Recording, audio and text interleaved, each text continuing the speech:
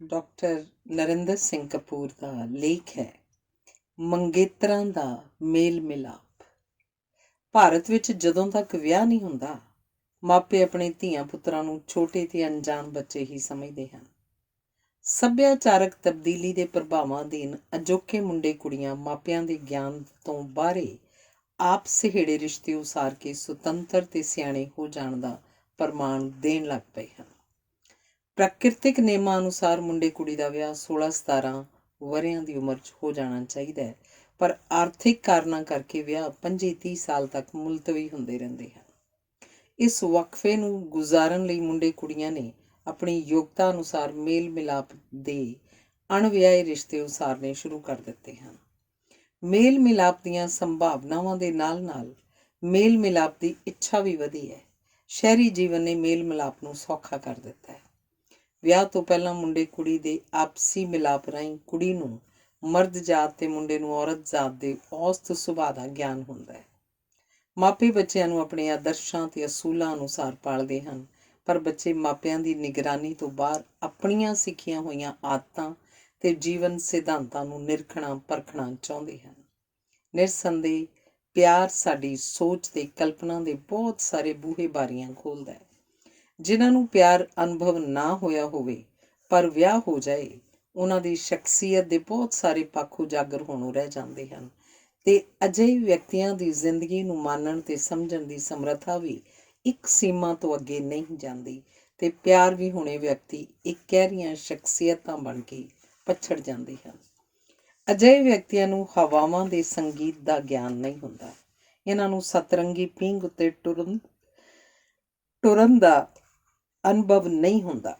ਇਹਨਾਂ ਨੂੰ ਰੂਹ ਦੀ ਪੱਧਰ ਤੱਕ ਵਿਚਰਨ ਦਾ ਢੰਗ ਤਰੀਕਾ ਨਹੀਂ ਆਉਂਦਾ। ਅਜਿਹੇ ਵਿਅਕਤੀ ਸਦਾ ਭਟਕਦੇ ਰਹਿੰਦੇ ਹਨ। ਨਾ ਤਾਂ ਅਜਿਹੇ ਵਿਅਕਤੀਆਂ ਨੂੰ ਉੱਡਣਾ ਆਉਂਦਾ ਹੈ ਤੇ ਨਾ ਹੀ ਗੁਆਚਣਾ ਆਉਂਦਾ ਹੈ। ਇਹਨਾਂ ਨੂੰ ਤਾਰੇ ਸੈਨਤਾ ਨਹੀਂ ਮਾਰਦੇ। ਇਹਨਾਂ ਨੂੰ ਚੰਦਰਮਾ ਕਿਸੇ ਦੀ ਯਾਦ ਨਹੀਂ ਦਿਵਾਉਂਦਾ। ਅਜਿਹੇ ਵਿਅਕਤੀ ਅਨੁਭਵ ਦੇ ਪੱਖੋਂ ਕੰਜੂਸੀ ਭਰਿਆ ਜੀਵਨ ਗੁਜ਼ਾਰਦੇ ਹਨ। ਇਹ ਜ਼ਿੰਦਗੀ ਦੀ ਮਾਲ ਰੂਟ ਤੇ ਨਹੀਂ ਟੁਰਦੇ। ਸਾਡੇ ਦੇਸ਼ ਵਿੱਚ ਪਿਆਰ ਦੀਆਂ ਸੰਭਾਵਨਾਵਾਂ ਵਿਸ਼ਾਲ ਨਹੀਂ। ਅਸੀਂ ਪਿਆਰ ਨੂੰ ਵਿਆਹ ਤੋਂ ਵੱਖ ਨਹੀਂ ਕਰ ਸਕੇ। ਆਮ ਕਰਕੇ ਜਦੋਂ ਕੋਈ ਕੁੜੀ ਮੁੰਡਾ ਪਿਆਰ ਕਰਦੇ ਹਨ ਤਾਂ ਉਹ ਇੱਕ ਦੂਜੇ ਨੂੰ ਬਣਨ ਵਾਲੀ ਪਤੀ ਪਤਨੀ ਸਮਝ ਕੇ ਪਿਆਰ ਕਰਦੇ ਹਨ, ਅਰਥਾਤ ਉਹ ਇੱਕ ਦੂਜੇ ਨਾਲ ਪ੍ਰੇਮੀਆਂ ਵਾਂਗ ਨਹੀਂ, ਪਤੀ ਪਤਨੀ ਵਾਂਗ ਵਿਚਰਦੇ ਹਨ। ਵਿਆਹ ਨਾਲ ਸਿੱਧ ਦੋਹਾਂ ਧਿਰਾਂ ਨੂੰ ਮੇਲ ਮਿਲਾਪ ਦੀ ਇੱਕਦਮ ਜਿਹੜੀ ਖੁੱਲ੍ਹ ਪ੍ਰਾਪਤ ਹੋ ਜਾਂਦੀ ਹੈ, ਉਹ ਪਿਆਰ ਦੇ ਖੇਤਰ 'ਚ ਬਹੁਤ ਲੰਮੀ ਪਰ ਆਨੰਦਮਈ ਉਡੀਕ ਮਗਰੋਂ ਹੀ ਸੰਭਵ ਹੁੰਦੀ ਹੈ। ਉਡੀਕ ਜਾਂ ਮਿਹਨਤ ਤੋਂ ਬਿਨਾਂ ਕਿਸੇ ਚੀਜ਼ ਦੀ ਪ੍ਰਾਪਤੀ ਉਵੇਂ ਹੀ ਹੁੰਦੀ ਹੈ ਜਿਵੇਂ ਕੁਝ ਪੜ੍ਹੇ ਲਿਖੇ ਬਿਨਾਂ ਕਿਸੇ ਨੂੰ ਡਿਗਰੀ ਮਿਲ ਜਾਏ ਜਾਂ ਖੇਡੇ ਬਿਨਾਂ ਹੀ ਕਿਸੇ ਟੀਮ ਨੂੰ ਜੇਤੂ ਕਰਾਰ ਦੇ ਦਿੱਤਾ ਜਾਏ। ਸੱਚ ਤਾਂ ਇਹ ਹੈ ਕਿ ਸਾਡੇ ਕੋਲ ਵਿਆਹ ਦਾ ਅਨੁਭਵ ਹੀ ਹੈ, ਪਿਆਰ ਦਾ ਅਨੁਭਵ ਹੈ ਹੀ ਨਹੀਂ। ਸਾਡੇ ਕੋਲ ਪ੍ਰਾਹੁਣਾਚਾਰੀ ਦਾ ਵੀ ਕੋਈ ਸੰਕਲਪ ਨਹੀਂ।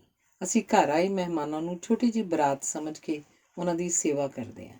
ਇਹੀ ਕਾਰਨ ਹੈ ਕਿ ਇੱਕ ਦੂਜੇ ਨਾਲ ਗੱਲਬਾਤ ਰਾਹੀਂ ਆਪਣੀ ਰੂਹ ਦੇ ਦਰਸ਼ਨ ਕਰਵਾਉਣ ਦੀ ਥਾਂ ਅਸੀਂ ਇੱਕ ਦੂਜੇ ਦੇ ਢਿੱਡ ਨੂੰ ਭਰਨ ਲੱਗ ਪੈਂਦੇ ਹਾਂ।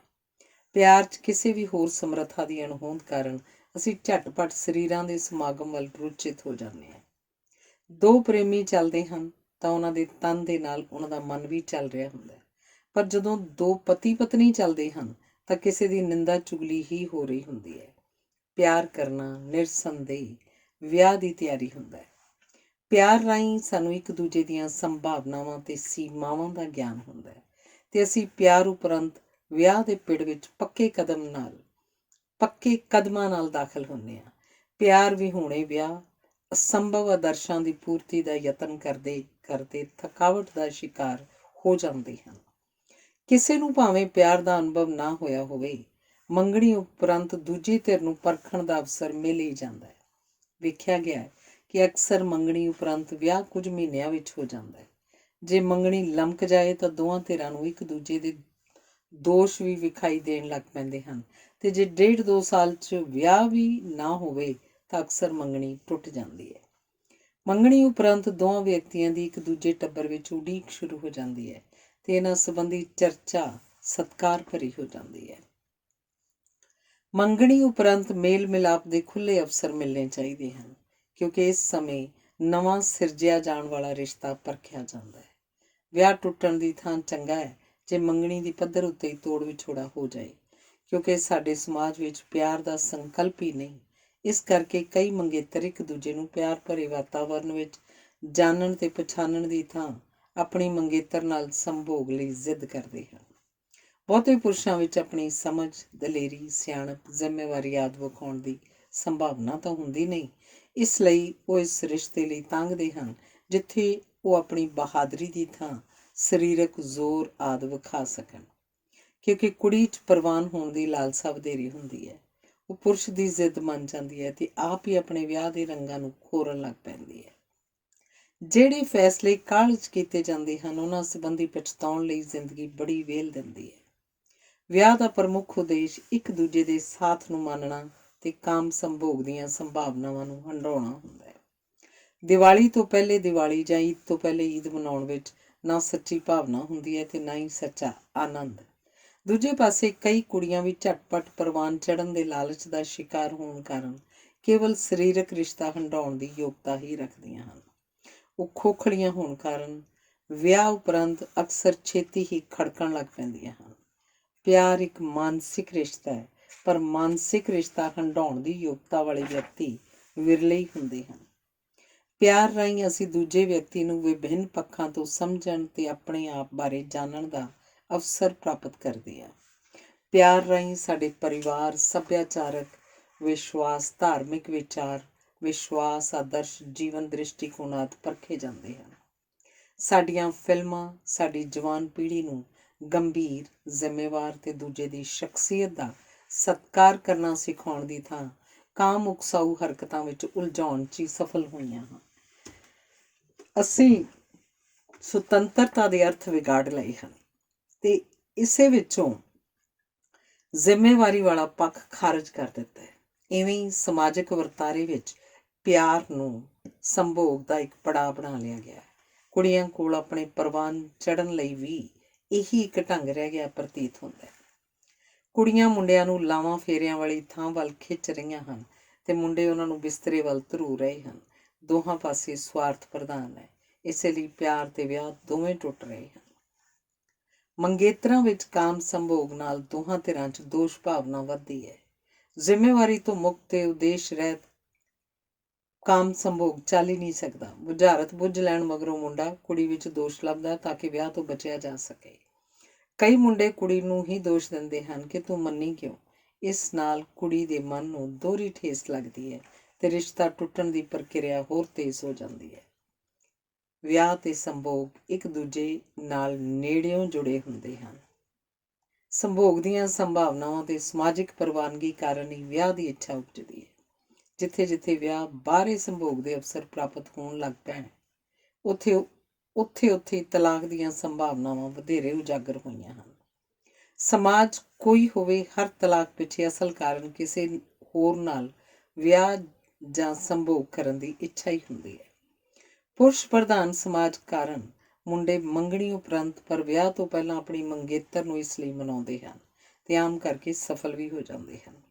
ਕੁੜੀਆਂ 'ਚ ਸਮਾਜਿਕ ਕਾਰਨਾਂ ਕਰਕੇ ਹੀਣਤਾ ਦੀ ਭਾਵਨਾ ਵਧੇਰੇ ਹੁੰਦੀ ਹੈ ਤੇ ਪ੍ਰਵਾਨਗੀ ਦੀ ਭੁੱਖ ਵੀ ਵਧੇਰੇ ਹੋਣ ਕਾਰਨ ਤੇ ਵਿਆਹ ਦੀ ਸੰਭਾਵਨਾ ਨੂੰ ਬਣਾਈ ਰੱਖਣ ਲਈ ਉਹ ਮੰਨ ਜਾਂਦੀਆਂ ਹਨ।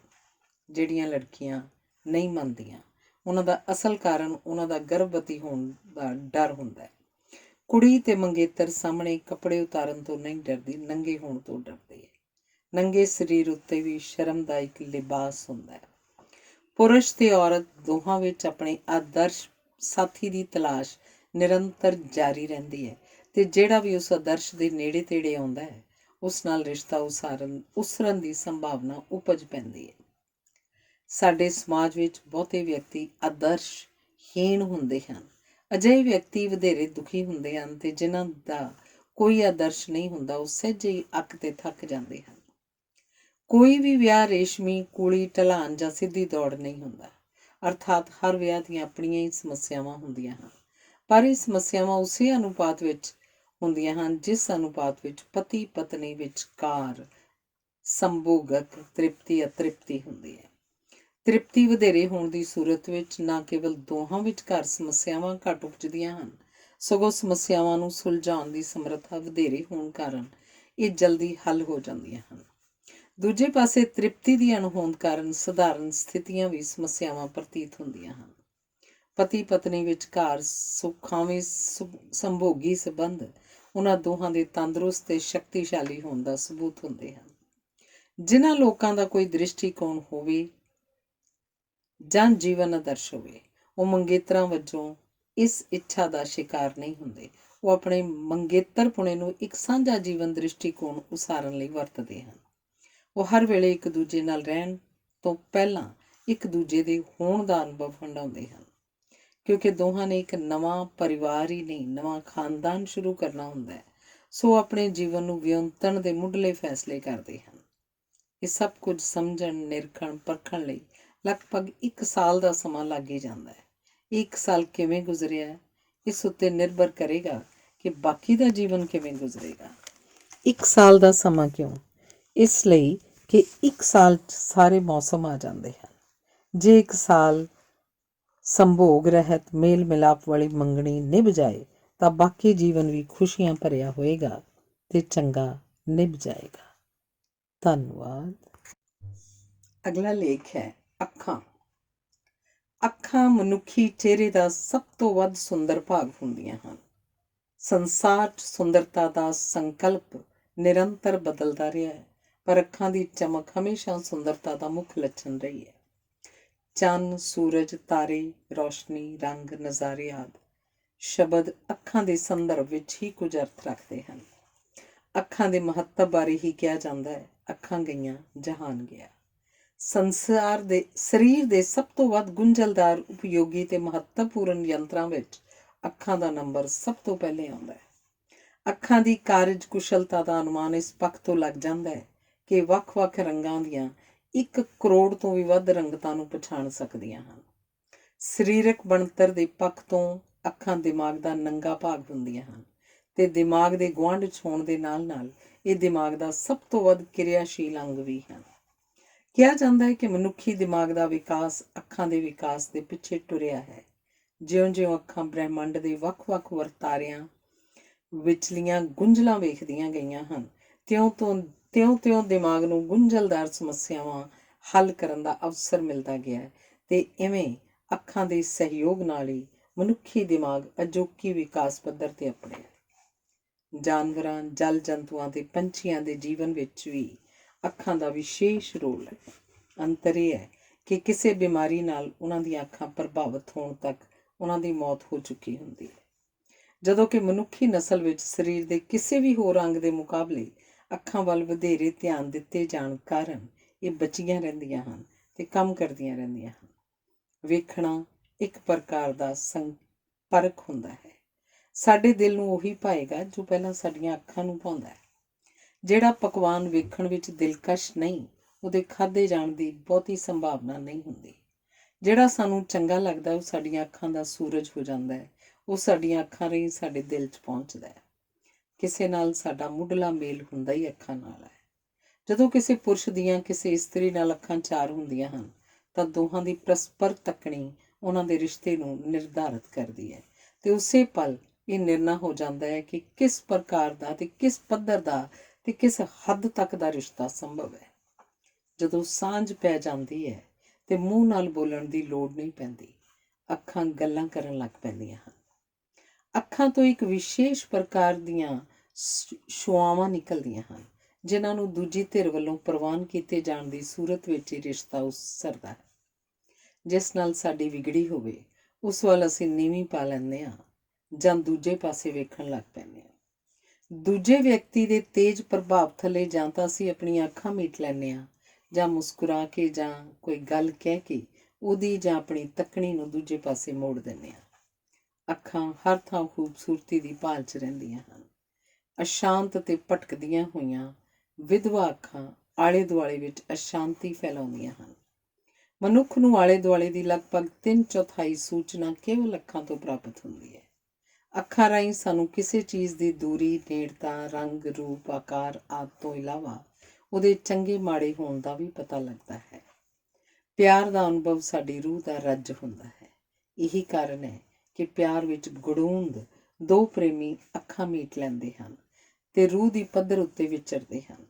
ਇਹ ਉਵੇਂ ਹੀ ਹੈ ਜਿਵੇਂ ਪਿਆਰ ਜਾਂ ਸੰਭੋਗ ਕਰਨ ਤੋਂ ਪਹਿਲਾਂ ਪ੍ਰੇਮੀ ਘਰ ਜਾਂ ਕਮਰੇ ਦੇ ਦਰਵਾਜ਼ੇ ਬੰਦ ਕਰ ਲੈਂਦੇ ਹਨ।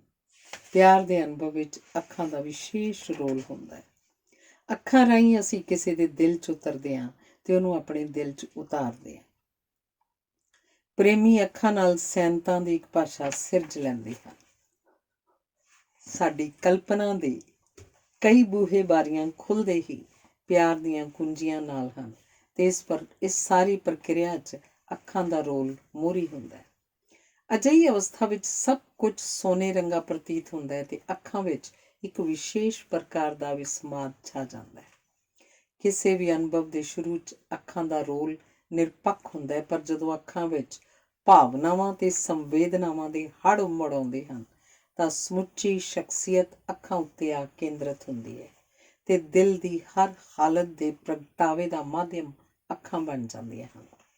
ਖੁਸ਼ੀ ਨਾਲ ਇਹ ਨੱਚਦੀਆਂ ਹਨ ਤੇ ਵਿਛੋੜੇ ਵਿੱਚ ਇਹ ਲੁੱਛਦੀਆਂ ਹਨ। ਅੱਖਾਂ ਰਾਹੀਂ ਰੋਹ ਪਾਇਆ ਜਾ ਸਕਦਾ ਹੈ, ਤਰਸ ਪ੍ਰਗਟਾਇਆ ਜਾ ਸਕਦਾ ਹੈ, ਹਮਦਰਦੀ ਜਗਾਈ ਜਾ ਸਕਦੀ ਹੈ। ਕਈ ਅੱਖਾਂ ਜਾਦੂਮਈ ਤੇ ਟੂਣੇ ਹਾਰੀਆਂ ਹੁੰਦੀਆਂ ਹਨ। ਕਈ ਅੱਖਾਂ 'ਚ ਇੰਨੀ ਈਰਖਾ ਤੇ ਸਾੜਾ ਹੁੰਦਾ ਹੈ ਕਿ ਉਹਨਾਂ ਨਾਲ ਨਜ਼ਰ ਲੱਗ ਜਾਂਦੀ ਹੈ।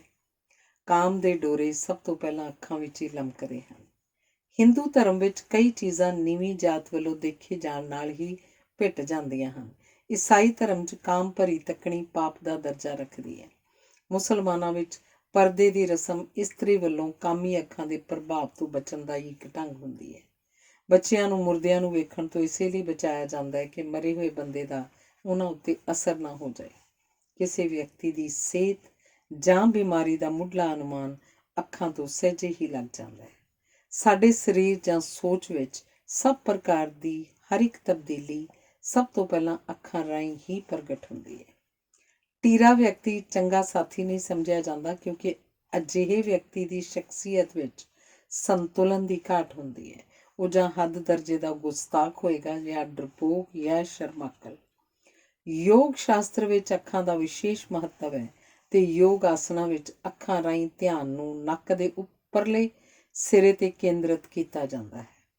ਹਿਪਨਾਟਿਜ਼ਮ ਤੇ ਮੈਸਮਰਿਜ਼ਮ ਵਿੱਚ ਵੀ ਅੱਖਾਂ ਮੀਰੀ ਰੋਲ ਅਦਾ ਕਰਦੀਆਂ ਹਨ ਤੇ ਕਿਹਾ ਜਾਂਦਾ ਹੈ ਕਿ ਇਸ ਨਾਲ ਤੀਜਾ ਨੇਤਰ ਖੁੱਲ੍ਹ ਜਾਂਦਾ ਹੈ, ਜਿਹੜਾ ਦੈਵੀ ਗਿਆਨ ਦਾ ਸਰੋਤ ਮੰਨਿਆ ਜਾਂਦਾ ਹੈ। ਅੱਖਾਂ ਨੂੰ ਅਸੀਂ ਜਿਵੇਂ ਚਾਹੀਏ ਵਰਤ ਸਕਦੇ ਹਾਂ। ਹੋਰ ਕਿਸੇ ਵੀ ਗਿਆਨ ਇੰਦਰੇ ਦੇ ਮੁਕਾਬਲੇ ਅੱਖਾਂ ਵਧੇਰੇ ਫੁਰਤੀ ਨਾਲ ਸਾਡਾ ਕਿਹਾ ਮੰਨਦੀਆਂ ਹਨ। ਇਹਨਾਂ ਨੂੰ ਕੰਮ ਕਰਨ ਤੋਂ ਇੱਕਦਮ ਰੋਕਿਆ ਜਾ ਸਕਦਾ ਹੈ। ਅਸੀਂ ਸੁੱਤੇ ਹੋਏ ਵੀ ਇਹਨਾਂ ਦੀ ਵਰਤੋਂ ਕਰਦੇ ਰਹਿੰਦੇ ਹਾਂ। ਜਦੋਂ ਅਸੀਂ ਸੁਪਨਾ ਵੇਖਦੇ ਹਾਂ ਤਾਂ ਅੱਖਾਂ ਨਾਲ ਹੀ ਵੇਖਦੇ ਹਾਂ। ਅੰਨੇ ਆਦਮੀ ਦੇ ਸੁਪਨੇ ਵਿੱਚ ਝਾਕੀਆਂ ਨਹੀਂ ਹੁੰਦੀਆਂ, ਆਵਾਜ਼ਾਂ ਹੀ ਹੁੰਦੀਆਂ ਹਨ। ਬੋਲੇ ਮਨੁੱਖ ਦੇ ਸੁਪਨੇ 'ਚ ਦ੍ਰਿਸ਼ ਹੁੰਦੇ ਹਨ ਪਰ ਆਵਾਜ਼ ਨਹੀਂ ਹੁੰਦੀ। ਅੰਨਾ ਤੇ ਬੋਲਾ ਆਦਮੀ ਸੁਪਨੇ ਵਿੱਚ ਵੀ ਬਹੁਤਾ ਵੇਖਦਾ ਸੁਣਦਾ ਨਹੀਂ, ਉਹ ਚੀਜ਼ਾਂ ਨੂੰ ਟੋਹ ਕੇ ਪਰਖਦਾ ਹੈ। ਸਾਨੂੰ ਕਿਸੇ ਪ੍ਰਕਾਰ ਦਾ ਖਤਰਾ ਹੋਏ ਤਾਂ ਉਹਦੀ ਮੁੱਢਲੀ ਸੂਚਨਾ ਵੀ ਅੱਖਾਂ ਹੀ ਦਿੰਦੀਆਂ ਹਨ। ਉਦਾਹਰਨ ਵਜੋਂ ਨਿੱਛ ਮਾਰਨ ਸਮੇਂ ਸਾਡਾ ਸਾਰਾ ਵਜੂਦ ਹਿੱਲ ਜਾਂਦਾ ਹੈ, ਸੋ ਅਜਿਹੇ ਸਮੇਂ ਅੱਖਾਂ ਆਪ ਮੁਹਾਰੇ ਬੰਦ ਹੋ ਜਾਂਦੀਆਂ ਹਨ। ਸੰਸਾਰ ਭਰ ਦੀਆਂ ਬੋਲੀਆਂ ਦੇ ਅਖਾਣਾਂ, ਕਹਾਵਤਾਂ ਤੇ ਮੁਹਾਵਰਿਆਂ ਵਿੱਚ ਅੱਖਾਂ ਬਾਰੇ ਢੇਰ ਗੱਲਾਂ ਕਹੀਆਂ ਗਈਆਂ ਹਨ। ਜਿਵੇਂ ਬਲਗਾਰੀਅਨ ਅਖਾਣ ਹੈ, ਜੇ ਪਿਆਰ 'ਚ ਦਿਲ ਨਹੀਂ ਬੋਲੇਗਾ ਤਾਂ ਅੱਖਾਂ ਕਿਵੇਂ ਚੁੱਪ ਰਹਿਣਗੀਆਂ। ਚੀਨੀ ਬੋਲੀ 'ਚ ਕਹਿੰਦੇ ਹਨ, ਜੋ ਆਪਣੀਆਂ ਅੱਖਾਂ ਨਾਲ ਵੇਖ ਲਿਆ ਉਹਨੂੰ ਕਿਸੇ ਹੋਰ ਪ੍ਰਮਾਣ ਦੀ ਲੋੜ ਨਹੀਂ। ਪੰਜਾਬੀ 'ਚ ਕਹਿੰਦੇ ਹਨ, ਭੁੱਖੇ ਦਾ ਢਿੱਡ ਤਾਂ ਰੱਜ ਹੀ ਜਾਂਦਾ ਹੈ ਪਰ ਅੱਖਾਂ ਨਹੀਂ ਰੱਜਦੀਆਂ। ਜਰਮਨ 'ਚ ਕਹਿੰਦੇ ਹਨ, ਕਈ ਅੰਨੇ ਇੰਨੇ ਠੇਡੇ ਨਹੀਂ ਖਾਂਦੇ ਜਿੰਨੀ ਵਾਰੀ ਸੁਜਾਖੇ ਡਿੱਗਦੇ ਹਨ। ਇਤਾਲਵੀ ਬੋਲੀ 'ਚ ਕਹਿੰਦੇ ਹਨ ਕਿ ਬੁਢਾਪੇ ਵਿੱਚ ਅੱਖਾਂ ਅਤ ਨੇੜੇ ਦੀਆਂ ਚੀਜ਼ਾਂ ਨਹੀਂ ਵੇਖ ਸਕਦੀਆਂ, ਇਸੇ ਲਈ ਬੁੱਢੇ ਵਧੇਰੇ ਗੱਲਾਂ ਦੂਰ ਅਤੀਤ ਦੀਆਂ ਕਰਦੇ ਹਨ। ਫਰਾਂਸੀਸੀ 'ਚ ਕਿਹਾ ਜਾਂਦਾ ਹੈ, ਜਦੋਂ ਪਿਆਰ 'ਚ ਗੁੜੁਚ ਔਰਤ ਦੇ ਬੁੱਲ ਕਹਿਣ ਬਸ ਤਾਂ ਉਹਦੀਆਂ ਅੱਖਾਂ ਕਹਿ ਰਹੀਆਂ ਹੁੰਦੀਆਂ ਹਨ ਹੋਰ। ਸਪੈਨਿਸ਼ ਵਿੱਚ ਕਹਿੰਦੇ ਹਨ, ਆਲੇ ਦੁਆਲੇ ਨੂੰ ਇਸ ਸ਼ਿੱਦਤ ਨਾਲ ਵੇਖੋ ਜਿਵੇਂ ਤੁਸੀਂ ਕੱਲ੍ਹ ਅੰਨੇ ਹੋ ਜਾਣਾ ਹੋਵੇ। ਜੇ ਮਨੁੱਖ ਕੋਲ ਅੱਖਾਂ ਨਾ ਹੁੰਦੀਆਂ ਤਾਂ ਉਹ ਕੁਦਰਤ ਨੂੰ ਵੀ ਨਾ ਵੇਖ ਸਕਦਾ ਤੇ ਇਵੇਂ ਉਹਨੂੰ ਰੱਬ ਦਾ ਵੀ ਖਿਆਲ ਨਹੀਂ ਸੀ ਆਉਣਾ। ਜਿੰਨਾ ਚਿਰ ਮਨੁੱਖ ਦੀਆਂ ਅੱਖਾਂ ਖੁੱਲ੍ਹੀਆਂ ਰਹਿੰਦੀਆਂ ਹਨ, ਉਹ ਇਸ ਸੰਸਾਰ ਵਿੱਚ ਜਿਉਂਦਾ ਰਹਿੰਦਾ ਹੈ। ਧੰਨਵਾਦ। ਅਗਲਾ ਲੇਖ ਹੈ ਪਿਆਰ ਅਤੇ ਵਿਆਹ। ਜੇ ਇਹ ਮੰਨ ਲਿਆ ਜਾਏ ਕਿ ਕਿਸੇ ਨਾਲ ਪਿਆਰ ਆਪ ਮੁਹਾਰੇ ਹੋ ਜਾਂਦਾ ਹੈ ਤਾਂ ਇਹ ਵੀ ਮੰਨਣਾ ਪਏਗਾ ਕਿ ਟੁੱਟ ਵੀ ਆਪ ਮੁਹਾਰੇ ਜਾਂਦਾ ਹੈ। ਸਮਾਜਿਕ ਤੇ ਆਰਥਿਕ ਤਬਦੀਲੀਆਂ ਕਾਰਨ ਪਿਆਰ ਤੇ ਵਿਆਹ ਦਾ ਸੰਕਲਪ ਵੀ ਬਦਲ ਗਿਆ ਹੈ। ਸਾਰੀਆਂ ਪ੍ਰਸਿੱਧ ਪ੍ਰੇਮ ਕਹਾਣੀਆਂ ਅਸਫਲ ਪ੍ਰੇਮ ਦੀਆਂ ਕਹਾਣੀਆਂ ਹਨ। ਜੇ ਹੀਰ ਦਾ ਰਾਂਝੇ ਨਾਲ ਜਾਂ ਸੱਸੀ ਦਾ ਪੁੰਨੂ ਨਾਲ ਜਾਂ ਸੋਹਣੀ ਦਾ ਮਹੀਵਾਲ ਨਾਲ ਵਿਆਹ ਹੋ ਜਾਂਦਾ ਜਾਂ ਉਹ ਪਿਆਰ ਵਿੱਚ ਸਫਲ ਹੋ ਜਾਂਦੇ ਤਾਂ ਅੱਜ ਕੋਈ ਵੀ ਉਹਨਾਂ ਦੇ ਨਾਂ ਤੋਂ ਵਾਕਿਫ ਨਾ ਹੁੰਦਾ। ਅਸਫਲਤਾ ਜਾਂ ਦੁਖਾਂਤ ਪਿਆਰ ਦੀ ਅੰਤਲੀ ਹੋਣੀ ਹੁੰਦਾ ਹੈ। ਪਿਆਰ ਵਿੱਚ ਸਫਲ ਹੋਣਾ ਕਿਸੇ ਵੀ ਪੱਖ ਤੋਂ ਸੁਖਦਾਈ ਅਨੁਭਵ ਨਹੀਂ। ਪਿਆਰ ਨੂੰ ਸਦੀਵੀ ਬਣਾਉਣ ਲਈ ਪ੍ਰੇਮੀ ਵਿਆਹ ਲਈ ਤੰਗਦੇ ਹਨ, ਪਰ ਵਿਆਹ ਦੀ ਦਹਿਲੀਜ਼ ਟੱਪਦਿਆਂ ਹੀ ਉਹਨਾਂ ਦੋਹਾਂ ਦਾ ਯਥਾਰਥ ਨਾਲ ਸਾਹਮਣਾ ਹੁੰਦਾ ਹੈ ਤੇ ਉਹਨਾਂ ਦਾ ਕਿਆਸਿਆ ਹੋਇਆ ਸੁਪਨ ਦੇਸ਼ ਰੇਤ ਛਲ ਬਣ ਕੇ ਰਹਿ ਜਾਂਦਾ ਹੈ। ਪ੍ਰੇਮੀ ਅਜਨਬੀ ਹੁੰਦੇ ਹਨ ਤੇ ਅਜਨਬੀ ਸਦਾ ਦਿਲ ਲੁਭਾਉਣੇ ਹੁੰਦੇ ਹਨ, ਪਰ ਇਹ ਅਜਨਬੀ ਜਦੋਂ ਪਤੀ ਪਤਨੀ ਬਣ ਜਾਂਦੇ ਹਨ ਤਾਂ ਉਹਨਾਂ ਦੀ ਸਮਾਜ ਵਿਰੁੱਧ ਐਲਾਨੀ ਬਗਾਵਤ ਮੁੱਕ ਜਾਂਦੀ ਹੈ, ਅਰਥਾਤ ਸਮਾਜ ਉਹਨਾਂ ਨੂੰ ਆਪਣੇ ਬੰਧਨਾਂ 'ਚ ਜਕੜ ਲੈਂਦਾ ਹੈ। ਇਵੇਂ ਵਿਆਹ ਰੋਮਾਂਟਿਕ ਪਿਆਰ ਦਾ ਅੰਤ ਸਾਬਤ ਹੁੰਦਾ ਹੈ। ਪਿਆਰ ਇੱਕ ਲੋਕਤੰਤਰਕ ਅਨੁਭਵ ਹੈ ਜਿਸ ਵਿੱਚ ਅਕਸਰ ਸਰਦਾਰੀ ਔਰਤ ਦੀ ਹੁੰਦੀ ਹੈ, ਪਰ ਵਿਆਹ ਤਾਨਾਸ਼ਾਹੀ ਵਰਤਾਰਾ ਹੈ ਜਿਸ 'ਚ ਮਰਜ਼ੀ ਸਮਾਜ ਤੇ ਸਰਦਾਰੀ ਪੁਰਸ਼ ਦੀ ਹੁੰਦੀ ਹੈ। ਇਵੇਂ ਪਿਆਰ ਤੇ ਵਿਆਹ ਦੇ ਦੋ ਵੱਖਰੇ ਸੰਸਾਰ ਹਨ ਤੇ ਇੱਕ ਦੂਜੇ ਦੇ ਬਿਲਕੁਲ ਉਲਟ ਵੀ ਹਨ। ਇਸੇ ਲਈ ਹੈਰਾਨੀ ਦੀ ਗੱਲ ਨਹੀਂ ਕਿ ਪ੍ਰੇਮ ਵਿਆਹ ਬੜੀ ਛੇਤੀ ਅਕੇਵੇਂ ਤੇ ਥਕਾਵਟ ਦਾ ਸ਼ਿਕਾਰ ਹੋ ਜਾਂਦੇ ਹਨ। ਇਵੇਂ ਪਤੀ ਪਤਨੀ ਦੋਹਾਂ ਨੂੰ ਆਪਣੇ ਪਿਆਰ ਉੱਤੇ ਮਾਣ ਹੋਣ ਦੀ ਥਾਂ ਪਛਤਾਵਾ ਤੇ ਸ਼ਰਮ ਆਉਣ ਲੱਗ ਪੈਂਦੀ ਹੈ। ਚੋਰੀ ਛਿਪੇ ਕੀਤਾ ਜਾਣ ਵਾਲਾ ਪਿਆਰ ਪੈਂਦਿਆਂ ਵੀ ਪਤਾ ਨਹੀਂ ਲੱਗਦਾ ਤੇ ਟੁੱਟਦਿਆਂ ਵੀ ਪਤਾ ਨਹੀਂ ਲੱਗਦਾ। ਜਿਸ ਪਿਆਰ ਦੀ ਬੁਨਿਆਦ ਵਿੱਚ ਝੂਠ ਹੋਵੇ ਉਹ ਪਿਆਰ ਬਹੁਤਾ ਚਿਰ ਚੱਲ ਹੀ ਨਹੀਂ ਸਕਦਾ। ਨੇੜੇ ਦੀ ਰਿਸ਼ਤੇਦਾਰੀ ਵਿੱਚ ਕਾਹਲ ਨਾਲ ਕੀਤਾ ਵਿਆਹ, ਵਿਆਹੇ ਪੁਰਸ਼ ਤੇ ਕੁਆਰੀ ਕੁੜੀ ਦਾ ਪਿਆਰ, ਜਾਂ ਵਿਆਹੀ ਔਰਤ ਤੇ ਅਣਵਿਆਹੇ ਮਰਦ ਦਾ ਪਿਆਰ, ਜਾਂ ਵਿਆਹੀ ਪੁਰਸ਼ ਤੇ ਕਿਸੇ ਹੋਰ ਵਿਆਹੀ ਔਰਤ ਦਾ ਪਿਆਰ ਲੰਮੀ ਉਮਰ ਵਾਲੇ ਸੁਖਾਵੇਂ ਅਨੁਭਵ ਨਹੀਂ ਹੋ ਸਕਦੇ। ਵਿਆਹ ਉਪਰੰਤ ਔਰਤ ਦਾ ਵਿਹਾਰ ਚੰਚਲਤਾ ਤੇ ਨਖਰੇ ਦੀ ਥਾਂ ਵਿਹਾਰਕ ਹੋ ਜਾਂਦਾ ਹੈ, ਜਦਕਿ ਪੁਰਸ਼ ਨੂੰ ਉਹਦੀ ਚੰਚਲਤਾ ਨਾਲ ਪਿਆਰ ਹੁੰਦਾ ਹੈ। ਇਹ ਕਾਰਨ ਹੈ ਕਿ ਸੋਹਣੀਆਂ ਪਤਨੀਆਂ ਦੇ ਪਤੀ ਵੀ ਕਈ ਵਾਰ ਕੋਝੀਆਂ ਪਰ ਚੰਚਲ ਔਰਤਾਂ ਮਗਰ ਲੱਗ ਪੈਂਦੇ ਹਨ। ਪਿਆਰ ਦੇ ਮੁੱਕ ਜਾਣ ਦਾ ਇੱਕ ਕਾਰਨ ਇਹ ਵੀ ਹੁੰਦਾ ਹੈ ਕਿ ਪਤੀ ਨੂੰ ਪਤਨੀ ਨਾਲ ਪਿਆਰ ਦੌਰਾਨ ਉਹਦੀ ਸ਼ਖਸੀਅਤ ਦੇ ਕਿਸੇ ਇੱਕ ਪੱਖ, ਜਿਵੇਂ ਗੱਲਾਂ ਦੇ ਡੂੰਘ ਜਾਂ ਚਿਹਰੇ ਦੀ ਰੌਣਕ ਜਾਂ ਬੋਲਣ ਦੇ ਸਲੀਕੇ ਜਾਂ ਗਾਉਣ ਦੀ ਯੋਗਤਾ ਨਾਲ ਪਿਆਰ ਹੁੰਦਾ ਹੈ। ਪਰ ਵਿਆਹ ਸਮੁੱਚੀ ਸ਼ਖਸੀਅਤ ਨਾਲ ਕਰਨਾ ਪੈਂਦਾ ਹੈ ਤੇ ਨਤੀਜਾ ਇਹ ਹੁੰਦਾ ਹੈ ਕਿ ਦੋਵੇਂ ਧਿਰਾਂ ਜਲਦੀ ਥੱਕ ਜਾਂਦੀਆਂ ਹਨ। ਇਸ ਥਕਾਵਟ ਵਿੱਚੋਂ ਅਕੇਵਾਂ ਜਨਮਦਾ ਹੈ, ਜਿਸ ਕਾਰਨ ਬੜੇ ਖਿੜੇ ਹੋਏ ਚਿਹਰੇ ਵੀ ਥੋੜ੍ਹੇ ਜਿਹੇ ਸਮੇਂ ਵਿੱਚ ਹੀ ਚਪਟੇ ਤੇ ਸਧਾਰਨ ਲੱਗਣ ਲੱਗ ਪੈਂਦੇ ਹਨ। ਮਨੋਵਿਗਿਆਨਕ ਤੌਰ ਤੇ ਸੌਖਿਆਂ ਪ੍ਰਾਪਤ ਹੋਣ ਵਾਲੀ ਚੀਜ਼ ਪ੍ਰਤੀ ਅਸੀਂ ਜਲਦੀ ਬੇਮੁਖ ਹੋ ਜਾਂਦੇ ਹਾਂ। ਪਿਆਰ ਸਮੇਂ ਪੁਰਸ਼ ਤੇ ਔਰਤ ਦੋਵਾਂ ਨੇ ਆਪਣਾ ਆਦਰਸ਼ਕ ਰੂਪ ਉਸਾਰਿਆ ਹੁੰਦਾ ਹੈ, ਜਿਹਦੇ ਰੰਗ ਵਿਆਹ ਦੇ ਪਹਿਲੇ ਹੀ ਨਿਚੋੜ ਨਾਲ ਖੁਰ ਜਾਂਦੇ ਹਨ। ਸਾਰੀਆਂ ਪਿਆਰ ਕਹਾਣੀਆਂ 'ਚ ਇੱਕ ਗੱਲ ਸਾਂਝੀ ਹੈ ਕਿ ਉਹ ਸਾਰੇ ਪ੍ਰੇਮੀ ਪਹਿਲੀ ਵਾਰੀ ਪਿਆਰ ਦੇ ਅਨੁਭਵ ਖੇਤਰ ਵਿੱਚ ਦਾਖਲ ਹੋਏ ਸਨ। ਇਹ ਉਹਨਾਂ ਦਾ ਪਹਿਲਾ ਪਿਆਰ ਸੀ, ਇਸੇ ਕਰਕੇ ਉਹਨਾਂ ਦੇ ਪਿਆਰ ਵਿੱਚ ਅੰਤਾਂ ਦੀ ਸ਼ਿੱਦਤ ਰਹੀ ਹੈ। ਪਰ ਅੱਜ ਕੱਲ੍ਹ ਜਿਹੜੇ ਪਿਆਰ ਪੈਂਦੇ ਹਨ ਉਹਨਾਂ ਵਿੱਚ ਆਮ ਕਰਕੇ ਇੱਕ ਧਿਰ ਨੂੰ ਪਹਿਲਾਂ ਪਿਆਰ ਦਾ ਅਨੁਭਵ ਹੋ ਚੁੱਕਾ ਹੁੰਦਾ ਹੈ ਤੇ ਇਹ ਅਨੁਭਵ ਅਸਫਲ ਵੀ ਹੋਇਆ ਹੁੰਦਾ ਹੈ। ਪਿਆਰ ਕਰਨਾ ਇਸ ਅਸਫਲ ਧਿਰ ਦੀ ਮਜਬੂਰੀ ਤੇ ਲੋੜ ਹੁੰਦੀ ਹੈ। ਇਸ ਤਜਰਬੇਕਾਰ ਪਰ ਅਸਫਲ ਧਿਰ ਲਈ ਦੂਜਾ ਪਿਆਰ ਆਪਣੀ ਪਹਿਲੀ ਅਸਫਲਤਾ ਉਪਰੰਤ ਮੁੜ ਸਥਾਪਤੀ ਦਾ ਹੰਭਲਾ ਹੁੰਦਾ ਹੈ। ਸੋ ਇਸ ਪਿਆਰ ਦੀ ਬੁਨਿਆਦ ਵਿੱਚ ਹੀ ਸੁਆਰਥ ਹੈ, ਪਰ ਦੂਜੀ ਧਿਰ ਅਛੋਹ ਤੇ ਭੋਲੀ ਹੋਣ ਕਾਰਨ ਵਧੇਰੇ ਕੁਰਬਾਨੀਆਂ ਕਰਦੀ ਰਹਿੰਦੀ ਹੈ। ਸਥਿਤੀ ਵਿਧਵਾ ਦੇ ਕੁਆਰੇ ਪੁਰਸ਼ ਨਾਲ ਜਾਂ ਦੁਹਾਜੂ ਦੇ ਕੁਆਰੀ ਕੁੜੀ ਨਾਲ ਵਿਆਹ ਹੋਣ ਵਾਲੀ ਹੁੰਦੀ ਹੈ। ਅਸਾਵਾਂਪਣ ਤੇ ਅਸੰਤੁਲਨ ਪਿਆਰ ਦੇ ਅਨੁਭਵ ਨੂੰ ਸੱਚਾ ਤੇ ਸੁੱਚਾ ਨਹੀਂ ਰਹਿਣ ਦਿੰਦੇ। ਇਹ ਰਿਸ਼ਤਾ ਜੋੜੀ ਵਾਲਾ ਨਹੀਂ, ਨਰੜਾਂ ਵਾਲਾ ਹੁੰਦਾ ਹੈ। ਉਸ ਸਥਿਤੀ ਦਾ ਅਨੁਮਾਨ ਲਗਾਓ ਜਦੋਂ ਦੋਵੇਂ ਧਿਰਾਂ ਤਜਰਬੇਕਾਰ ਹੋਣ। ਅਜਿਹੀ ਸਥਿਤੀ ਵਿੱਚ ਪਿਆਰ ਦੀਆਂ ਗੱਲਾਂ ਘੱਟ ਹੁੰਦੀਆਂ ਹਨ ਤੇ ਸਾਰਾ ਜ਼ੋਰ ਸੰਭੋਗ 'ਤੇ ਹੁੰਦਾ ਹੈ। ਇਸ ਰਿਸ਼ਤੇ ਨੂੰ ਪਿਆਰ ਦਾ ਨਾਂ ਦੇਣਾ ਯੋਗ ਨਹੀਂ, ਕਿਉਂਕਿ ਇਸ ਰਿਸ਼ਤੇ ਵਿੱਚ ਕਿਸੇ ਧਿਰ ਨੂੰ ਸ਼ਰਮਾਉਣ ਦੀ ਸਹੂਲਤ ਨਹੀਂ ਹੁੰਦੀ। ਸੋ ਗੱਲ ਸਿੱਧੀ ਤੇ ਸਪਸ਼ਟ ਕੀਤੀ ਜਾਂਦੀ ਹੈ। ਪਿਆਰ ਕਬਜ਼ਾ ਨਹੀਂ, ਪਹਿਚਾਨ ਹੈ। ਇੱਕ ਬੜਾ ਭਰਮ ਭੁਲੇਖੇ ਵਾਲਾ ਸੰਕਲਪ ਹੈ। ਇਸ ਸੰਕਲਪ ਦਾ ਪ੍ਰਚਾਰਕ ਅਸਲ ਵਿੱਚ ਵਿਆਹ ਉਪਰੰਤ ਪਿਆਰ ਨੂੰ ਜਾਇਜ਼ ਠਹਿਰਾਉਣ ਦਾ ਯਤਨ ਕਰ ਰਿਹਾ ਹੈ ਤੇ ਆਪਣੀ ਪਤਨੀ ਤੋਂ ਇਲਾਵਾ ਦੂਜੀਆਂ ਔਰਤਾਂ ਨਾਲ ਪ੍ਰੇਮ ਸੰਬੰਧ ਉਸਾਰਨ ਦੀ ਪ੍ਰਵਾਨਗੀ ਮੰਗ ਰਿਹਾ ਹੈ। ਉਹ ਮਨਚਾਹਿਆ ਪ੍ਰੇਮ ਵੀ ਕਰਨਾ ਚਾਹੁੰਦਾ ਹੈ, ਪਰ ਆਪਣੀ ਪਤਨੀ ਪ੍ਰਤੀ ਵਫਾਦਾਰ ਹੋਣ ਦਾ ਭਰਮ ਵੀ ਰਚਣਾ ਚਾਹੁੰਦਾ ਹੈ। ਇਹ ਵੀ ਕਿਹਾ ਜਾ ਸਕਦਾ ਹੈ ਕਿ ਹਰ ਵਿਅਕਤੀ ਆਪਣੇ ਪ੍ਰਸੰਗ ਅਨੁਸਾਰ ਹੀ ਆਪਣੇ ਪਿਆਰ ਫਲਸਫੇ ਨੂੰ ਉਸਾਰਦਾ ਹੈ। ਦੁਵੱਲਾ ਪਿਆਰ ਇੱਕ ਬੜਾ ਉਸਾਰੂ ਅਨੁਭਵ ਹੁੰਦਾ ਹੈ। ਉਹ ਸਥਿਤੀਆਂ ਬੜੀਆਂ ਘੱਟ ਹੁੰਦੀਆਂ ਹਨ ਜਿੱਥੇ ਦੋਵੇਂ ਧਿਰਾਂ ਇੱਕ ਦੂਜੇ ਨੂੰ ਪਿਆਰ ਕਰਦੀਆਂ ਹੋਣ। ਆਮ ਕਰਕੇ ਹੁੰਦਾ ਹੀ ਹੈ, ਇੱਕ ਧਿਰ ਪਿਆਰ ਕਰਦੀ ਹੈ, ਦੂਜੀ ਧਿਰ ਉਸ ਪਿਆਰ ਨੂੰ ਸਵੀਕਾਰ ਕਰਨ ਦਾ ਕਾਰਜ ਨਿਭਾਉਂਦੀ ਹੈ, ਪਰ ਪਿਆਰ ਕਰਨ 'ਚ ਬਹੁਤੀ ਤਤਪਰ ਨਹੀਂ ਹੁੰਦੀ। ਸੋਹਣੀਆਂ ਇਸਤਰੀਆਂ ਦੀ ਗਿਣਤੀ ਘੱਟ ਹੋਣ ਕਾਰਨ ਹਰ ਪੁਰਸ਼ ਉਹਨਾਂ ਨੂੰ ਪਿਆਰ ਕਰਨ ਲਈ ਤਿਆਰ ਰਹਿੰਦਾ ਹੈ। ਅਜਿਹੀ ਸਥਿਤੀ 'ਚ ਚੋਣ ਇਸਤਰੀ ਦੇ ਹੱਥ ਹੁੰਦੀ ਹੈ। ਉਹ ਆਪ ਘੱਟ ਹੀ ਪਿਆਰ ਕਰਦੀ ਹੈ। ਉਹ ਪੁਰਸ਼ ਨੂੰ ਪਿਆਰ ਕਰਨ ਦੀ ਆਗਿਆ ਦਿੰਦੀ ਹੈ, ਅਰਥਾਤ ਦੇਵੀ ਆਪਣੇ ਪੁਜਾਰੀ ਨੂੰ ਚੁਣਦੀ ਹੈ। ਪ੍ਰਵਾਨਗੀ ਪ੍ਰਾਪਤ ਕਰਦੇ ਰਹਿਣ ਲਈ ਪੁਰਸ਼ ਨੂੰ ਬੜੀ ਮਿਹਨਤ ਕਰਨੀ ਪੈਂਦੀ ਹੈ। ਫੈਸਲਾ ਇਸ ਗੱਲ 'ਤੇ ਹੁੰਦਾ ਹੈ ਕਿ ਪੁਰਸ਼ ਇਸਤਰੀ ਦੀ ਭਾਵੁਕ ਤੇ ਮਾਨਸਿਕ ਤਸੱਲੀ ਕਿੰਨੀ ਕੁ ਕਰਵਾ ਸਕਦਾ ਹੈ। ਭਾਵੇਂ ਇਹ ਹੈਰਾਨੀ ਭਰੀ ਗੱਲ ਜਾਪੇ, ਪਰ ਇਹ ਇੱਕ ਸੱਚਾਈ ਹੈ ਕਿ ਪਿਆਰ ਦੌਰਾਨ ਇਸਤਰੀ ਸੰਭੋਗ ਦੀ ਇੱਛਕ ਨਹੀਂ ਹੁੰਦੀ। ਇਸ ਦੀ ਸਹਿਮਤੀ ਜਾਂ ਮਨਜ਼ੂਰੀ ਉਹ ਪੁਰਸ਼ ਦੀ ਮੰਗ ਉਪਰੰਤ ਹੀ ਦਿੰਦੀ ਹੈ। ਜਦੋਂ ਵਿਆਹ ਤੋਂ ਪਹਿਲਾਂ ਪਿਆਰ ਵਿੱਚ ਇਸ ਦੀ ਕਿਰਿਆ ਸ਼ੁਰੂ ਹੋ ਜਾਏ ਤਾਂ ਪਿਆਰ ਫਿੱਕਾ ਪੈਣ ਲੱਗ ਜਾਂਦਾ ਹੈ। ਜੇ ਇਸਤਰੀ ਦਾ ਦੂਜਾ ਪਿਆਰ ਹੋਵੇ ਤਾਂ ਉਹ ਇਸ ਲਈ ਰਜ਼ਾਮੰਦ ਹੋ ਜਾਂਦੀ ਹੈ, ਕਿਉਂਕਿ ਪੁਰਸ਼ ਵੱਲੋਂ ਪ੍ਰਵਾਨ ਕੀਤੇ ਜਾਣ ਦਾ ਇੱਕ ਸੌਖਾ ਤੇ ਪੱਕਾ ਰਾਹ ਹੁੰਦਾ ਹੈ।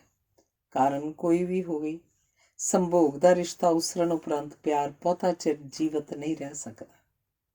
ਪ੍ਰੇਮੀਆਂ ਦਾ ਇੱਕ ਦੂਜੇ ਸਾਹਮਣੇ ਨਿਰਵਸਤਰ ਹੋ ਜਾਣਾ ਉਹਨਾਂ ਦੇ ਆਦਰਸ਼ ਰੂਪ ਨੂੰ ਸਧਾਰਨਤਾ 'ਚ ਬਦਲ ਦਿੰਦਾ ਹੈ ਤੇ ਦੋਹਾਂ ਨੂੰ ਸੋਨੇ ਵਿੱਚੋਂ ਪਿੱਤਲ ਦਿਸਣ ਲੱਗ ਪੈਂਦਾ ਹੈ। ਜਦੋਂ ਬੁਝਾਰਤ ਬੁੱਝ ਲਈ ਜਾਏ ਤਾਂ ਉਹਦੀ ਰੌਚਕਤਾ ਮੁੱਕ ਜਾਂਦੀ ਹੈ।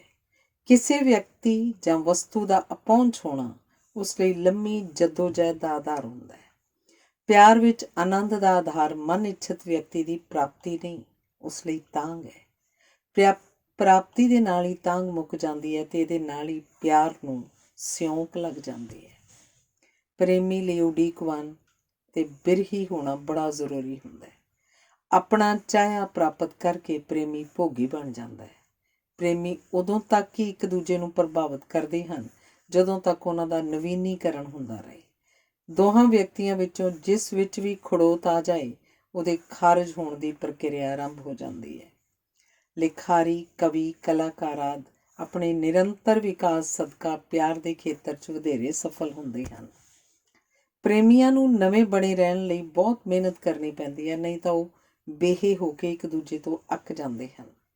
ਪਿਆਰਕਾਰੀ ਹੋ ਸਕਦੇ ਹਨ ਜਿਨ੍ਹਾਂ 'ਚ ਅੰਤਾਂ ਦੀ ਮਿਹਨਤ ਕਰਨ ਦੀ ਆਦਤ ਹੋਵੇ, ਪਰ ਦੁਰਭਾਗਵਸ਼ ਪਿਆਰ ਉਹ ਕਰਦੇ ਹਨ ਜਿਹੜੇ ਮਿਹਨਤ ਦੇ ਵੈਰੀ ਹਨ ਤੇ ਆਪਣੀ ਇਸ ਅਯੋਗਤਾ ਨੂੰ ਉਹ ਜ਼ਮਾਨੇ ਉੱਤੇ ਦੋਸ਼ ਲਾ ਕੇ ਛੁਪਾਉਂਦੇ ਹਨ।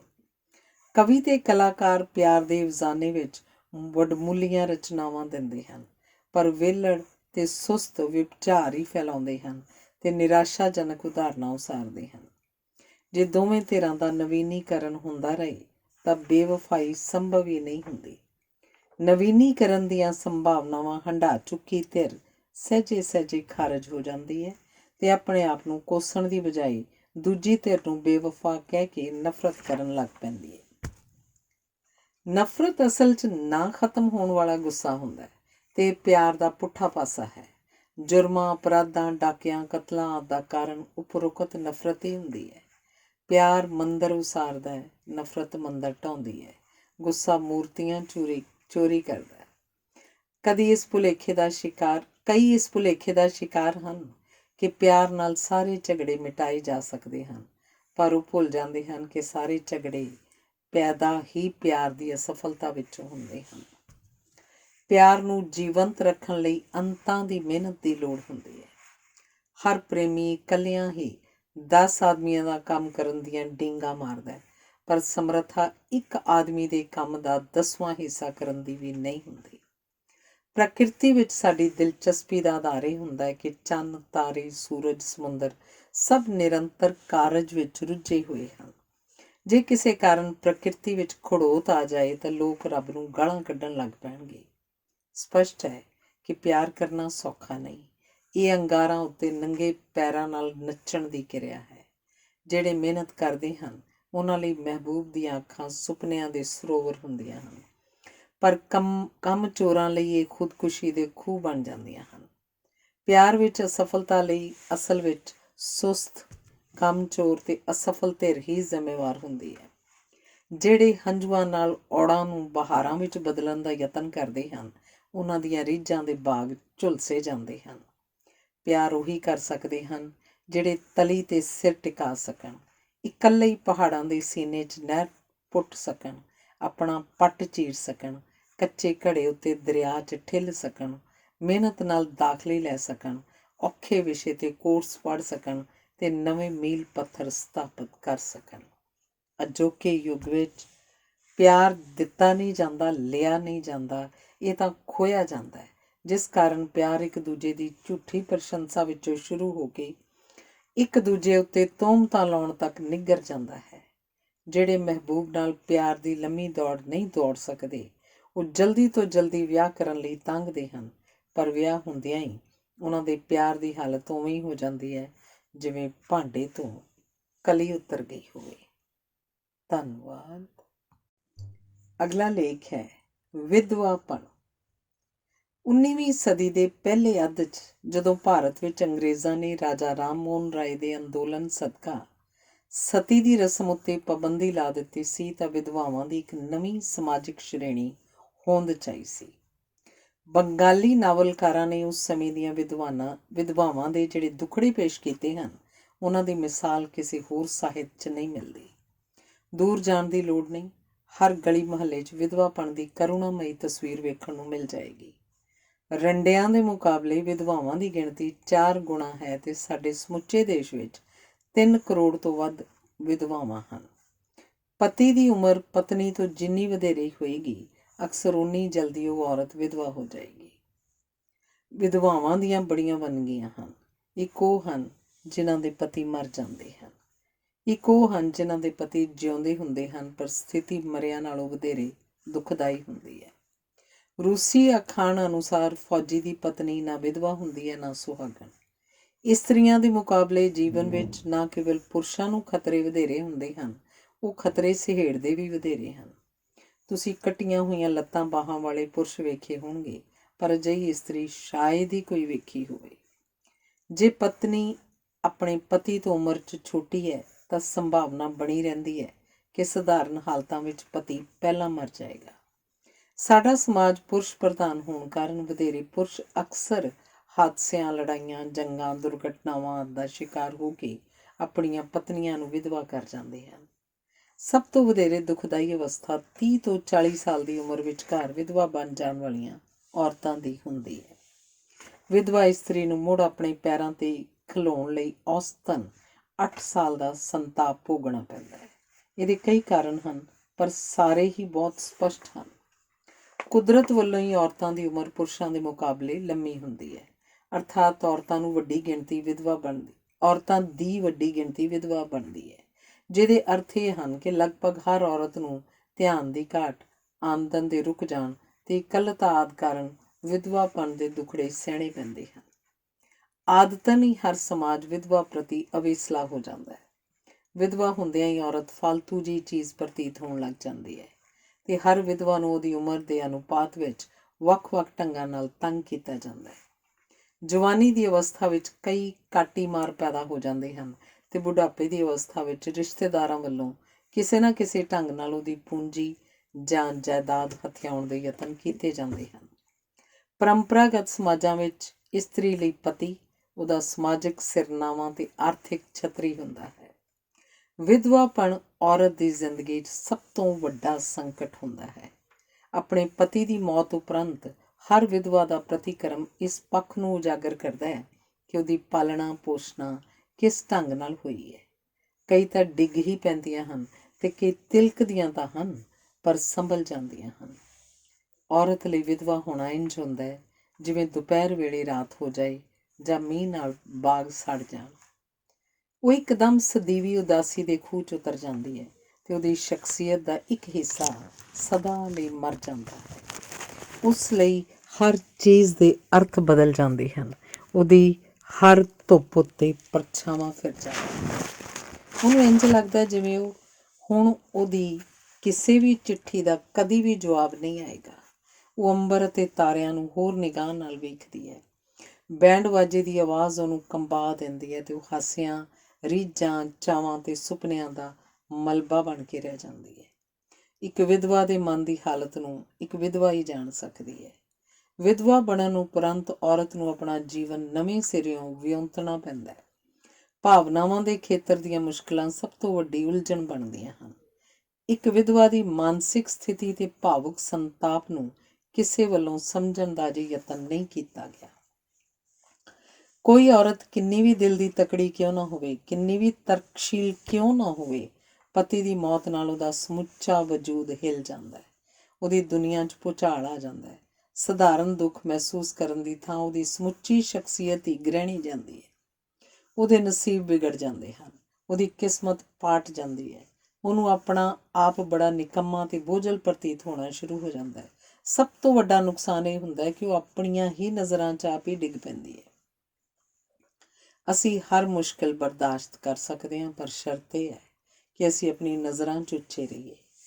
ਮਰੇ ਪਤੀ ਨਾਲ ਸੰਬੰਧਾਂ ਕਿਸੇ ਮਿਤੀ, ਨਾਂ, ਥਾਂ, ਕੰਮ ਆਦਿ ਦੀ ਯਾਦ ਤੋਂ ਹੀ ਉਤਰਣ ਲੱਗ ਪੈਂਦੀ ਹੈ।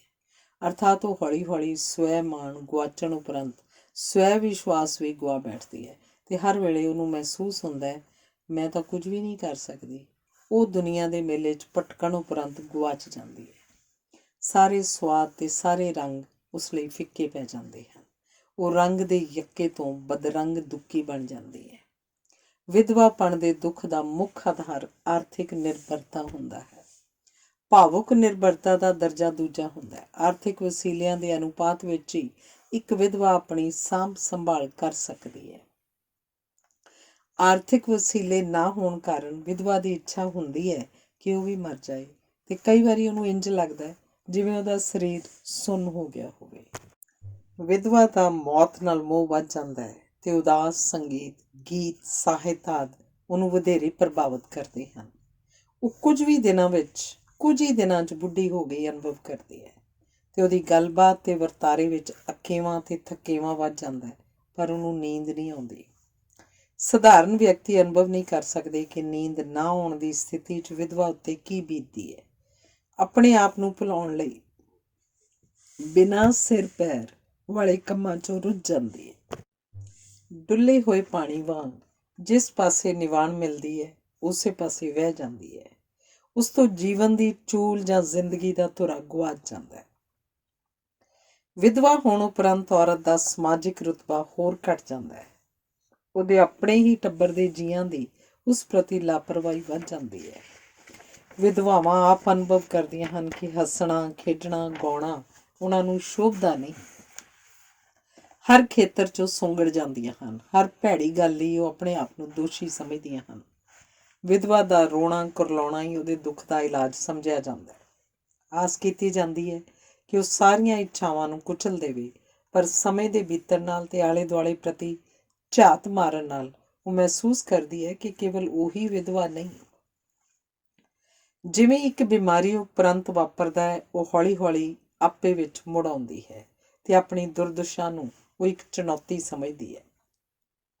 ਮਹਾਨ ਵਿਧਵਾਵਾਂ ਦੀ ਮਿਸਾਲ ਸਾਹਮਣੇ ਰੱਖ ਕੇ ਉਹ ਜੂਝਣ ਦਾ ਇਰਾਦਾ ਬਣਾਉਂਦੀ ਹੈ। ਆਪਣੇ ਮਨ ਦੀ ਵਹੀ ਵਿੱਚ ਝਾਤ ਮਾਰ ਕੇ ਉਹ ਅਨੁਭਵ ਕਰਦੀ ਹੈ ਕਿ ਸਾਰੀਆਂ ਸਾਮੀਆਂ ਅਤੇ ਆਸਾਂ ਉਮੀਦਾਂ ਡੁੱਬ ਨਹੀਂ ਗਈਆਂ। ਜ਼ਿੰਦਗੀ ਦਾ ਕਾਰੋਬਾਰ ਅਤੇ ਸਫ਼ਰ ਨਵੇਂ ਸਿਰਿਓਂ ਆਰੰਭਿਆ ਜਾ ਸਕਦਾ ਹੈ। ਜਿਸ ਵਿਧਵਾ ਨੂੰ ਆਪਣਾ ਸਮਾਂ ਬਿਤਾਉਣ ਲਈ ਆਮਦਨੀ ਵਾਲੇ ਰੁਝੇਵੇਂ ਅਤੇ ਆਪਣਾ ਦੁੱਖ ਪ੍ਰਗਟਾਉਣ ਦੇ ਅਵਸਰ ਮਿਲਦੇ ਰਹਿੰਦੇ ਹਨ, ਉਹ ਆਪਣੇ ਆਪ ਨੂੰ ਵਧੇਰੇ ਸੌਖ ਨਾਲ ਸੰਭਾਲ ਲੈਂਦੀ ਹੈ। ਕਈ ਵਿਧਵਾਵਾਂ ਆਪਣੇ ਬੱਚਿਆਂ ਲਈ ਪਿਓ ਬਣਨ ਦਾ ਵੀ ਯਤਨ ਕਰਕੇ ਦੋਹਾਂ ਪੱਖਾਂ ਤੋਂ ਨਾਕਾਮਯਾਬ ਹੁੰਦੀਆਂ ਹਨ। ਚਾਹੀਦਾ ਇਹ ਹੈ ਕਿ ਉਹਨਾਂ ਸਾਹਮਣੇ ਵਧੇਰੇ ਮਜ਼ਬੂਤ ਅਤੇ ਆਪਣੀ ਮਿਸਾਲ ਨਾਲ ਵਧੇਰੇ ਉਪਯੋਗੀ ਮਾਵਾਂ ਬਣਨ ਦਾ ਯਤਨ ਕਰਨ। ਪਿਓ ਦੇ ਮਰੇ ਹੋਣ ਬਾਰੇ ਬੱਚਿਆਂ ਨੂੰ ਦੱਸਣ ਦਾ ਕਾਰਜ ਮਾਂ ਨੂੰ ਆਪ ਕਰਨਾ ਚਾਹੀਦਾ ਹੈ, ਕਿਉਂਕਿ ਬੱਚਿਆਂ ਨੂੰ ਪਤਾ ਤਾਂ ਹੁੰਦਾ ਹੈ, ਪਰ ਉਹ ਆਪਣੀ ਸੂਚਨਾ ਨੂੰ ਪ੍ਰਮਾਣਿਕ ਬਣਾਉਣਾ ਚਾਹੁੰਦੇ ਹਨ ਤੇ ਅਸਲੀਅਤ ਜਾਣਨ ਉਪਰੰਤ ਇਹ ਵਿਸ਼ਵਾਸ ਪ੍ਰਾਪਤ ਕਰਨਾ ਚਾਹੁੰਦੇ ਹਨ ਕਿ ਉਹਨਾਂ ਦੇ ਪਿਤਾ ਵਾਂਗ ਮਾਂ ਉਹਨਾਂ ਨੂੰ ਛੱਡ ਕੇ ਨਹੀਂ ਜਾਏਗੀ ਤੇ ਸਦਾ ਉਹਨਾਂ ਨਾਲ ਰਹੇਗੀ। ਜਦੋਂ ਬੱਚੇ ਵੇਖਦੇ ਹਨ ਕਿ ਮਾਂ ਨੂੰ ਉਹਨਾਂ ਦੇ ਸਹਾਰੇ ਦੀ ਲੋੜ ਹੈ ਤਾਂ ਬੱਚੇ ਤਗੜੇ ਹੋ ਜਾਂਦੇ ਹਨ ਤੇ ਉਹਦੀ ਸਭ ਤੋਂ ਵੱਡੀ ਢਾਲ ਬਣਦੇ ਹਨ। ਬੱਚਿਆਂ ਨੂੰ ਵੱਧਦੇ ਵੇਖ ਕੇ ਭਾਵੁਕ ਖੇਤਰ ਵਿੱਚ ਪਤੀ ਦੀ ਮੌਤ ਉਪਰੰਤ ਉਪਜੇ ਸੱਖਣੇਪਣ ਨੂੰ ਵਿਧਵਾ ਭਰਿਆ ਅਨੁਭਵ ਕਰਨ ਲੱਗ ਪੈਂਦੀ ਹੈ। ਬੱਚੇ ਵਿਧਵਾ ਲਈ ਭਵਿੱਖ ਦਾ ਉਜਾਲਾ ਹੁੰਦੇ ਹਨ, ਜਿਨ੍ਹਾਂ ਦੀ ਰੌਸ਼ਨੀ 'ਚੋਂ ਆਪਣਾ ਹਨੇਰਾ ਤਿਆਗ ਦੇਣ ਦੀ ਹਿੰਮਤ ਪ੍ਰਾਪਤ ਕਰਦੀ ਹੈ। ਜੇ ਪਿਤਾ ਜਿਉਂਦਾ ਹੋਵੇ ਤਾਂ ਵਿਧਵਾ ਜਲਦੀ ਹੌਸਲੇ 'ਚ ਆ ਜਾਂਦੀ ਹੈ। ਜੇ ਪਤੀ ਚੰਗਾ ਰਿਹਾ ਹੋਵੇ ਤਾਂ ਉਹ ਮੌਤ ਉਪਰੰਤ ਵੀ ਆਪਣੀ ਪਤਨੀ ਨੂੰ ਜ਼ਿੰਦਗੀ ਦੇ ਮੋਰਚੇ 'ਤੇ ਡਟ ਜਾਣ ਦਾ ਹੌਸਲਾ ਦਿੰਦਾ ਰਹਿੰਦਾ ਹੈ। ਧੰਨਵਾਦ। ਅਗਲਾ ਲੇਖ ਹੈ ਦੂਜਾ ਵਿਆਹ। 20ਵੀਂ ਸਦੀ ਦੇ 50ਵਿਆਂ ਵਿੱਚ ਨਵੇਂ ਕਾਨੂੰਨ ਦੇ ਲਾਗੂ ਹੋਣ ਨਾਲ ਪਹਿਲੀ ਪਤਨੀ ਜਾਂ ਪਤੀ ਦੇ ਜਿਉਂਦਿਆਂ ਦੂਜਾ ਵਿਆਹ ਕਰਨਾ ਇੱਕ ਕਾਨੂੰਨੀ ਜੁਰਮ ਬਣ ਗਿਆ ਸੀ। ਪਹਿਲੀ ਪਤਨੀ ਜਾਂ ਪਹਿਲੇ ਪਤੀ ਦੇ ਜਿਉਂਦਿਆਂ ਦੂਜਾ ਵਿਆਹ ਕਰਵਾਉਣ ਲਈ ਹੁਣ ਇੱਕਮਾਤਰ ਢੰਗ ਤਲਾਕ ਹੀ ਰਹਿ ਗਿਆ ਹੈ। ਇਸ ਤੋਂ ਇਲਾਵਾ ਪਹਿਲੀ ਪਤਨੀ ਜਾਂ ਪਹਿਲੇ ਪਤੀ ਦੀ ਮੌਤ ਉਪਰੰਤ ਪੁਨਰ ਵਿਆਹ ਦੀ ਸਹੂਲਤ ਪਹਿਲੇ ਵਾਂਗ ਹੀ ਬਣੀ ਹੋਈ ਹੈ। ਸਾਡੇ ਦੇਸ਼ ਦੇ ਬਹੁਤੇ ਇਲਾਕਿਆਂ 'ਚ ਬਹੁਪਤੀ ਵਿਆਹਾਂ ਦੀ ਪ੍ਰਥਾ ਬਹੁਤ ਘੱਟ ਗਈ ਹੈ, ਜਦਕਿ ਬਹੁਪਤਨੀ ਵਿਆਹਾਂ ਦੀਆਂ ਸੈਂਕੜੇ, ਹਜ਼ਾਰਾਂ ਨਹੀਂ ਸਗੋਂ ਲੱਖਾਂ ਮਿਸਾਲਾਂ ਮਿਲਦੀਆਂ ਹਨ। ਮੁਸਲਿਮ ਧਰਮ ਤੇ ਸੱਭਿਆਚਾਰ ਨੇ ਆਪਣੇ ਪ੍ਰਭਾਵ ਅਧੀਨ ਖੇਤਰਾਂ ਵਿੱਚ ਬਹੁਪਤਨੀ ਵਿਆਹਾਂ ਦੀ ਪ੍ਰਥਾ ਨੂੰ ਪ੍ਰਚਲਿਤ ਕੀਤਾ ਹੈ। ਅਜੋਕੇ ਸਮਾਜ ਵਿੱਚ ਦੂਜੇ ਵਿਆਹ ਦੀ ਲੋੜ, ਸਮੱਸਿਆ ਤੇ ਸੰਭਾਵਨਾ ਪਹਿਲੀ ਪਤਨੀ ਜਾਂ ਪਹਿਲੇ ਪਤੀ ਦੇ ਮਰ ਜਾਣ ਕਾਰਨ ਤੇ ਤਲਾਕ ਦੀ ਸਥਿਤੀ ਵਿੱਚ ਹੀ ਉਤਪੰਨ ਹੁੰਦੀ ਹੈ। ਵਿੱਦਿਆ ਦੇ ਪ੍ਰਸਾਰ ਤੇ ਔਰਤਾਂ ਦਾ ਵੱਡੀ ਗਿਣਤੀ 'ਚ ਨੌਕਰੀ ਕਰਨਾ ਅਜਿਹੇ ਦੋ ਮੁੱਖ ਕਾਰਨ ਹਨ, ਜਿਨ੍ਹਾਂ ਨੇ ਵਿਆਹ ਸੰਬੰਧੀ ਪਰੰਪਰਾਗਤ ਦ੍ਰਿਸ਼ਟੀਕੋਣ ਨੂੰ ਬਦਲ ਦਿੱਤਾ ਹੈ। ਹੌਲੀ-ਹੌਲੀ ਵਿਆਹ ਦਾ ਆਧਾਰ ਔਰਤ ਦੀ ਪੁਰਸ਼ ਉੱਤੇ ਆਰਥਿਕ ਨਿਰਭਰਤਾ ਦੀ ਥਾਂ ਭਾਵਕ ਸਾਂਝ ਬਣਦਾ ਜਾ ਰਿਹਾ ਹੈ। ਆਪ ਕਮਾਉਂਦੀ ਔਰਤ ਸੁਭਾਵਕ ਹੀ ਆਪਣੀ ਸਮਰੱਥਾ ਅਨੁਸਾਰ ਵਿਆਹ ਦੇ ਮਾਮਲੇ 'ਚ ਆਪਣੀ ਮਨਮਰਜ਼ੀ ਕਰਦੀ ਹੈ ਤੇ ਆਮ ਕਰਕੇ ਵਿਆਹ ਸਮੇਂ ਉਹਦੀ ਪ੍ਰਵਾਨਗੀ ਲਈ ਜਾਂਦੀ ਹੈ। ਇਸ ਦੇ ਨਾਲ ਹੀ ਤਲਾਕਸ਼ੁਦਾ ਔਰਤ ਜਾਂ ਵਿਧਵਾ ਔਰਤ ਪ੍ਰਤੀ ਵੀ ਸਮਾਜ ਦਾ ਦ੍ਰਿਸ਼ਟੀਕੋਣ ਘਿਰਨਾ ਦੀ ਥਾਂ ਪ੍ਰਵਾਨਗੀ ਵਾਲਾ ਹੁੰਦਾ ਜਾ ਰਿਹਾ ਹੈ। ਹੁਣ ਕਿਸੇ ਦੇ ਦੂਜੇ ਵਿਆਹ ਤੇ ਹੈਰਾਨੀ ਨਹੀਂ ਹੁੰਦੀ। ਪਰੰਪਰਾਗਤ ਸਮਾਜ ਨੇ ਵਿਧਵਾ ਦੇ ਦੁਬਾਰਾ ਸੁਹਾਗਣ ਬਣਨ ਉੱਤੇ ਜਿਹੜੀਆਂ ਬੰਦਿਸ਼ਾਂ ਲਾਈਆਂ ਸਨ, ਉਹ ਆਰਥਿਕ ਸ਼ਕਤੀਆਂ ਦੇ ਸਾਹਮਣੇ ਬਿਲਕੁਲ ਨਿਰਬਲ ਹੋ ਗਈਆਂ ਹਨ ਤੇ ਹੁਣ ਵਿਧਵਾ ਜਾਂ ਤਲਾਕਸ਼ੁਦਾ ਔਰਤਾਂ ਨੂੰ ਆਪਣੇ ਭਵਿੱਖ ਸੰਬੰਧੀ ਫੈਸਲੇ ਕਰਨ ਦੀ ਖੁੱਲ੍ਹ ਮਿਲ ਰਹੀ ਹੈ। ਇਹਦਾ ਇੱਕ ਕਾਰਨ ਇਹ ਵੀ ਹੈ ਕਿ ਵਿਧਵਾ ਜਾਂ ਤਲਾਕਸ਼ੁਦਾ ਔਰਤ ਨੂੰ ਮਾਪੇ ਜਾਂ ਭਰਾ ਆਪਣੀਆਂ ਆਰਥਿਕ ਤੇ ਪਰਿਵਾਰਿਕ ਮਜਬੂਰੀਆਂ ਕਾਰਨ ਆਪਣੇ ਕੋਲ ਰੱਖਣ ਤੋਂ ਅਸਮਰਥ ਹੁੰਦੇ ਜਾ ਰਹੇ ਹਨ। ਇਸ ਸਥਿਤੀ ਵਿੱਚ ਆਪਣੀ ਉਮਰ, ਡੀਲ ਡੌਲ, ਵਿੱਦਿਅਕ ਯੋਗਤਾ, ਨੌਕਰੀ, ਜਾਇਦਾਦ, ਸੰਤਾਨ ਆਦਿ ਦੇ ਸੰਦਰਭ ਵਿੱਚ ਦੂਜਾ ਵਿਆਹ ਕਰਵਾਉਣ ਜਾਂ ਨਾ ਕਰਵਾਉਣ ਦਾ ਫੈਸਲਾ ਬਹੁਤ ਹੱਦ ਤੱਕ ਉਹ ਆਪ ਹੀ ਕਰਦੀ ਹੈ। ਭਾਵੇਂ ਮਾਪੇ ਜਾਂ ਰਿਸ਼ਤੇਦਾਰ ਮਦਦ ਕਰਦੇ ਹਨ, ਪਰ ਮੁੱਖ ਜ਼ਿੰਮੇਵਾਰੀ ਉਸ ਔਰਤ ਦੀ ਆਪਣੀ ਹੁੰਦੀ ਹੈ, ਕਿਉਂਕਿ ਪਹਿਲੇ ਵਿਆਹ ਨੇ ਉਸ ਔਰਤ ਨੂੰ ਦੁਨੀਆਦਾਰੀ ਦੇ ਪੱਖੋਂ ਸਿਆਣਾ ਬਣਾ ਦਿੱਤਾ ਹੁੰਦਾ ਹੈ। ਵਿਧਵਾਵਾਂ ਜਾਂ ਤਲਾਕਸ਼ੁਦਾ ਔਰਤਾਂ ਦਾ ਵਿਆਹ ਆਮ ਕਰਕੇ ਪਤੀ ਦੀ ਮੌਤ ਜਾਂ ਤਲਾਕ ਉਪਰੰਤ 2 ਤੋਂ 4 ਸਾਲਾਂ 'ਚ ਹੋ ਜਾਂਦਾ ਹੈ ਤੇ ਵਧੇਰੇ ਸਮਾਂ ਬੀਤਣ ਨਾਲ ਇਹ ਸੰਭਾਵਨਾ ਘਟਦੀ ਰਹਿੰਦੀ ਹੈ। ਬਹੁਤ ਸਾਰੀਆਂ ਵਿਧਵਾਵਾਂ ਦੂਜਾ ਵਿਆਹ ਕਰਨ ਲਈ ਤਿਆਰ ਨਹੀਂ ਹੁੰਦੀਆਂ, ਭਾਵੇਂ ਕਿ ਉਹਨਾਂ 'ਚ ਕਿਸੇ ਪੁਰਸ਼ ਦਾ ਸਹਾਰਾ ਪ੍ਰਾਪਤ ਕਰਨ ਦੀ ਅਭਿਲਾਸ਼ਾ ਨਿਰੰਤਰ ਬਣੀ ਰਹਿੰਦੀ ਹੈ। ਦੂਜਾ ਵਿਆਹ ਨਾ ਕਰਨ ਪਿੱਛੇ ਇੱਕ ਭਾਵਨਾ ਪਹਿਲੇ ਪਤੀ ਪ੍ਰਤੀ ਵਫਾਦਾਰ ਬਣੇ ਰਹਿਣ ਦੀ ਇੱਛਾ ਹੁੰਦੀ ਹੈ। ਆਉਣ ਵਾਲੇ ਰਿਸ਼ਤੇ ਨੂੰ ਇਸਤਰੀ ਗੁਆਚੇ ਪਤੀ ਦੇ ਆਦਰਸ਼ਕ ਰੂਪ ਨਾਲ ਤੋਲ ਕੇ ਆਮ ਕਰਕੇ ਰੱਦ ਕਰ ਦਿੰਦੀ ਹੈ। ਇੱਕ ਕਾਰਨ ਇਹ ਵੀ ਹੈ ਕਿ ਪਹਿਲੇ ਪਤੀ ਦੇ ਮਰਨ ਉਪਰੰਤ ਉਹਨੇ ਬਹੁਤ ਹੱਦ ਤੱਕ ਆਪਣੇ ਆਪ ਨੂੰ ਇਕੱਲਿਆਂ ਰਹਿਣ ਲਈ ਤਿਆਰ ਕਰ ਲਿਆ ਹੁੰਦਾ ਹੈ ਤੇ ਮੁੱਢੋਂ ਸੁੱਢੋਂ ਇੱਕ ਨਵੇਂ ਰਿਸ਼ਤੇ ਨੂੰ ਨਿਭਾਉਣ ਤੇ ਨਵਾਂ ਬੋਝ ਚੁੱਕਣ ਲੱਗਿਆਂ ਉਹ ਅਨੁਭਵ ਕਰਦੀ ਹੈ ਕਿ ਵਿਆਹ ਸੰਬੰਧੀ ਜੋ ਕੁਝ ਵੀ ਚੰਗਾ ਸੀ ਉਹ ਤਾਂ ਪਹਿਲੇ ਪਤੀ ਨਾਲ ਚਲਾ ਗਿਆ ਤੇ ਦੂਜੇ ਵਿਆਹ ਦੀ ਸੋਚ ਨਾਲ ਹੀ ਉਹ ਥੱਕ ਜਾਂਦੀ ਹੈ। ਬੱਚੇ ਹੋਣ ਦੀ ਸੂਰਤ ਵਿੱਚ ਉਹ ਆਪਣੇ ਪਤੀ ਨੂੰ ਉਹਨਾਂ ਵਿੱਚੋਂ ਵੇਖਦੀ ਹੈ ਤੇ ਉਹਨਾਂ ਉੱਤੇ ਕਿਸੇ ਪਰਾਏ ਮਰਦ ਦਾ ਪਰਛਾਵਾਂ ਉਹ ਬਰਦਾਸ਼ਤ ਕਰਨ ਲਈ ਤਿਆਰ ਨਹੀਂ ਹੁੰਦੀ। ਇੱਕ ਕਾਰਨ ਇਹ ਵੀ ਹੁੰਦਾ ਹੈ ਕਿ ਭਾਰਤੀ ਇਸਤਰੀਆਂ ਦਾ ਕਾਮ ਸੰਭੋਗ ਸੰਬੰਧੀ ਦ੍ਰਿਸ਼ਟੀਕੋਣ ਬੜਾ ਸੀਮਤ ਹੈ ਤੇ ਇਸ ਦੀ ਲੋੜ ਉਹਨਾਂ ਲਈ ਬਹੁਤੀ ਖਿੱਚ ਨਹੀਂ ਰੱਖਦੀ। ਸੋਚਣ ਸਮਝਣ ਤੇ ਮਹਿਸੂਸ ਕਰਨ ਵਾਲੀ ਔਰਤ ਆਪਣੇ ਆਪ ਨੂੰ ਦੁਬਾਰਾ ਕੈਦ ਵਿੱਚ ਨਹੀਂ ਪਾਉਣਾ ਚਾਹੁੰਦੀ। ਜੇ ਪਹਿਲਾ ਪਤੀ ਚੰਗਾ ਵਿਅਕਤੀ ਸਾਬਤ ਨਾ ਹੋਇਆ ਹੋਵੇ ਤਾਂ ਫਿਰ ਮੁਸ਼ਕਲਾਂ ਦਾ ਸਾਹਮਣਾ ਕਰਨ ਲਈ ਉਹ ਦੂਜੇ ਵਿਆਹ ਦਾ ਸੁਪਨਾ ਵੀ ਨਹੀਂ ਲੈਣਾ ਚਾਹੁੰਦੀ। ਪਤਨੀ ਦੀ ਮੌਤ ਉਪਰੰਤ ਪੁਰਸ਼ ਨੂੰ ਵੀ ਅਨੇਕਾਂ ਸਮੱਸਿਆਵਾਂ ਦਾ ਸਾਹਮਣਾ ਕਰਨਾ ਪੈਂਦਾ ਹੈ, ਪਰ ਉਹਦੀਆਂ ਮੁਸ਼ਕਲਾਂ ਕਈ ਕਾਰਨਾਂ ਕਰਕੇ ਅਸਹਿ ਨਹੀਂ ਹੁੰਦੀਆਂ। ਇਸ ਦਾ ਇੱਕ ਕਾਰਨ ਇਹ ਵੀ ਹੁੰਦਾ ਹੈ ਕਿ ਅਸੀਂ ਪੁਰਸ਼ ਪ੍ਰਧਾਨ ਸਮਾਜ 'ਚ ਰਹਿ ਰਹੇ ਹਾਂ। ਨਿਰਸੰਦੇਹ ਪੁਰਸ਼ ਆਪਣੀ ਪਤਨੀ ਦੀ ਮੌਤ ਦੇ ਦੁੱਖ ਨੂੰ ਔਖ ਸੌਖ ਨਾਲ ਬਰਦਾਸ਼ਤ ਕਰ ਲੈਂਦਾ ਹੈ। ਇਹਦਾ ਮੁੱਖ ਕਾਰਨ ਇਹ ਹੁੰਦਾ ਹੈ ਕਿ ਪਤਨੀ ਦੀ ਮੌਤ ਦੇ ਬਾਵਜੂਦ ਘਰ ਦੀ ਆਰਥਿਕਤਾ ਲਗਭਗ ਜਿਉਂ ਦੀ ਤਿਉਂ ਬਣੀ ਰਹਿੰਦੀ ਹੈ। ਸਾਡੇ ਸਮਾਜ ਦੀ ਬਣਤਰ ਹੀ ਕੁਝ ਇਸ ਪ੍ਰਕਾਰ ਦੀ ਹੈ ਕਿ ਪਤਨੀ ਦੀ ਮੌਤ ਉਪਰੰਤ ਆਰਥਿਕ ਪੱਖੋਂ ਔਰਤ ਦੇ ਨਿਗੂਣੇ ਹੋਣ ਕਾਰਨ ਵੀ ਉਸ ਪੁਰਸ਼ ਨੂੰ ਦੂਜੇ ਵਿਆਹ ਦੀਆਂ ਅਨੇਕਾਂ ਪੇਸ਼ਕਸ਼ਾਂ ਹੁੰਦੀਆਂ ਹਨ। ਵਿਧਵਾ ਦੇ ਵਿਆਹ ਦੇ ਰਾਹ ਵਿੱਚ ਅਨੇਕਾਂ ਰੁਕਾਵਟਾਂ ਹਨ, ਜਿਨ੍ਹਾਂ ਕਰਕੇ ਵਿਧਵਾ ਦੇ ਵਿਆਹ 'ਚ ਦੇਰੀ ਹੋ ਜਾਂਦੀ ਹੈ, ਪਰ ਆਰਥਿਕ ਪੱਖੋਂ ਸਮਰੱਥ ਤੇ ਸੁਯੋਗ ਹੋਣ ਦੀ ਸਥਿਤੀ ਵਿੱਚ ਪੁਰਸ਼ ਨੂੰ ਦੂਜਾ ਵਿਆਹ ਕਰਨ 'ਚ ਕੋਈ ਵਿਸ਼ੇਸ਼ ਮੁਸ਼ਕਿਲ ਨਹੀਂ ਹੁੰਦੀ। ਔਰਤ ਲਈ ਵਿਆਹ ਕਰਨਾ ਤੇ ਘਰ ਵਸਾਉਣਾ ਉਹਦੀ ਪਹਿਲੀ ਲੋੜ ਹੁੰਦੀ ਹੈ, ਜਦਕਿ ਪੁਰਸ਼ ਲਈ ਆਰਥਿਕ ਪੱਖੋਂ ਸੁਯੋਗ ਹੋਣਾ ਪਹਿਲੀ ਲੋੜ ਹੁੰਦੀ ਹੈ। ਜਿਹੜਾ ਵੀ ਆਰਥਿਕ ਪੱਖੋਂ ਸੁਯੋਗ ਹੋਏਗਾ, ਭਾਵੇਂ ਔਰਤ ਹੋਵੇ ਜਾਂ ਪੁਰਸ਼, ਉਹਦੇ ਪਹਿਲੇ ਜਾਂ ਦੂਜੇ ਵਿਆਹ ਸੰਬੰਧੀ ਬਹੁਤੀ ਮੁਸ਼ਕਿਲ ਨਹੀਂ ਆਉਂਦੀ। ਪਤਨੀ ਦੇ ਮਰਨ ਨਾਲ ਪਤੀ ਦਾ ਰੁਜ਼ਗਾਰ ਤੇ ਘਰ ਉਵੇਂ ਦੇ ਉਵੇਂ ਬਣੇ ਰਹਿੰਦੇ ਹਨ। ਘਰ ਕੰਮ ਕਰਨ ਵਾਲੀ ਇੱਕ ਔਰਤ ਦੀ ਅਸਾਮੀ ਖਾਲੀ ਹੋ ਜਾਂਦੀ ਹੈ, ਜਦਕਿ ਪਤੀ ਦੇ ਮਰਨ ਉਪਰੰਤ ਔਰਤ ਦਾ ਨਿਰਬਾਹ ਤੇ ਘਰ ਲਈ ਕਮਾਉਣ ਦਾ ਸਾਧਨ ਸਭ ਕੁਝ ਰੁਕ ਜਾਂਦਾ ਹੈ ਤੇ ਔਰਤ ਸਭ ਪਾਸਿਆਂ ਤੋਂ ਨਿਹੱਥੀ ਤੇ ਨਿਰਸਾਧਨ ਹੋ ਜਾਂਦੀ ਹੈ, ਕਿਉਂਕਿ ਵਿਆਹ ਸੰਬੰਧਾਂ ਵਿੱਚ ਔਰਤ ਅਕਸਰ ਅਧੀਨਗੀ ਵਿੱਚ ਵਿਚਰਦੀ ਹੈ ਤੇ ਪੁਰਸ਼ ਸਰਦਾਰੀ ਕਰਦਾ ਹੈ। ਦੂਜੇ ਵਿਆਹ ਰਾਹੀਂ ਪੁਰਸ਼ ਨੂੰ ਆਪਣੀ ਸਰਦਾਰੀ ਦੂਜੀ ਵਾਰੀ ਸਥਾਪਿਤ ਕਰਨ ਦਾ ਅਵਸਰ ਮਿਲਦਾ ਹੈ, ਜਦਕਿ ਵਿਧਵਾ ਨੂੰ ਦੂਜੀ ਵਾਰ ਸਜ਼ਾ ਭੁਗਤਣ ਲਈ ਕਿਹਾ ਜਾਂਦਾ ਹੈ। ਇਸ ਸਥਿਤੀ ਵਿੱਚ ਦੋਹਾਂ ਧਿਰਾਂ ਦੇ ਪ੍ਰਤੀਕਰਮਾਂ ਦਾ ਅਨੁਮਾਨ ਸਹਿਜੇ ਹੀ ਲਾਇਆ ਜਾ ਸਕਦਾ ਹੈ। ਪਰੰਪਰਾਗਤ ਸਮਾਜਾਂ ਵਿੱਚ ਪੁਰਸ਼ ਤੋਂ ਇਹ ਆਸ ਵੀ ਕੀਤੀ ਜਾਂਦੀ ਹੈ ਕਿ ਉਹ ਵਿਰਲਾਪ ਨਾ ਕਰੇ ਤੇ ਪੁਰਸ਼ ਹੋਣ ਕਾਰਨ ਟੱਬਰ ਨੂੰ ਚੱਲਦਾ ਰੱਖੇ। ਸਾਡੇ ਸਮਾਜ ਵਿੱਚ ਵਿਧਵਾ ਹੋਣਾ ਔਰਤ ਦੀ ਬਦਕਿਸਮਤੀ ਹੀ ਨਹੀਂ, ਸਗੋਂ ਉਹਦਾ ਦੋਸ਼ ਵੀ ਸਮਝਿਆ ਜਾਂਦਾ ਹੈ, ਜਦਕਿ ਰੰਡੇ ਹੋਣ ਨੂੰ ਇੱਕ ਨੁਕਸਾਨ ਜਾਂ ਸਮੱਸਿਆ ਹੀ ਸਮਝਿਆ ਜਾਂਦਾ ਹੈ। ਵਿਧਵਾ ਦੇ ਦੁਬਾਰਾ ਵਿਆਹ ਕਰਾਉਣ ਦੇ ਰਾਹ 'ਚ ਵੱਡੀ ਮੁਸ਼ਕਿਲ ਰਿਸ਼ਤੇਦਾਰ ਔਰਤਾਂ ਹੀ ਬਣਦੀਆਂ ਹਨ, ਜਦਕਿ ਰੰਡੇ ਦਾ ਦੂਜਾ ਵਿਆਹ ਕਰਾਉਣ ਵਿੱਚ ਸਭ ਤੋਂ ਵੱਧ ਮਦਦ ਰਿਸ਼ਤੇਦਾਰ ਔਰਤਾਂ ਕਰਦੀਆਂ ਹਨ। ਬੱਚੇ ਹੋਣ ਦੀ ਸੂਰਤ ਵਿੱਚ ਇੱਕ ਰੰਡਾ ਵਿਅਕਤੀ ਉਹਨਾਂ ਨੂੰ ਬਹਾਨੇ ਵਜੋਂ ਵਰਤ ਕੇ ਦੂਜਾ ਵਿਆਹ ਕਰਵਾਉਣਾ ਚਾਹੁੰਦਾ ਹੈ। ਆਪਣੇ ਸਹੁਰਿਆਂ ਨਾਲ ਸੰਬੰਧ ਸਾਵੇਂ ਨਾ ਹੋਣ ਦੀ ਸੂਰਤ ਵਿੱਚ ਰੰਡੇ ਜਾਂ ਤਲਾਕਸ਼ੁਦਾ ਵਿਅਕਤੀ ਲਈ ਦੂਜਾ ਵਿਆਹ ਆਪਣੀ ਅਸਫਲਤਾ ਨੂੰ ਸਫਲਤਾ 'ਚ ਬਦਲਣ ਦਾ ਇੱਕ ਉਪਰਾਲਾ ਵੀ ਹੁੰਦਾ ਹੈ। ਕਾਰਨ ਕੁਝ ਵੀ ਹੋਵੇ, ਬਹਾਨਾ ਕੋਈ ਵੀ ਹੋਵੇ, ਇੱਕ ਰੰਡਾ ਵਿਅਕਤੀ ਕੁਆਰੀ ਔਰਤ ਨੂੰ ਆਪਣੀ ਦੂਜੀ ਪਤਨੀ ਬਣਾ ਕੇ ਆਪਣੇ ਆਪ ਨੂੰ ਮੁੜ ਜਵਾਨ ਸਮਝਦਾ ਹੈ ਤੇ ਆਪਣੇ ਆਪ ਨੂੰ ਇਹ ਭੁਲੇਖਾ ਪਾਉਂਦਾ ਹੈ ਕਿ ਉਹ ਸਭ ਕੁਝ ਠੀਕ ਠਾਕ ਕਰ ਲਏਗਾ। ਜਿਵੇਂ ਰੰਡਾਪਣ ਪੁਰਸ਼ ਲਈ ਸਰਾਪ ਦੀ ਥਾਂ ਵਰਦਾਨ ਬਣ ਜਾਂਦਾ ਹੈ, ਪਰ ਹੌਲੀ ਹੌਲੀ ਜਦੋਂ ਦੂਜੇ ਵਿਆਹ ਦੀਆਂ ਸਮੱਸਿਆਵਾਂ ਉਪਜਦੀਆਂ ਹਨ ਤਾਂ ਉਹਨੂੰ ਇਨਾਮ ਮੁਸੀਬਤ ਲੱਗਣ ਲੱਗ ਪੈਂਦਾ ਹੈ।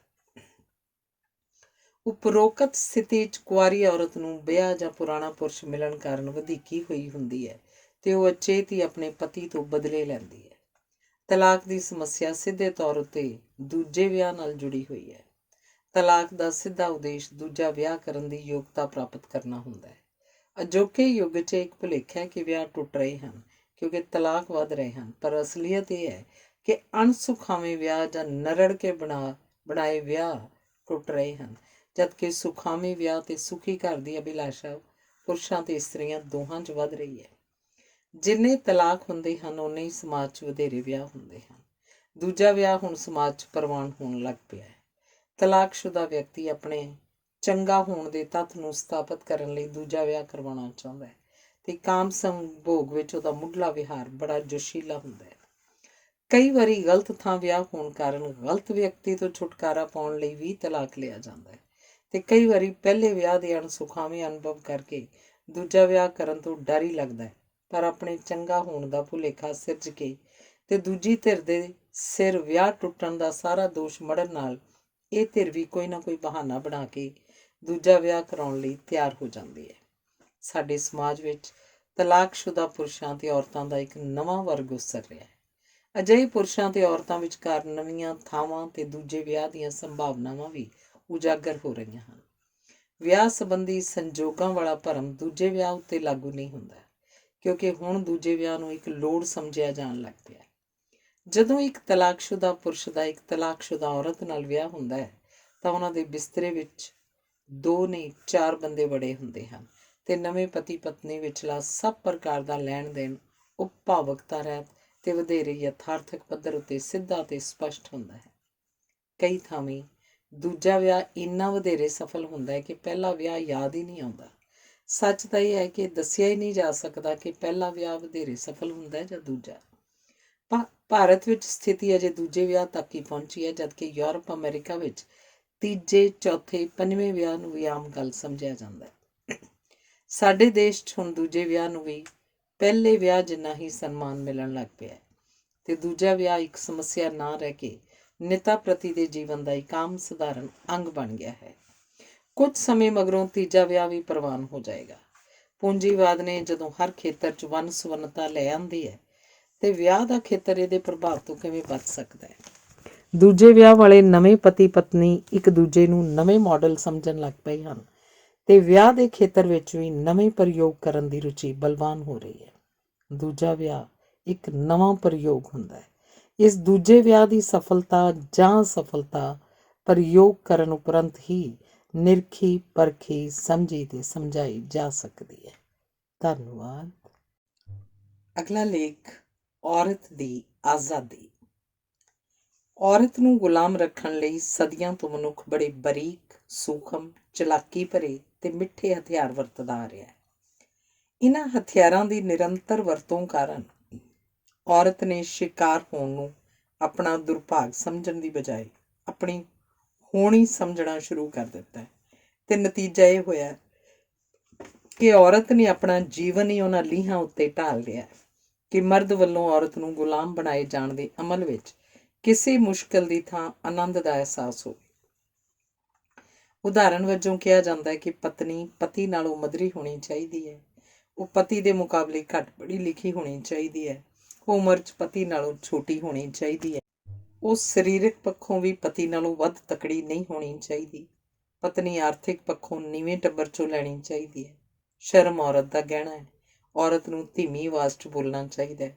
ਔਰਤ ਨੂੰ ਘਰ 'ਚ ਰਹਿਣਾ ਚਾਹੀਦਾ ਹੈ। ਉਹਨੂੰ ਆਪਣੀ ਨਜ਼ਰ ਨੀਵੀਂ ਰੱਖਣੀ ਚਾਹੀਦੀ ਹੈ। ਉਸ ਨੂੰ ਨਿਮਰਤਾ ਦਾ ਪ੍ਰਗਟਾਵਾ ਕਰਨਾ ਚਾਹੀਦਾ ਹੈ ਤੇ ਉਸ 'ਚ ਤਿਆਗ ਤੇ ਕੁਰਬਾਨੀ ਦੀ ਭਾਵਨਾ ਹੋਣੀ ਚਾਹੀਦੀ ਹੈ। ਇਵੇਂ ਹੀ ਸੰਜਮ, ਸੰਕੋਚ ਆਦਿ ਗੁਣ ਸਲਾਹੇ ਜਾਂਦੇ ਹਨ। ਉਪਰੋਕਤ ਸਾਰੀਆਂ ਗੱਲਾਂ ਅਸਲ 'ਚ ਨਾ ਤਾਂ ਗੁਣ ਹਨ ਤੇ ਨਾ ਹੀ ਇਹਨਾਂ ਦਾ ਔਰਤ ਨਾਲ ਕੋਈ ਤਰਕ ਸੰਗਤ ਸੰਬੰਧ ਹੈ। ਸੱਚ ਤਾਂ ਇਹ ਹੈ ਕਿ ਉਪਰੋਕਤ ਸਾਰੀਆਂ ਗੱਲਾਂ ਉਹ ਸ਼ਰਤਾਂ ਹਨ ਜਿਹੜੀਆਂ ਔਰਤ ਨੂੰ ਮਰਦ ਨਾਲ ਰਿਸ਼ਤਾ ਗੰਢਣ ਅਰਥਾਤ ਵਿਆਹ ਕਰਵਾਉਣ ਲਈ ਮੰਨਣੀਆਂ ਜ਼ਰੂਰੀ ਹਨ, ਤਾਂ ਕਿ ਮਰਦ ਵੱਲੋਂ ਔਰਤ ਨੂੰ ਆਪਣੇ ਅਧੀਨ ਕਰਨ ਦੇ ਰਾਹ 'ਚ ਕਿਸੇ ਵਿਰੋਧਤਾ ਦਾ ਸਾਹਮਣਾ ਨਾ ਕਰਨਾ ਪਵੇ। ਲੰਮਾ ਕੱਦ, ਵੱਡੀ ਉਮਰ, ਵਧੇਰੇ ਸ਼ਕਤੀਸ਼ਾਲੀ ਡੀਲ ਡੌਲ, ਉੱਚੀ ਰੋਹ ਭਰੀ ਆਵਾਜ਼, ਉਚੇਰਾ ਟੱਬਰ, ਵਧੇਰੇ ਵਿੱਦਿਆ, ਆਕੜ, ਮਾਣ ਤੇ ਅਣਖ ਆਦਿ ਜਿਹੇ ਲੱਛਣ ਸੁੱਤੇ ਸਿੱਧ ਮਰਦ ਨੂੰ ਔਰਤ ਦੇ ਮੁਕਾਬਲੇ ਹਰ ਪੱਖੋਂ ਵਧੇਰੇ ਸ਼ਕਤੀ, ਉਚੇਰਾ ਰੁਤਬਾ ਤੇ ਮਹੱਤਵ ਪ੍ਰਦਾਨ ਕਰਦੇ। ਛੋਟੀ ਉਮਰ, ਬਾਹਰ ਘੁੰਮਣ ਫਿਰਨ ਉੱਤੇ ਪਾਬੰਦੀ ਕਾਰਨ ਤੇ ਅਗਿਆਨਤਾ 'ਚ ਵਿਚਰਦੀ ਔਰਤ ਨੂੰ ਅਧੀਨ ਕਰਨਾ ਬੜਾ ਸੌਖਾ ਹੁੰਦਾ ਹੈ। ਅੱਗੋਂ ਇਹੀ ਔਰਤ ਅਗਲੀ ਸੰਤਾਨ ਤੇ ਵਿਸ਼ੇਸ਼ ਕਰਕੇ ਧੀਆਂ ਨੂੰ ਇਹਨਾਂ ਸੁਝਾਈਆਂ ਹੋਈਆਂ ਲੀਹਾਂ ਉੱਤੇ ਪਾਲਦੀ ਹੋਈ ਮਰਦ ਵੱਲੋਂ ਔਰਤ ਦੇ ਕੀਤੇ ਜਾਣ ਵਾਲੇ ਸ਼ੋਸ਼ਣ ਵਿੱਚ ਖੁਸ਼ੀ-ਖੁਸ਼ੀ ਸਹਾਈ ਹੁੰਦੀ ਹੈ। ਅੱਜ ਤੱਕ ਪੁਰਸ਼ ਹੀ ਔਰਤ ਨੂੰ ਛੱਡਦੇ ਆਏ ਹਨ, ਘਰੋਂ ਕੱਢਦੇ ਰਹੇ ਹਨ, ਪਰ ਜਦੋਂ ਕੋਈ ਔਰਤ ਪੁਰਸ਼ ਨੂੰ ਤਿਲਾਂਜਲੀ ਦਿੰਦੀ ਹੈ ਤਾਂ ਮਰਦ ਆਪਣਾ ਸਰੀਰਕ, ਮਾਨਸਿਕ ਸਭ ਪ੍ਰਕਾਰ ਦਾ ਸੰਤੁਲਨ ਗੁਆ ਬੈਠਦਾ ਹੈ। ਭਾਰਤੀ ਸਮਾਜ 'ਚ ਭਾਵੇਂ ਔਰਤ ਕਿਸੇ ਵੀ ਧਰਮ ਨਾਲ ਸੰਬੰਧਿਤ ਹੈ, ਉਹਦੀ ਸਮਾਜਿਕ ਸਥਿਤੀ ਹਿੰਦੂ ਧਰਮ ਦੀਆਂ ਪਾਈਆਂ ਲੀਹਾਂ ਉੱਤੇ ਹੀ ਉਸਰੀ ਹੋਈ ਹੈ। ਇਸਲਾਮੀ ਸਮਾਜ 'ਚ ਇਸਤਰੀ ਦੀ ਹਾਲਤ ਵਧੇਰੇ ਤਰਸਯੋਗ ਹੈ, ਕਿਉਂਕਿ ਉਹਨੂੰ ਬੁਰਕੇ ਦੀ ਚਲਦੀ ਫਿਰਦੀ ਜੇਲ੍ਹ 'ਚ ਵਿਚਰਨਾ ਪੈਂਦਾ ਹੈ। ਔਰਤ ਨੂੰ ਕਿਸਮਤ ਅਤੇ ਅਗਲੇ ਸੰਸਾਰ ਦੇ ਵਾਅਦੇ ਕਰਕੇ ਸੰਘਰਸ਼ ਦੇ ਰਾਹ ਉੱਤੇ ਆਉਣ ਹੀ ਨਹੀਂ ਦਿੱਤਾ ਗਿਆ। ਜਾਤ ਪਾਤ ਨੇ ਔਰਤ ਦੀ ਗੁਲਾਮੀ ਨੂੰ ਪੱਕਿਆਂ ਕੀਤਾ ਹੈ। ਔਰਤ ਵਿਆਹ ਨਹੀਂ ਕਰਦੀ, ਔਰਤ ਨਾਲ ਵਿਆਹ ਕੀਤਾ ਜਾਂਦਾ ਹੈ। ਭੂਗੋਲਿਕ ਤੌਰ ਉੱਤੇ ਔਰਤ ਜਿਸ ਥਾਂ ਸਮਾਜ ਜਾਂ ਇਲਾਕੇ 'ਚ ਜੰਮਦੀ ਹੈ, ਆਪਣੀ ਬਹੁਤੀ ਜ਼ਿੰਦਗੀ ਉੱਥੇ ਹੀ ਗੁਜ਼ਾਰਦੀ ਹੈ। ਔਰਤ ਨੂੰ ਗੁਲਾਮ ਬਣਾਉਣ 'ਤੇ ਹੋਰ ਵੀ ਕਈ ਢੰਗ ਵਰਤੇ ਜਾਂਦੇ ਹਨ। ਔਰਤ ਦੀ ਮਾਂ ਬਣਨ ਉੱਤੇ ਬਹੁਤ ਜ਼ੋਰ ਦਿੱਤਾ ਗਿਆ ਹੈ ਅਤੇ ਉਹਦੀ ਮੁਕਤੀ ਨੂੰ ਉਹਦੇ ਪੁੱਤਰ ਨਾਲ ਜੋੜ ਦਿੱਤਾ ਗਿਆ ਹੈ। ਉਹਨੂੰ ਆਪਣੀ ਜ਼ਿੰਦਗੀ ਦਾ ਸਭ ਤੋਂ ਚੰਗਾ ਹਿੱਸਾ ਗਰਭ ਦੀਆਂ ਅਤ ਮੁਸ਼ਕਿਲ ਜ਼ਿੰਮੇਵਾਰੀਆਂ ਵਿੱਚ ਹੀ ਗੁਜ਼ਾਰਨਾ ਪੈਂਦਾ ਹੈ। ਜਦੋਂ ਇਸ ਪਾਸੇ ਤੋਂ ਵਿਹਲੀ ਹੁੰਦੀ ਹੈ ਤਾਂ ਉਸ ਕੋਲ ਆਪਣਾ ਕੁਝ ਵੀ ਨਹੀਂ ਹੁੰਦਾ। ਬੱਚਿਆਂ ਦੀ ਪਛਾਣ ਵੀ ਪਿਤਾ ਦੇ ਨਾਂ ਨਾਲ ਹੁੰਦੀ ਹੈ। ਇਸ ਸਥਿਤੀ ਵਿੱਚ ਆਸ ਕੀਤੀ ਜਾਂਦੀ ਹੈ ਕਿ ਔਰਤ ਮਾਂ ਦੇ ਰੂਪ 'ਚ ਆਪਣੇ ਆਪ ਨੂੰ ਮਿਟਾ ਦੇਵੇ। ਔਰਤ ਕਿਸੇ ਜਾਇਦਾਦ ਦੀ ਮਾਲਕ ਨਹੀਂ ਬਣ ਦਿੱਤੀ ਗਈ। ਇਸੇ ਲਈ ਸੰਕਟਕਾਲੀਨ ਸਥਿਤੀ ਵਿੱਚ ਉਸ ਕੋਲ ਸਿਵਾਏ ਆਪਣੇ ਸਰੀਰ ਦੇ ਕੁਝ ਹੁੰਦਾ ਹੀ ਨਹੀਂ। ਇਸ ਲਈ ਉਹ ਇਸੇ ਨੂੰ ਵਰਤਣ ਵੇਚਣ ਲਈ ਮਜਬੂਰ ਹੁੰਦੀ ਹੈ। ਪੁਰਸ਼ ਜਵਾਨੀ 'ਚ ਸਭ ਤੋਂ ਵਧੇਰੇ ਉੱਨਤੀ ਕਰਦਾ, ਜਦਕਿ ਔਰਤ ਦਾ ਸਭ ਤੋਂ ਵੱਧ ਸ਼ੋਸ਼ਣ ਜਵਾਨੀ 'ਚ ਹੀ ਹੁੰਦਾ ਹੈ। ਉਹਨੂੰ ਮੁੜ ਮੁੜ ਗਰਭਵਤੀ ਕਰਕੇ ਮਰਦ ਨੇ ਔਰਤ ਨੂੰ ਆਜ਼ਾਦੀ ਦਾ ਸੰਕਲਪ ਹੀ ਗ੍ਰਹਿਣ ਨਹੀਂ ਕਰਨ ਦਿੱਤਾ। ਛੋਟੀ ਉਮਰ 'ਚ ਵਿਆਹ ਅਸਲ ਵਿੱਚ ਮਰਦ ਵੱਲੋਂ ਔਰਤ ਉੱਤੇ ਆਪਣੀ ਜਕੜ ਬਣਾਈ ਰੱਖਣ ਦਾ ਇੱਕ ਉਪਰਾਲਾ ਸੀ। ਕਿਸੇ ਫੈਸਲੇ ਵਿੱਚ ਕਿਉਂਕਿ ਔਰਤ ਦੀ ਸਲਾਹ ਲਈ ਹੀ ਨਹੀਂ ਜਾਂਦੀ, ਇਸੇ ਲਈ ਔਰਤ ਨੂੰ ਲੋੜ ਅਨੁਸਾਰ ਸੋਚਣ ਦੀ ਲੋੜ ਹੀ ਅਨੁਭਵ ਨਾ ਹੋਣ ਕਾਰਨ ਸੋਚਣ ਦੀ ਆਦਤ ਹੀ ਨਹੀਂ ਪਈ ਅਤੇ ਇਹ ਪ੍ਰਚਾਰਿਆ ਗਿਆ ਕਿ ਔਰਤ ਅਤੇ ਅਕਲ ਦਾ ਆਪਸ 'ਚ ਕੋਈ ਸੰਬੰਧ ਨਹੀਂ। ਅਰਥਾਤ ਵਪਾਰ ਤੇ ਰਾਜਨੀਤੀ ਵਿੱਚ ਔਰਤ ਤੋਂ ਕਿਸੇ ਸਿਆਣਪ ਦੀ ਆਸ ਕਰਨੀ ਵਿਅਰਥ ਹੈ। ਸੋਚਵਾਨ ਔਰਤ ਮਰਦ ਲਈ ਇੱਕ ਚੁਣੌਤੀ ਹੁੰਦੀ ਹੈ। ਵੱਧ ਪੜ੍ਹੀ ਲਿਖੀ ਔਰਤ ਪਤੀ ਲਈ ਇੱਕ ਸਮੱਸਿਆ ਹੁੰਦੀ ਹੈ। ਹੁਣ ਜਦੋਂ ਸਥਿਤੀ ਬਦਲ ਰਹੀ ਹੈ, ਪੁਰਸ਼ ਲਈ ਔਰਤ ਨਾਲ ਰਿਸ਼ਤੇ ਦੇ ਹਰ ਖੇਤਰ 'ਚ ਸਮੱਸਿਆਵਾਂ ਉਪਜ ਰਹੀਆਂ ਹਨ। ਜਿੱਥੇ ਵੀ ਪਰੰਪਰਾਗਤ ਲੀਹਾਂ ਨੂੰ ਔਰਤ ਨੇ ਉਲੰਘਣ ਦਾ ਯਤਨ ਕੀਤਾ ਹੈ, ਸਮੁੱਚੀ ਮਰਦ ਜਾਤ ਨੇ ਉਸ ਉੱਤੇ ਦੂਸ਼ਣ ਲਾਏ ਹਨ, ਜਿਹੜੇ ਅਸਲ 'ਚ ਮਰਦ ਦੀ ਆਪਣੀ ਡਾਵਾਂਡੋਲ ਸਥਿਤੀ ਦਾ ਹੀ ਪ੍ਰਗਟਾਵਾ ਹੁੰਦੇ ਹਨ।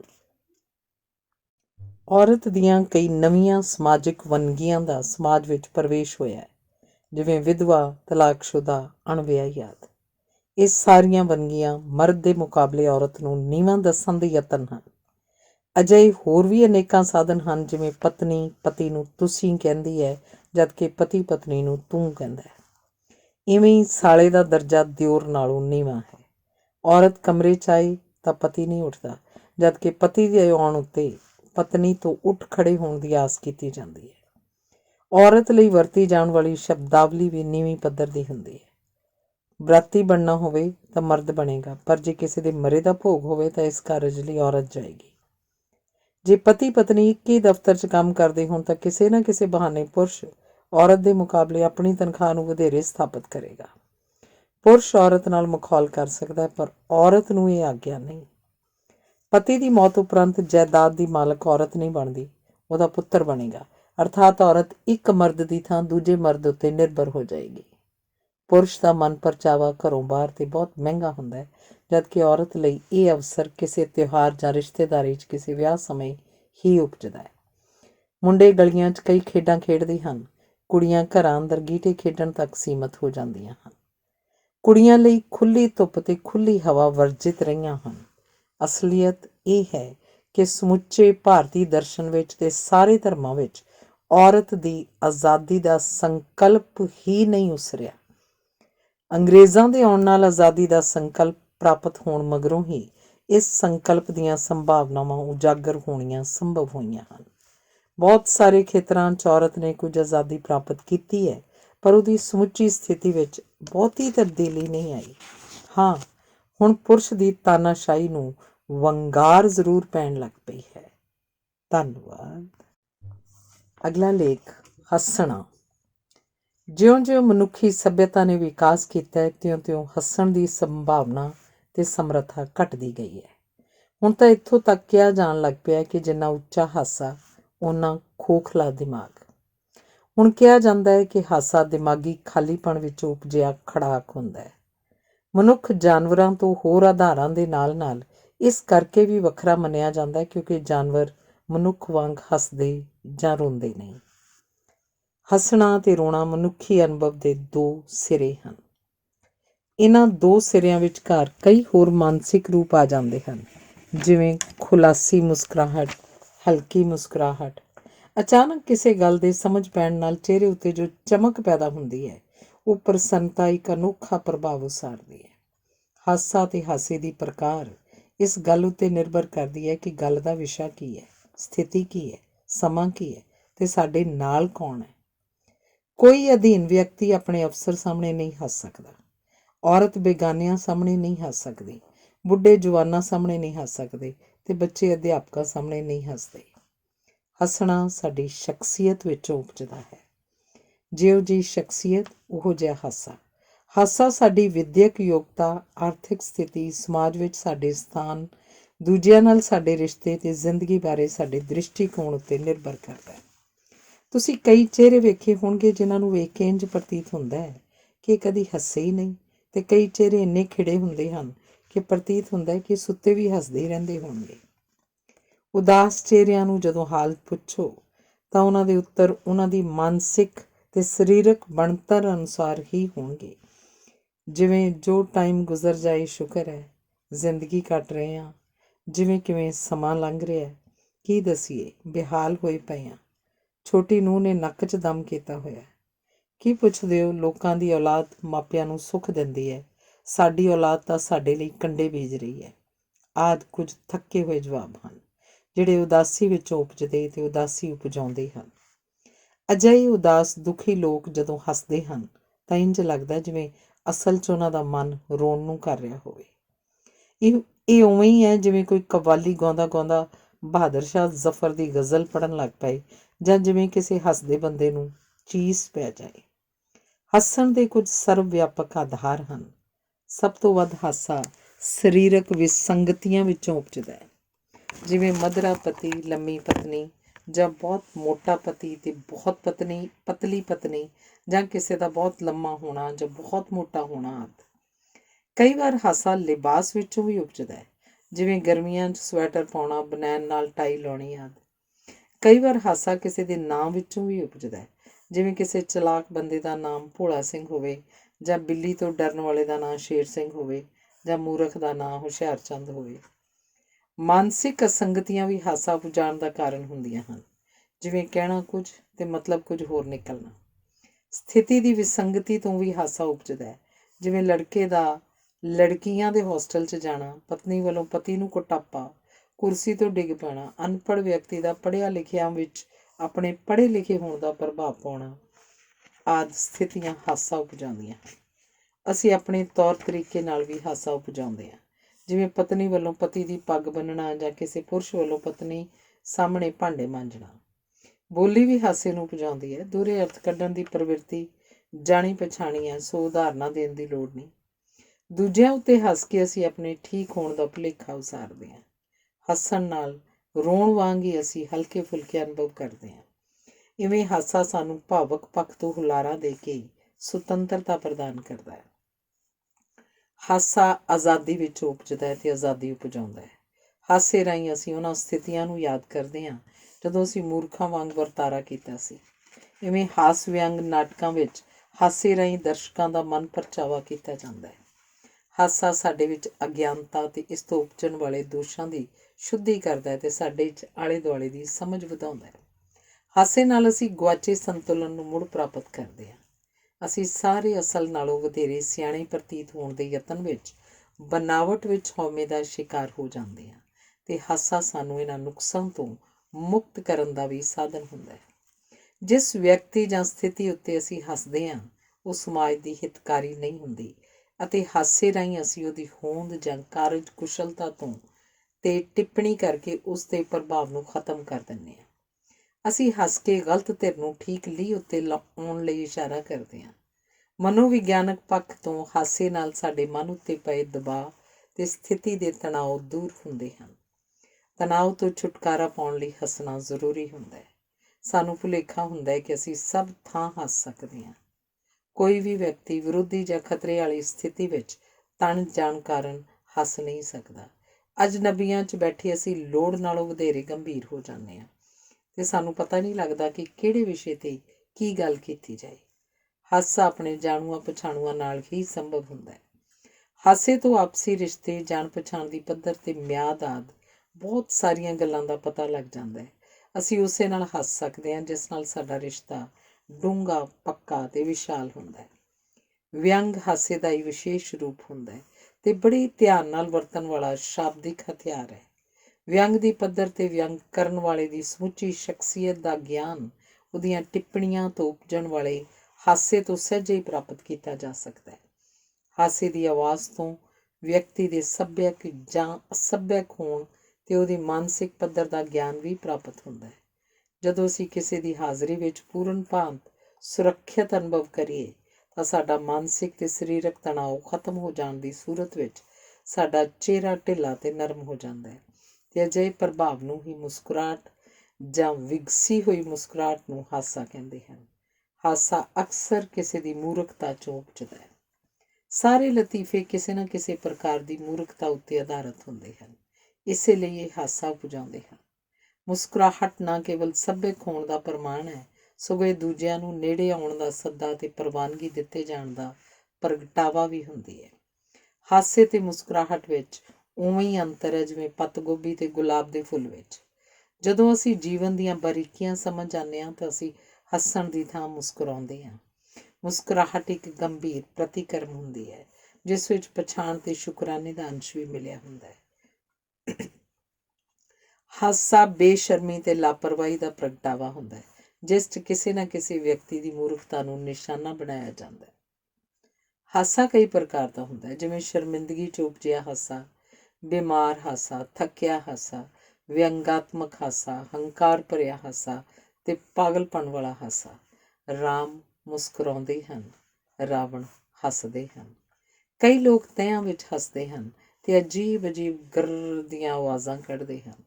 ਕਈ ਐਵੇਂ ਹੱਸਦੇ ਹਨ ਜਿਵੇਂ ਗੱਡੀ ਸੁਰੰਗ 'ਚ ਵੜ ਰਹੀ ਹੋਵੇ ਜਾਂ ਭਰੇ ਪਤਨਾਲੇ 'ਚੋਂ ਪਾਣੀ ਨਿਕਲ ਰਿਹਾ ਹੋਵੇ। ਕਈ ਵਾਰੀ ਚਿਰਾਂ ਮਗਰੋਂ ਮਿਲੇ ਵਿਅਕਤੀ ਨੂੰ ਅਸੀਂ ਉਹਦੇ ਹਾਸੇ ਦੀ ਆਵਾਜ਼ ਤੋਂ ਹੀ ਪਛਾਣਦੇ ਹਾਂ। ਕਿਸੇ ਨੂੰ ਜਿਨ੍ਹਾਂ ਗੱਲਾਂ ਉੱਤੇ ਹਾਸਾ ਆਉਂਦਾ ਹੈ ਉਹਨਾਂ ਦੇ ਆਧਾਰ ਉੱਤੇ ਉਹਦੀ ਸ਼ਖਸੀਅਤ ਦਾ ਖਾਕਾ ਉਸਾਰਿਆ ਜਾ ਸਕਦਾ ਹੈ। ਕਈ ਲੋਕ ਰੋਣਾ ਚਾਹੁਣ ਦੇ ਬਾਵਜੂਦ ਰੋ ਨਹੀਂ ਸਕਦੇ, ਇਸ ਲਈ ਉਹ ਹੱਸਦੇ ਹਨ। ਕਈਆਂ ਦੇ ਦੰਦ ਸੋਹਣੇ ਹੁੰਦੇ ਹਨ ਜਿਨ੍ਹਾਂ ਨੂੰ ਦਿਖਾਉਣ ਲਈ ਉਹ ਹੱਸਦੇ ਹਨ। ਮੌਲਿਕ ਵਿਅਕਤੀਆਂ ਦੇ ਹਾਸੇ ਵਿੱਚ ਵੀ ਮੌਲਿਕਤਾ ਹੁੰਦੀ ਹੈ। ਕਈ ਵਾਰੀ ਹਾਸਾ ਖੁਸ਼ੀ ਵਿੱਚੋਂ ਨਹੀਂ, ਦੁੱਖ ਵਿੱਚ ਉਪਜਦਾ ਹੈ। ਦੁੱਖ ਵੇਲੇ ਪਾਗਲਾਂ ਵਾਂਗ ਹੱਸਣਾ ਦੁੱਖ ਨੂੰ ਪ੍ਰਗਟਾਉਣ ਛੁਪਾਉਣ ਦਾ ਇੱਕ ਸਰਵ ਵਿਆਪਕ ਢੰਗ ਹੈ। ਹਾਸੇ ਨਾਲ ਕਈ ਦੁਸ਼ਮਣ ਨੂੰ ਦੋਸਤ ਨਹੀਂ ਬਣਾਇਆ ਜਾ ਸਕਦਾ, ਪਰ ਦੋਸਤ ਉੱਤੇ ਹੱਸਣ ਨਾਲ ਉਹਨੂੰ ਦੁਸ਼ਮਣ ਜ਼ਰੂਰ ਬਣਾਇਆ ਜਾ ਸਕਦਾ ਹੈ। ਕੁਆਰੀਆਂ ਕੁੜੀਆਂ ਦਾ ਹਾਸਾ ਅਗਿਆਨਤਾ, ਮਾਸੂਮਤਾ, ਨਿਰਛਲਤਾ 'ਚ ਉਪਜਦਾ ਹੈ ਤੇ ਉਹਨਾਂ ਦਾ ਹੱਸਣਾ ਪਿਆਰ ਕਰਨ ਦੀ ਦਾਵਤ ਦੇਣਾ ਹੁੰਦਾ। ਵੇਖਿਆ ਗਿਆ ਕਿ ਜਿੱਥੇ ਵੀ ਦੋਸਤਾਂ ਜਾਂ ਸਹੇਲੀਆਂ ਦੀਆਂ ਢਾਣੀਆਂ ਜੁੜ ਬੈਠਦੀਆਂ ਹਨ ਉੱਥੇ ਹੀ ਹਾਸੇ ਦੀ ਮਹਿਫਿਲ ਆਰੰਭ ਹੋ ਜਾਂਦੀ ਹੈ। ਹੱਸਣ ਨਾਲ ਸਾਡੀ ਸਿਹਤ ਚੰਗੀ ਨਹੀਂ ਹੁੰਦੀ, ਅਸੀਂ ਆਪਣੀ ਸਿਹਤ ਚੰਗੀ ਹੋਣ ਕਾਰਨ ਹੀ ਹੱਸਦੇ ਹਾਂ। ਧੰਨਵਾਦ।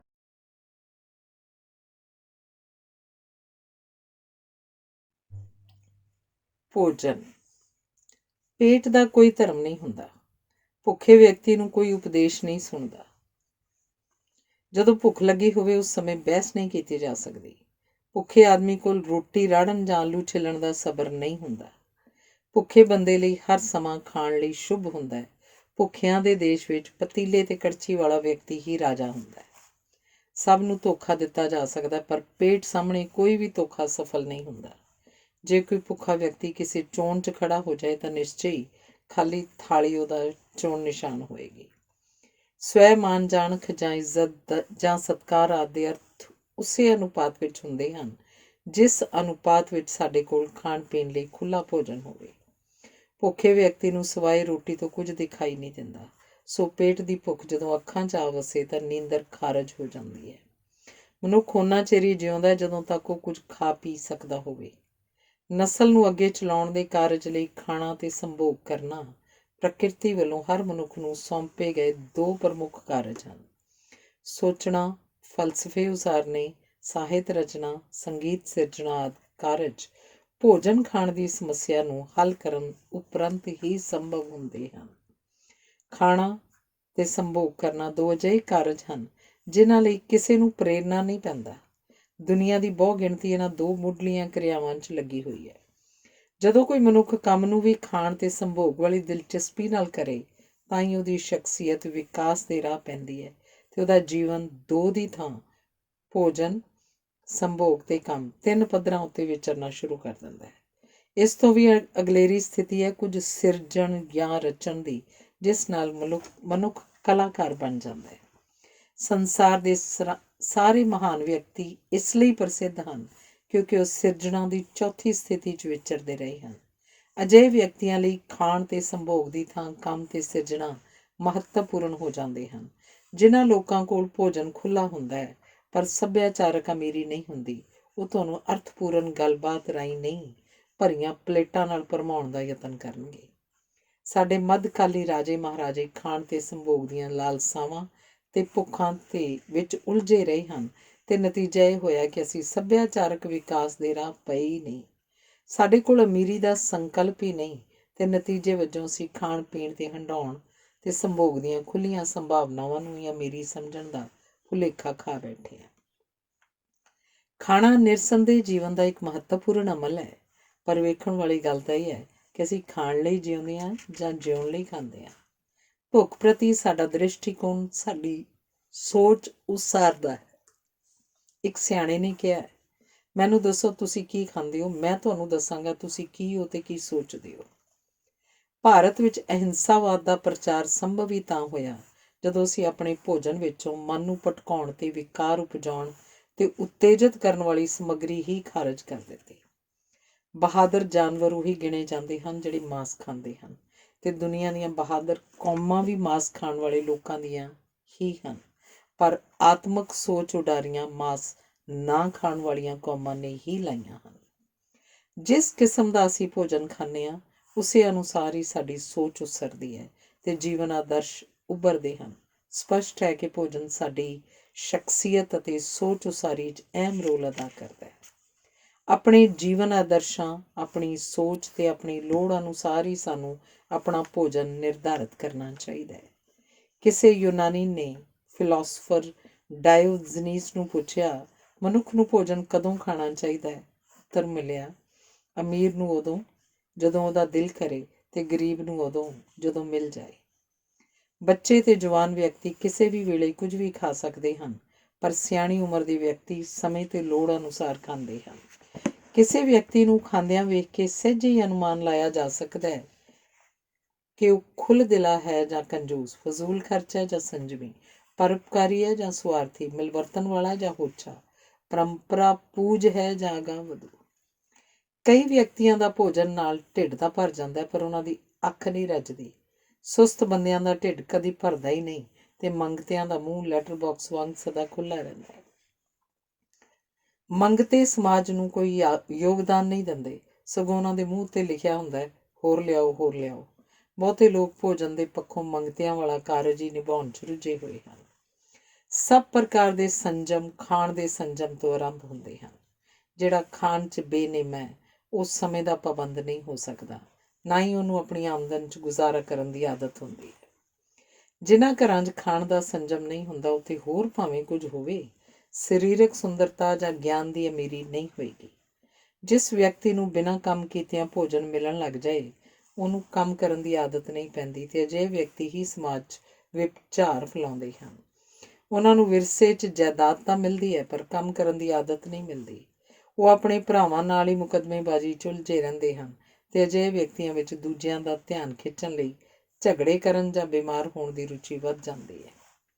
ਖਾਣ ਪੀਣ ਤੋਂ ਬਿਨਾਂ ਕੋਈ ਸਮਾਗਮ ਸੰਪੂਰਨ ਨਹੀਂ ਹੁੰਦਾ। ਭਾਰਤ ਵਿੱਚ ਹਰ ਸਮਾਗਮ ਖਾਣ ਪੀਣ ਦਾ ਹੀ ਇੱਕ ਬਹਾਨਾ ਹੁੰਦਾ ਹੈ। ਤਿਉਹਾਰ, ਮੇਲੇ, ਵਿਆਹ ਆਦਿ ਸਾਰੇ ਖਾਣ ਪੀਣ ਦੇ ਵੰਨ ਸੁਵੰਨੇ ਅਵਸਰਾਂ ਕਰਕੇ ਹੀ ਮਨ ਭਾਉਂਦੇ ਬਣੇ ਹਨ। ਜਦੋਂ ਸਾਡੇ ਘਰਾਂ 'ਚ ਖਾਣ ਪੀਣ ਦਾ ਪੱਧਰ ਵਿਆਹ ਵਿਚਲੇ ਖਾਣੇ ਦੀ ਪੱਧਰ 'ਤੇ ਆ ਜਾਏ ਉਦੋਂ ਬਰਾਤਾਂ ਆਪੇ ਛੋਟੀਆਂ ਹੋ ਜਾਣਗੀਆਂ। ਨਿਰਸੰਦੇਹ ਅਸੀਂ ਕਿਸੇ ਮਿਲਣੀ ਜਾਂ ਵਿਆਹ ਆਦਿ ਨੂੰ ਖਾਣ ਦੇ ਸੰਦਰਭ ਵਿੱਚ ਹੀ ਯਾਦ ਰੱਖਦੇ ਹਾਂ। ਕੋਈ ਸਮਾਗਮ ਉਂਝ ਭਾਵੇਂ ਕਿੰਨਾ ਵੀ ਚੰਗਾ ਹੋਵੇ, ਜੇ ਖਾਣ ਪੀਣ ਚੰਗਾ ਤੇ ਖੁੱਲ੍ਹਾ ਨਹੀਂ ਤਾਂ ਸਾਰੇ ਸ਼ਿਕਾਇਤ ਹੀ ਕਰਦੇ ਜਾਣਗੇ। ਜਦੋਂ ਅਸੀਂ ਕਿਸੇ ਨਾਲ ਰੁੱਸਦੇ ਹਾਂ ਤਾਂ ਸਭ ਤੋਂ ਪਹਿਲਾਂ ਉਸ ਨਾਲੋਂ ਖਾਣ ਪੀਣ ਦੇ ਸੰਬੰਧ ਤੋੜ ਲੈਂਦੇ ਹਾਂ ਤੇ ਉਸ ਨਾਲ ਮੁੜ ਖਾਣਾ ਆਰੰਭ ਕੇ ਹੀ ਸਮਝੌਤਾ ਹੁੰਦਾ ਹੈ।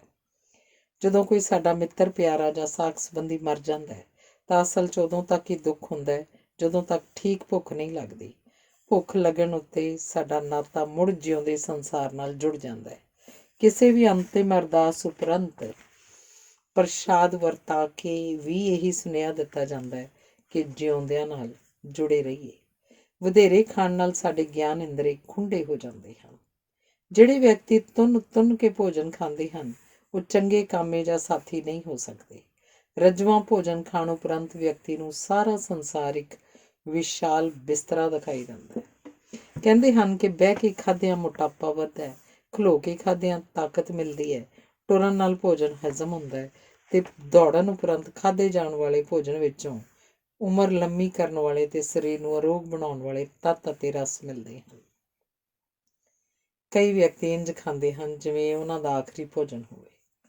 ਭੁੱਖ ਰੱਖ ਕੇ ਖਾਣਾ ਜਾਂ ਵਰਤ ਰੱਖਣਾ ਅਸਲ ਵਿੱਚ ਖਾਣ ਵਿੱਚ ਸੰਜਮ ਲਿਆਉਣ ਦੇ ਢੰਗ ਹਨ।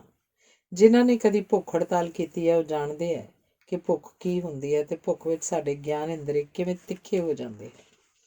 ਪੰਜਾਬੀਆਂ ਕੋਲ ਭੁੱਖ ਦਾ ਅਨੁਭਵ ਨਹੀਂ ਹੈ। ਸਾਡੇ ਸਾਹਿਤ ਵਿੱਚ ਭੁੱਖ ਦੀ ਪੇਸ਼ਕਾਰੀ ਨਹੀਂ ਹੋਈ। ਨਿਰੰਤਰ ਖਾਂਦੇ ਵਿਅਕਤੀ ਤੇ ਸੂਰ ਵਿੱਚ ਕੋਈ ਅੰਤਰ ਨਹੀਂ ਹੁੰਦਾ। ਪੰਜਾਬੀ ਖਾਣ ਪੀਣ ਦੇ ਪੱਖੋਂ ਸੌਖੇ ਹਨ ਤੇ ਵਧੇਰੇ ਖਾਂਦੇ ਹਨ। ਇਸ ਲਈ ਸਾਡੇ ਸਾਹਿਤ ਵਿੱਚ ਤਿੱਖੇ ਜੀਵਨ ਅਨੁਭਵ ਦੇ ਚਿੱਤਰ ਨਹੀਂ ਮਿਲਦੇ। ਕਹਿੰਦੇ ਹਨ ਰੂਸ 'ਚ ਜਦੋਂ ਇਨਕਲਾਬ ਆਇਆ ਤਾਂ ਸਾਂਝੇ ਲੰਗਰ ਤੇ ਖੁੱਲ੍ਹਾ ਭੋਜਨ ਮਿਲਣ ਕਾਰਨ ਰੂਸੀ ਮੋਟੇ ਹੋਣ ਲੱਗ ਪਏ। ਉਸ ਵੇਲੇ ਲੈਨਿਨ ਨੇ ਕਿਹਾ ਸੀ ਕਿ ਇਹਨਾਂ ਨੂੰ ਰੱਜ ਕੇ ਖਵਾਓ ਤੇ ਖੁਆਉਣ ਉਪਰੰਤ ਭਰੇ ਹੋਏ ਪਤੀਲੇ ਰੋੜ ਦਿਓ ਤਾਂ ਜੋ ਇਹ ਜਾਣ ਲੈਣ ਕਿ ਅਸੀਂ ਇੰਨਾ ਭੋਜਨ ਪਕਾ ਸਕਦੇ ਹਾਂ ਕਿ ਸਾਡੀ ਜਨਮਾਂ ਜਨਮਾਂਤਰਾਂ ਦੀ ਭੁੱਖ ਸ਼ਾਂਤ ਹੋ ਜਾਏ। ਰੂਸੀਆਂ ਦੀ ਨਵੀਂ ਪੀੜ੍ਹੀ ਪਤਲੀ ਹੈ। ਅਜੋਕੇ ਯੁੱਗ 'ਚ ਪਤਲਾਪਨ ਅਮੀਰੀ ਦੀ ਨਿਸ਼ਾਨੀ ਹੈ ਤੇ ਅਮੀਰ ਉਹ ਸਮਝਿਆ ਜਾਂਦਾ ਹੈ ਜਿਸ ਕੋਲ ਪੈਸਾ ਮੋਟਾ ਹੋਵੇ ਪਰ ਸਰੀਰ ਪਤਲਾ ਹੋਵੇ। ਸਵਾਦ ਭੁੱਖ ਦਾ ਹੁੰਦਾ ਹੈ, ਭੋਜਨ ਦਾ ਨਹੀਂ। ਜਿਹੜੇ ਖੁਸ਼ੀ ਤੇ ਜੋਸ਼, ਦਿਲਚਸਪੀ ਤੇ ਸ਼ੌਕ ਨਾਲ ਭੋਜਨ ਨਹੀਂ ਖਾ ਸਕਦੇ ਉਹ ਕਿਸੇ ਦੇ ਕੰਮ ਵੀ ਨਹੀਂ ਆ ਸਕਦੇ। ਰਲ ਕੇ ਬਹਿ ਕੇ ਪ੍ਰਸੰਨ ਚਿੱਤ ਨਾਲ ਭੋਜਨ ਖਾਣਾ ਇੱਕ ਵਸਦੇ ਰਸਤੇ ਘਰ ਦੀ ਨਿਸ਼ਾਨੀ ਹੁੰਦਾ ਹੈ। ਕਿਸੇ ਟੱਬਰ ਦੀ ਖੁਸ਼ਹਾਲੀ ਉਸ ਘਰ ਦੀ ਰਸੋਈ ਨਾਲ ਜੁੜੀ ਹੁੰਦੀ ਹੈ। ਖਾਣਾ ਖਾਣ ਲਈ ਔਸਤ 20 ਮਿੰਟ ਲੱਗਦੇ ਹਨ। ਇਹਨਾਂ 20 ਮਿੰਟਾਂ ਦੀ ਵਿਉਂਤ ਸਾਡੇ ਸਮੁੱਚੇ ਜੀਵਨ ਦ੍ਰਿਸ਼ਟੀਕੋਣ ਨੂੰ ਨਿਰਧਾਰਿਤ ਕਰਦੀ ਹੈ। ਕਈ ਖਾ ਖਾ ਕੇ ਆਪਣੇ ਸਰੀਰ ਨੂੰ ਕੁਟੱਬਾ ਬਣਾ ਲੈਂਦੇ ਹਨ। ਸਾਰਾ ਜੀਵਨ ਮਨੁੱਖ ਹਰ ਰੋਜ਼ 3 ਵਾਰ ਭੋਜਨ ਖਾਂਦਾ ਹੈ, ਪਰ ਇਸ ਅਭਿਆਸ ਦੇ ਬਾਵਜੂਦ ਲੋਕ ਨਹੀਂ ਜਾਣਦੇ ਕਿ ਕਿਸੇ ਸਮਾਗਮ 'ਤੇ ਉਹਨਾਂ ਨੂੰ ਆਪਣੀ ਪਲੇਟ ਵਿੱਚ ਕਿੰਨਾ ਭੋਜਨ ਪਾਉਣਾ ਚਾਹੀਦਾ ਹੈ ਤੇ ਆਪਣੀ ਪਲੇਟ ਵਿੱਚ ਉਹ ਅਕਸਰ ਲਾਲਚ ਕਾਰਨ ਤਸਲੇ ਜਿੰਨਾ ਭੋਜਨ ਪਾ ਕੇ ਆਪਣੀ ਮੂਰਖਤਾ ਦਾ ਪ੍ਰਗਟਾਵਾ ਕਰਦੇ ਹਨ। ਇੱਕ ਅਜਿਹੇ ਵਿਅਕਤੀ ਨੇ ਇੱਕ ਡਾਕਟਰ ਨੂੰ ਪੁੱਛਿਆ, ਕੋਈ ਢੰਗ ਦੱਸੋ, ਪਤਲਾ ਹੋਣਾ ਚਾਹੁੰਦਾ। ਡਾਕਟਰ ਨੇ ਕਿਹਾ, ਕਿਸੇ ਨੂੰ ਪਿਆਰ ਕਰੋ। ਡਾਕਟਰ ਦਾ ਭਾਵ ਸੀ ਕਿ ਕਿਸੇ ਨੂੰ ਪਿਆਰ ਕਰਨ ਦੀ ਸਥਿਤੀ 'ਚ ਸਾਨੂੰ ਆਪਣਾ ਮੋਟਾਪਾ ਕੁਢੱਬਾ ਪ੍ਰਤੀਤ ਹੋਏਗਾ ਤੇ ਇਸ ਪਹਿਚਾਣ ਵਿੱਚੋਂ ਹੀ ਖਾਣ ਦਾ ਸੰਜਮ ਉਪਜੇਗਾ ਕਿਉਂਕਿ ਅਸੀਂ ਪਿਆਰ ਨਾਲ ਹੀ ਰੱਜ ਜਾਵਾਂਗੇ। ਕਹਿੰਦੇ ਹਨ ਕਿ ਘੱਟ ਖਾਧੇ ਦਾ ਕਦੀ ਪਛਤਾਵਾ ਨਹੀਂ ਹੁੰਦਾ। ਮੋਟੇ ਬੰਦੇ ਅਚਾਨਕ ਤੇ ਜਲਦੀ ਮਰਦੇ ਹਨ। ਇਹ ਵੀ ਕਿਹਾ ਜਾਂਦਾ ਹੈ ਕਿ ਜਿਹੜੀ ਚੀਜ਼ ਕੇਵਲ ਸਵਾਦ ਲਈ ਖਾਧੀ ਜਾਵੇ ਉਹ ਬਿਮਾਰੀਆਂ ਨੂੰ ਜਨਮ ਦਿੰਦੀ ਹੈ। ਤੰਦਰੁਸਤ ਰਹਿਣ ਦਾ ਇੱਕ ਸੁਨਹਿਰੀ ਅਸੂਲ ਹੈ, ਜੋ ਮਰਜ਼ੀ ਖਾਓ ਪਰ ਖਾਣੇ ਦੇ ਮੇਜ਼ 'ਤੇ ਖਾਓ, ਜਾਂ ਜੋ ਖਾਣਾ ਹੈ ਉਹ ਇੱਕੋ ਵਾਰੀ ਥਾਲੀ 'ਚ ਪਾ ਲਓ। ਸਾਡੇ ਦੇਸ਼ 'ਚ ਅਮੀਰੀ ਦੇ ਅਰਥ ਖੁੱਲ੍ਹਾ ਰੱਜ ਕੇ ਖਾਣ ਪੀਣ ਵਿਚਲੀ ਮੌਜ ਤੋਂ ਲਏ ਜਾਂਦੇ ਹਨ, ਪਰ ਅਜਿਹੇ ਘਰਾਂ 'ਚ ਮਾਲਕ ਬਿਮਾਰ ਹੁੰਦੇ ਹਨ ਤੇ ਘੱਟ ਖਾਣ ਵਾਲੇ ਤੇ ਕੰਮ ਕਰਨ ਵਾਲੇ ਨੌਕਰ ਹੀ ਤੰਦਰੁਸਤ ਹੁੰਦੇ ਹਨ। ਅਸਲ ਅਮੀਰੀ ਤੇ ਖੁਸ਼ਹਾਲੀ ਉੱਥੇ ਹੁੰਦੀ ਹੈ ਜਿੱਥੇ ਖਾਣ ਪੀਣ ਨੂੰ ਖੁੱਲ੍ਹਾ ਹੋਵੇ ਪਰ ਸਰੀਰ ਵਿੱਚੋਂ ਸੰਜਮ ਤੇ ਸੰਕੋਚ ਝਲਕੇ। ਧੰਨਵਾਦ। ਅਗਲਾ ਲੇਖ ਹੈ ਮੁਆਫ਼ ਕਰਨਾ। ਜਦੋਂ ਤੱਕ ਕੋਈ ਗਲਤੀ ਨਹੀਂ ਕਰਦਾ ਉਦੋਂ ਤੱਕ ਉਹ ਆਪਣੇ ਆਪ ਨੂੰ ਮਨੁੱਖ ਅਖਵਾਉਣ ਦਾ ਹੱਕਦਾਰ ਨਹੀਂ ਬਣਦਾ। ਗਲਤੀ ਨਾਲ ਹੀ ਸਾਨੂੰ ਅਹਿਸਾਸ ਹੁੰਦਾ ਹੈ ਕਿ ਅਸੀਂ ਇਨਸਾਨ ਹਾਂ। ਇਸੇ ਕਰਕੇ ਕਿਹਾ ਜਾਂਦਾ ਹੈ ਕਿ ਮਨੁੱਖ ਗਲਤੀ ਦਾ ਪੁਤਲਾ ਹੈ। ਰੱਬ ਨੂੰ ਗਲਤੀ ਕਰਨ ਦਾ ਅਧਿਕਾਰ ਨਹੀਂ, ਕੇਵਲ ਰੱਬ ਹੀ ਗਲਤੀ ਨਹੀਂ ਕਰਦਾ ਤੇ ਕੋਈ ਗਲਤੀ ਨਾ ਕਰਨ ਕਰਕੇ ਹੀ ਉਹ ਰੱਬ ਹੈ। ਕਹਿੰਦੇ ਹਨ ਇੱਕ ਵਾਰੀ ਰੱਬ ਨੇ ਆਪਣੇ ਇੱਕ ਭਗਤ ਨੂੰ ਪੁੱਛਿਆ, ਦੱਸ ਤੂੰ ਕੀ ਕੀ ਗਲਤੀਆਂ ਕੀਤੀਆਂ ਹਨ। ਅੱਗੋਂ ਉੱਤਰ ਮਿਲਿਆ, ਮਹਾਰਾਜ ਮੈਂ ਕੋਈ ਗਲਤੀ ਨਹੀਂ ਕੀਤੀ। ਰੱਬ ਨੇ ਨਾਰਾਜ਼ ਹੋ ਕੇ ਕਿਹਾ, ਕਿਉਂ? ਤੈਨੂੰ ਵਿਸ਼ਵਾਸ ਨਹੀਂ ਸੀ ਕਿ ਮੈਂ ਤੈਨੂੰ ਮਾਫ਼ ਕਰ ਦੇਵਾਂਗਾ? ਗਲਤੀ ਕਰਨਾ ਮਨੁੱਖੀ ਫਿਤਰਤ ਹੈ, ਮਨੁੱਖ ਹੋਣ ਦਾ ਸਬੂਤ ਹੈ, ਜਦਕਿ ਗਲਤੀਆਂ ਨੂੰ ਮਾਫ਼ ਕਰਨਾ ਰੱਬ ਦਾ ਸੁਭਾਅ ਹੈ। ਮਨੁੱਖ ਨੇ ਆਪਣੀਆਂ ਤਰਕਸ਼ੀਲ ਕਿਰਿਆਵਾਂ ਮਸ਼ੀਨਾਂ ਤੇ ਕੰਪਿਊਟਰਾਂ ਨੂੰ ਸੌਂਪ ਦਿੱਤੀਆਂ ਹਨ, ਪਰ ਗਲਤੀ ਕਰਨ ਦਾ ਲੱਛਣ ਮਨੁੱਖ ਦੇ ਕੋਲ ਹੀ ਰਹੇਗਾ। ਜਿਹੜੀ ਚੀਜ਼ ਖਰਾਬ ਹੋ ਸਕਦੀ ਹੈ ਜਾਂ ਵਿਗੜ ਸਕਦੀ ਹੈ, ਉਹਨੇ ਅੰਤ ਨੂੰ ਖਰਾਬ ਹੋਣਾ ਜਾਂ ਵਿਗੜਨਾ ਹੀ ਹੁੰਦਾ ਹੈ। ਮਨੁੱਖਾਂ ਤੇ ਜਾਨਵਰਾਂ ਵਿੱਚ ਅੰਤਰ ਇਹ ਹੈ ਕਿ ਮਨੁੱਖ ਆਪਣੀ ਗਲਤੀ ਨੂੰ ਵੇਖ ਕੇ ਪਛਤਾ ਸਕਦਾ ਹੈ, ਜਾਨਵਰ ਅਜਿਹਾ ਨਹੀਂ ਕਰ ਸਕਦੇ। ਮਨੁੱਖ ਤੇ ਰੱਬ ਵਿਚਕਾਰ ਸਾਂਝ ਇਹ ਹੈ ਕਿ ਕਈ ਵਾਰੀ ਗਲਤੀ ਕਰਨ ਵਾਲਾ ਮਨੁੱਖ ਦੂਜੇ ਤੋਂ ਆਸ ਕਰਦਾ ਹੈ ਕਿ ਉਹ ਰੱਬ ਬਣ ਕੇ ਉਹਨੂੰ ਮਾਫ਼ ਕਰੇ। ਗਲਤੀਆਂ ਅਸੀਂ ਕਰਦੇ ਹਾਂ, ਪਰ ਬਹੁਤ ਘੱਟ ਲੋਕ ਹਨ ਜਿਨ੍ਹਾਂ ਨੂੰ ਦੂਜਿਆਂ ਦੀਆਂ ਗਲਤੀਆਂ ਅਣਡਿੱਠ ਕਰਨ ਜਾਂ ਮਾਫ਼ ਕਰਨ ਦਾ ਹੁਨਰ ਆਉਂਦਾ ਹੈ। ਬਹੁਤੇ ਲੋਕ ਸਾਹ ਲੈਂਦੇ ਹਨ ਤੇ ਉਸੇ ਨੂੰ ਜੀਵਨ ਸਮਝਦੇ ਹਨ। ਬਹੁਤ ਘੱਟ ਲੋਕ ਹਨ ਜਿਨ੍ਹਾਂ ਨੂੰ ਜਿਉਣ ਦਾ ਹੁਨਰ ਆਉਂਦਾ ਹੈ। ਇਵੇਂ ਹੀ ਬਹੁਤੇ ਲੋਕ ਬਦਲੇ ਦੀ ਭਾਵਨਾ ਦਾ ਸ਼ਿਕਾਰ ਹੁੰਦੇ ਹਨ। ਕੋਈ ਵਿਰਲਾ ਹੀ ਹੁੰਦਾ ਜਿਸ ਵਿੱਚ ਮਾਫ਼ ਕਰਨ ਦੀ ਦਲੇਰੀ ਹੁੰਦੀ ਹੈ। ਗਲਤੀ ਹਰ ਕਿਸੇ ਤੋਂ ਹੋ ਜਾਂਦੀ ਹੈ। ਗਲਤੀਆਂ ਦੋ ਕਿਸਮ ਦੀਆਂ ਹੁੰਦੀਆਂ ਹਨ, ਆਪੇ ਹੋ ਜਾਣ ਵਾਲੀ ਤੇ ਜਾਣ ਬੁੱਝ ਕੇ ਕੀਤੀ ਜਾਣ ਵਾਲੀ। ਸਿਆਣੇ ਵਿਅਕਤੀ ਗਲਤੀ ਤੋਂ ਅੱਗੇ ਲੰਘ ਜਾਂਦੇ ਹਨ, ਜਦਕਿ ਮੂਰਖ ਵਿਅਕਤੀ ਗਲਤੀ ਉੱਤੇ ਹੀ ਅੜਿਆ ਰਹਿੰਦਾ ਹੈ। ਸਾਰੇ ਮਨੁੱਖਾਂ ਵਿੱਚ ਸਾਂਝ ਹੀ ਇਸ ਗੱਲ ਦੀ ਹੈ ਕਿ ਉਹ ਗਲਤੀਆਂ ਕਰਦੇ ਹਨ। ਇਹ ਤੱਥ ਮਨੁੱਖਾਂ ਵਿਚਕਾਰ ਅਨੇਕਾਂ ਸਹਿਯੋਗਾਂ ਦਾ ਆਧਾਰ ਬਣਦਾ ਹੈ। ਬਦਲੇ ਦੀ ਭਾਵਨਾ ਅਸਲ ਵਿੱਚ ਜੰਗਲੀ ਇਨਸਾਫ ਹੈ। ਸਾਰੇ ਕਾਨੂੰਨਾਂ ਤੇ ਨਿਯਮਾਂ ਦਾ ਨਿਰਮਾਣ ਇਸ ਆਧਾਰ ਉੱਤੇ ਹੋਇਆ ਹੈ ਕਿ ਮਨੁੱਖ 'ਚ ਬਦਲੇ ਦੀ ਭਾਵਨਾ ਨੂੰ ਘਟਾਇਆ ਜਾ ਸਕੇ। ਬਦਲਾ ਲੈਣ ਵਾਲਾ ਮਨੁੱਖ ਆਪਣੇ ਆਪ ਨੂੰ ਦੂਜੀ ਧਿਰ ਦੀ ਪੱਧਰ ਤੱਕ ਡੇਗਦਾ ਹੈ ਤੇ ਬਦਲਾ ਲੈਂਦੇ ਲੈਂਦੇ ਦੂਜੀ ਧਿਰ ਨਾਲੋਂ ਵੀ ਨਿੱਘਰ ਜਾਂਦਾ ਹੈ। ਬਦਲੇ ਦੀ ਭਾਵਨਾ ਵਾਲੇ ਮਨੁੱਖ ਭੂਤਕਾਲ ਵਿੱਚ ਹੀ ਵਿਚਰਦੇ ਰਹਿੰਦੇ ਹਨ। ਬਦਲਾ ਲੈਣ ਵਾਲੀ ਧਿਰ ਦੀ ਮਾਨਸਿਕ ਸਥਿਤੀ ਇੱਕ ਬੇਚੈਨ, ਅਸ਼ਾਂਤ ਤੇ ਤੜਪ ਰਹੇ ਵਿਅਕਤੀ ਵਾਲੀ ਹੁੰਦੀ ਹੈ। ਕਈ ਮਨੁੱਖਾਂ ਦੀ ਸੋਚ ਹੀ ਪੁੱਠੀ ਹੁੰਦੀ ਹੈ ਤੇ ਉਹ ਜੇ ਕਿਸੇ ਦਾ ਕੁਝ ਕਰ ਸਕਦੇ ਹਨ ਤਾਂ ਕੇਵਲ ਨੁਕਸਾਨ ਹੀ ਕਰ ਸਕਦੇ ਹਨ। ਅਜਿਹੇ ਵਿਅਕਤੀਆਂ ਵਿੱਚ ਮਾਫ਼ ਕੀਤੇ ਜਾਣ ਦੀ ਇੱਛਾ ਨਹੀਂ ਹੁੰਦੀ। ਇਹ ਮਾਫ਼ ਨਹੀਂ ਕੀਤੇ ਜਾ ਸਕਦੇ। ਇਹ ਸਮਾਜ ਦੇ ਸਰੀਰ ਤੇ ਫੋੜਾ ਹੁੰਦੇ ਹਨ। ਇਹਨਾਂ ਦਾ ਨਿਵਾਸ ਸਥਾਨ ਜੇਲ੍ਹ ਜਾਂ ਪਾਗਲਖਾਨਾ ਹੁੰਦਾ ਹੈ। ਜਦੋਂ ਕੋਈ ਸਾਡੇ ਨਾਲ ਘਿਸਰ ਕੇ ਲੰਘਦਾ ਹੈ ਤਾਂ ਸਾਨੂੰ ਪਤਾ ਲੱਗ ਜਾਂਦਾ ਹੈ ਕਿ ਉਹ ਸੁਭਾਵਕ ਹੀ ਘਿਸ ਰਿਹਾ ਹੈ ਜਾਂ ਜਾਣ ਕੇ ਸ਼ਰਾਰਤ ਨਾਲ ਘਿਸ ਰਿਹਾ ਹੈ। ਬਦਲਾ ਲੈਣ ਸਮੇਂ ਵੀ ਇਹ ਅੰਤਰ ਕਰਨਾ ਜ਼ਰੂਰੀ ਹੁੰਦਾ ਹੈ ਕਿ ਗਲਤੀ ਜਾਣ ਕੇ ਕੀਤੀ ਗਈ ਹੈ ਜਾਂ ਸੁਭਾਵਕ ਹੀ ਹੋ ਗਈ ਹੈ। ਗਲਤੀ ਕਰਨ ਵਾਲੇ ਦੇ ਪਹਿਲੇ 5 ਵਾਕ ਅਜਿਹਾ ਨਿਰਣਾ ਕਰਨ 'ਚ ਕਾਫੀ ਹੁੰਦੇ ਹਨ। ਕੁਝ ਗਲਤੀਆਂ ਅਜਿਹੀਆਂ ਹੁੰਦੀਆਂ ਹਨ ਜਿਹੜੀਆਂ ਦੁਸ਼ਮਣੀ ਕਰਦੇ ਹਨ, ਜਾਂ ਜਿਹੜੇ ਅਜਿਹੀਆਂ ਗਲਤੀਆਂ ਕਰਦੇ ਹਨ ਉਹ ਸਾਡੇ ਦੁਸ਼ਮਣ ਜਾਂ ਅਸੀਂ ਉਹਨਾਂ ਦੇ ਦੁਸ਼ਮਣ ਬਣ ਜਾਂਦੇ ਹਾਂ। ਦੁਸ਼ਮਣਾਂ ਨੂੰ ਮਾਫ਼ ਕਰਨਾ ਸੌਖਾ ਹੁੰਦਾ ਹੈ, ਪਰ ਦੋਸਤਾਂ ਨੂੰ ਮਾਫ਼ ਕਰਨ ਦੀਆਂ ਮਿਸਾਲਾਂ ਬੜੀਆਂ ਘੱਟ ਹਨ। ਉਂਝ ਤਾਂ ਦੋਸਤੀਆਂ ਵਿੱਚ ਅਸੀਂ ਬੜਾ ਕੁਝ ਸਹਿਜੇ ਹੀ ਬਰਦਾਸ਼ਤ ਕਰ ਲੈਂਦੇ ਹਾਂ, ਪਰ ਜਦੋਂ ਗੱਲ ਮਾਫ਼ੀ ਮੰਗਣ ਤੇ ਮਾਫ਼ ਕਰਨ ਤੱਕ ਜਾ ਪਹੁੰਚੇ ਤਾਂ ਉਸ ਤੋਂ ਪਹਿਲਾਂ ਹੀ ਦੋਸਤੀ ਮੁੱਕ ਚੁੱਕੀ ਹੁੰਦੀ ਹੈ ਤੇ ਦੋਸਤ ਦੁਸ਼ਮਣ ਬਣ ਚੁੱਕੇ ਹੁੰਦੇ ਹਨ। ਮਾਫ਼ ਕੀਤਾ ਦੋਸਤ ਬਦਲਾ ਲੈਣ ਲਈ ਮੌਕਾ ਉਡੀਕਦਾ ਰਹਿੰਦਾ ਹੈ। ਅਜਿਹੀ ਸਥਿਤੀ 'ਚ ਕੁਝ ਘਟਨਾਵਾਂ ਸੁਭਾਵਕ ਹੀ ਇੰਝ ਵਾਪਰਦੀਆਂ ਹਨ ਕਿ ਦੋਵੇਂ ਧਿਰਾਂ ਵਿਚਕਾਰ ਵਿੱਥ ਵੱਧਦੀ ਰਹਿੰਦੀ ਹੈ ਤੇ ਜ਼ਿੰਦਗੀ 'ਚ ਸਮਾਂ ਹੀ ਨਹੀਂ ਮਿਲਦਾ ਕਿ ਰਿਸ਼ਤੇ ਨੂੰ ਮੁੜ ਗੰਢਿਆ ਜਾ ਸਕੇ।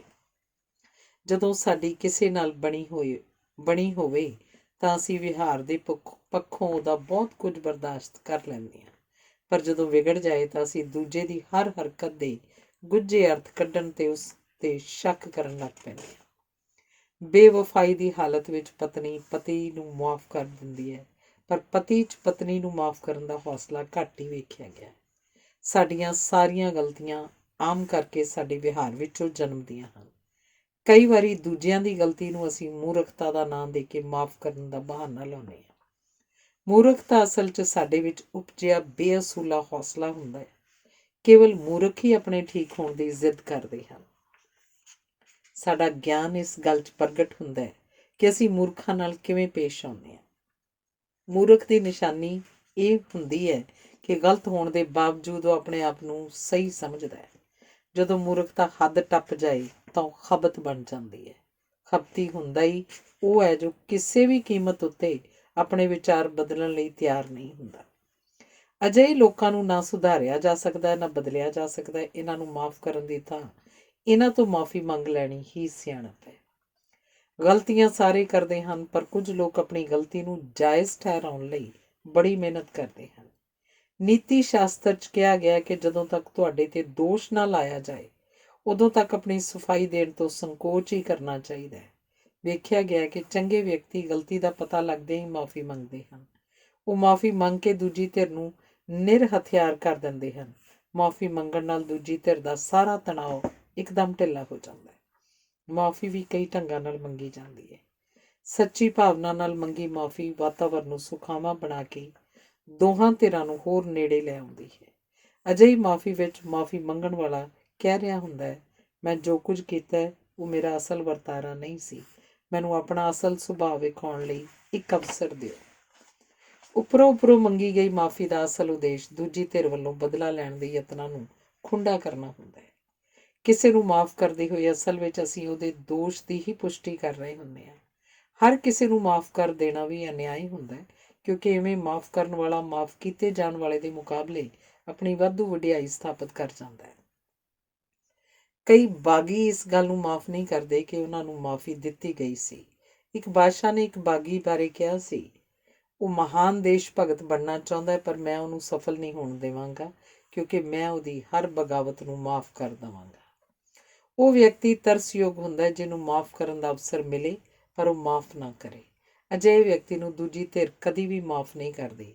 ਜਦੋਂ ਕਿਸੇ ਵਿਅਕਤੀ ਨੂੰ ਮਾਫੀ ਮੰਗਣ ਦੇ ਬਾਵਜੂਦ ਮਾਫ ਨਾ ਕੀਤਾ ਜਾਏ, ਉਹ 100 ਸੱਪਾਂ ਦੀ ਜ਼ਹਿਰ ਘੋਲਦਾ ਹੈ ਤੇ ਡੰਗ ਮਾਰਨ ਲਈ ਮੌਕੇ ਦੀ ਤਲਾਸ਼ 'ਚ ਰਹਿੰਦਾ ਹੈ। ਮਾਫੀ ਮੰਗਣ ਦੇ ਬਾਵਜੂਦ ਜਦੋਂ ਕਿਸੇ ਨੂੰ ਮਾਫ ਨਾ ਕੀਤਾ ਜਾਏ ਤਾਂ ਇਸ ਤੋਂ ਵੱਡੀ ਕੋਈ ਬੇਇੱਜ਼ਤੀ ਨਹੀਂ ਹੁੰਦੀ।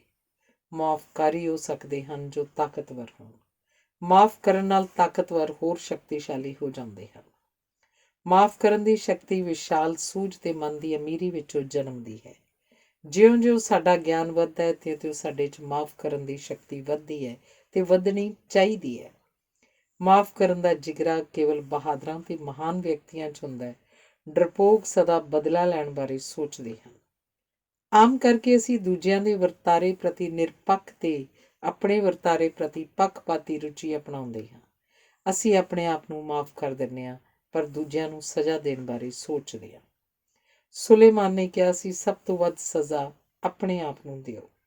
ਹਰ ਧਰਮ ਦੇ ਗ੍ਰੰਥਾਂ 'ਚ ਮਾਫ ਕਰਨ ਨੂੰ ਮਹਾਨ ਤੇ ਸਤਿਕਾਰਯੋਗ ਮਨੁੱਖੀ ਗੁਣ ਦੱਸਿਆ ਗਿਆ। ਮਾਫ ਕਰਕੇ ਅਸੀਂ ਦੂਜੀ ਧਿਰ ਨੂੰ ਨਫ਼ਰਤ ਕਰਨ ਦੇ ਦੁਖਦਾਈ ਅਮਲ ਤੋਂ ਬਚ ਜਾਂਦੇ ਹਾਂ। ਅਰਦਾਸ ਵਿੱਚ ਉਹਨਾਂ ਦੀ ਮਹਿਮਾ ਗਾਈ ਗਈ ਹੈ ਜਿਨ੍ਹਾਂ ਵੇਖ ਕੇ ਅਣਡਿੱਠ ਕੀਤਾ। ਮਾਫ ਕਰਨ ਦੀ ਬਿਰਤੀ ਤੋਂ ਬਿਨਾਂ ਸਰਬੱਤ ਦੇ ਭਲੇ ਦੀ ਅਰਦਾਸ ਨਹੀਂ ਕੀਤੀ ਜਾ ਸਕਦੀ। ਮਾਫ ਕਰਨਾ ਗੁਣ ਹੈ, ਪਰ ਮਾਫ ਕਰਕੇ ਭੁੱਲ ਜਾਣਾ ਉਸ ਤੋਂ ਵੀ ਵੱਡਾ ਗੁਣ ਹੁੰਦਾ ਹੈ। ਮਾਫ ਕਰਨਾ ਪਰ ਨਾ ਭੁੱਲਣਾ ਅਸਲ 'ਚ ਮਾਫ ਨਾ ਕਰਨ ਦੇ ਬਰਾਬਰ ਹੁੰਦਾ ਹੈ। ਕਈ ਵਿਅਕਤੀ ਮਾਫ ਕੀਤੇ ਜਾਣ ਦੇ ਬਾਵਜੂਦ ਪਛਤਾਉਂਦੇ ਰਹਿੰਦੇ ਹਨ। ਉਹ ਅਸਲੀਅਤ ਵਿੱਚ ਜ਼ਿੰਦਗੀ ਨੂੰ ਨਵੇਂ ਸਿਰੇ ਤੋਂ ਸ਼ੁਰੂ ਕਰਨ ਦੇ ਅਭਿਲਾਸ਼ੀ ਹੁੰਦੇ ਹਨ। ਉਹ ਮਿੱਟੀ ਤੋਂ ਕੰਚਨ ਬਣ ਜਾਂਦੇ ਹਨ। ਉਹ ਸਮਾਜ ਲਈ ਚਾਨਣ ਮੁਨਾਰਾ ਹੋ ਨਿਬੜਦੇ ਹਨ। ਸਖਤ ਸਜ਼ਾਵਾਂ ਨਾਲ ਜੁਰਮ ਨਹੀਂ ਘਟਦੇ। ਸਜ਼ਾ ਨਾਲੋਂ ਭੈੜੇ ਕੰਮਾਂ ਤੋਂ ਵਰਜਿਆ ਤਾਂ ਜਾ ਸਕਦਾ ਹੈ, ਪਰ ਇਹਦਾ ਅਰਥ ਇਹ ਨਹੀਂ ਕਿ ਉਹ ਵਿਅਕਤੀ ਚੰਗੇ ਕੰਮ ਕਰਨ ਲੱਗ ਪਵੇਗਾ। ਚਾਹੀਦਾ ਤਾਂ ਇਹ ਹੈ ਕਿ ਅਸੀਂ ਭੈੜੇ ਕੰਮਾਂ ਦੀ ਸਜ਼ਾ ਦੇਣ ਦੇ ਮੁਕਾਬਲੇ ਚੰਗੇ ਕੰਮਾਂ ਲਈ ਸ਼ਾਬਾਸ਼ ਦੇਣ 'ਚ ਵਧੇਰੇ ਚੁਸਤ ਹੋਈਏ, ਪਰ ਹੁੰਦਾ ਬਿਲਕੁਲ ਉਲਟ ਹੈ। ਚੰਗੇ ਕੰਮਾਂ ਦੀ ਪ੍ਰਸ਼ੰਸਾ ਕਰਨ ਦੀਆਂ ਸੰਭਾਵਨਾਵਾਂ ਸੁੰਗੜ ਗਈਆਂ ਹਨ। ਅਪਰਾਧ ਕਰਨ ਉਪਰੰਤ ਤੇ ਸਜ਼ਾ ਮਿਲਣ ਤੋਂ ਝੱਟ ਪਹਿਲੇ ਦਾ ਸਮਾਂ ਬੜਾ ਸੰਕਟਮਈ ਹੁੰਦਾ ਹੈ। ਮੁਜਰਿਮ ਭਾਵੇਂ ਕਿੰਨਾ ਵੀ ਪੱਕਾ ਹੋਵੇ, ਉਹਨੂੰ ਭਾਵੇਂ ਅਦਾਲਤ ਬਰੀ ਵੀ ਕਰਦਾ ਹੈ, ਉਹ ਆਪਣੇ ਆਪ ਨੂੰ ਬਰੀ ਨਹੀਂ ਕਰਦਾ। ਅਸਲੀਅਤ ਇਹ ਹੈ ਕਿ ਕੋਈ ਵੀ ਜੁਰਮ ਮਾਫ ਨਹੀਂ ਕੀਤਾ ਜਾਂਦਾ, ਕਿਉਂਕਿ ਸਜ਼ਾ ਜੁਰਮ ਕਰਨ ਦੇ ਵਿੱਚ ਹੀ ਹੁੰਦੀ ਹੈ। ਸਭ ਤੋਂ ਵੱਡੀ ਸਜ਼ਾ ਅਸਲ 'ਚ ਜਾਣੂਆਂ, ਗੁਆਂਢੀਆਂ ਤੇ ਆਪਣੇ ਹੀ ਘਰ ਦੇ ਜੀਆਂ ਵੱਲੋਂ ਪ੍ਰਗਟਾਈ ਜਾਣ ਵਾਲੀ ਅਪਰਵਾਨਗੀ ਹੁੰਦੀ ਹੈ। ਅਧਿਆਪਕ ਵੱਲੋਂ ਗੁੱਸੇ ਦੀ ਹਾਲਤ ਵਿੱਚ ਵਿਦਿਆਰਥੀ ਨੂੰ ਦਿੱਤੀ ਹਰ ਸਜ਼ਾ ਜਾਇਜ਼ ਹੈ, ਪਰ ਅਧਿਆਪਕ ਵੱਲੋਂ ਵਿਉਂਤ ਬਣਾ ਕੇ ਵਿਦਿਆਰਥੀਆਂ ਨੂੰ ਸਜ਼ਾ ਦੇਣਾ ਮਾਫ ਕਰਨ ਯੋਗ ਵਰਤਾਰਾ ਨਹੀਂ ਹੁੰਦਾ। ਅਸੀਂ ਦੂਜਿਆਂ ਦੀਆਂ ਸਾਰੀਆਂ ਗਲਤੀਆਂ ਮਾਫ ਕਰ ਦਿੰਦੇ ਹਾਂ, ਪਰ ਜਿਸ ਗਲਤੀ ਨਾਲ ਸਾਡਾ ਮਾਣ ਸਤਿਕਾਰ ਘਟਿਆ ਹੋਵੇ ਉਹਨੂੰ ਮਾਫ ਕਰਨਾ ਸਭ ਤੋਂ ਵੱਧ ਔਖਾ ਹੁੰਦਾ ਹੈ। ਕਿਸੇ ਵਿਅਕਤੀ, ਪਰਿਵਾਰ, ਸਮਾਜ ਜਾਂ ਕੌਮ ਵਿੱਚ ਅਫਸੋਸ ਕਰਨਾ, ਪਛਤਾਵਾ ਕਰਨਾ, ਦੁੱਖ ਮਨਾਉਣਾ, ਮਾਫੀ ਮੰਗਣੀ ਤੇ ਮਾਫ ਕਰਨਾ ਉਹਨਾਂ ਦੇ ਜਿਉਂਦੇ ਹੋਣ ਦਾ ਪ੍ਰਮਾਣ ਹੁੰਦਾ ਹੈ।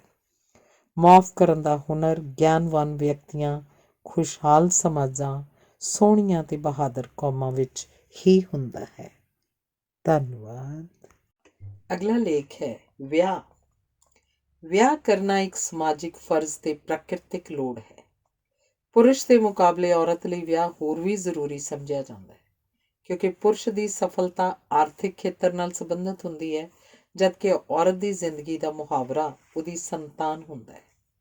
ਕੋਈ ਵਿਅਕਤੀ ਭਾਵੇਂ ਕਿੰਨਾ ਵੀ ਮਹਾਨ ਹੋਵੇ ਤੇ ਉਹਦਾ ਮਨੁੱਖਤਾ ਨੂੰ ਯੋਗਦਾਨ ਭਾਵੇਂ ਕਿੰਨਾ ਵੀ ਸਲਾਹੁਣਯੋਗ ਹੋਵੇ, ਤੇ ਭਾਵੇਂ ਉਹ ਵਿਆਹ ਕਰੇ ਜਾਂ ਨਾ ਹੀ ਕਰੇ, ਪਰ ਉਹਦੀ ਮਹਾਨਤਾ ਜਾਂ ਯੋਗਦਾਨ ਦਾ ਸਤਿਕਾਰ ਉਹਦੇ ਚੰਗਾ ਸਫਲ ਪਤੀ ਜਾਂ ਪਿਤਾ ਹੋਣ ਜਾਂ ਬਣ ਸਕਣ ਦੇ ਅਨੁਪਾਤ ਵਿੱਚ ਹੀ ਹੋਏਗਾ।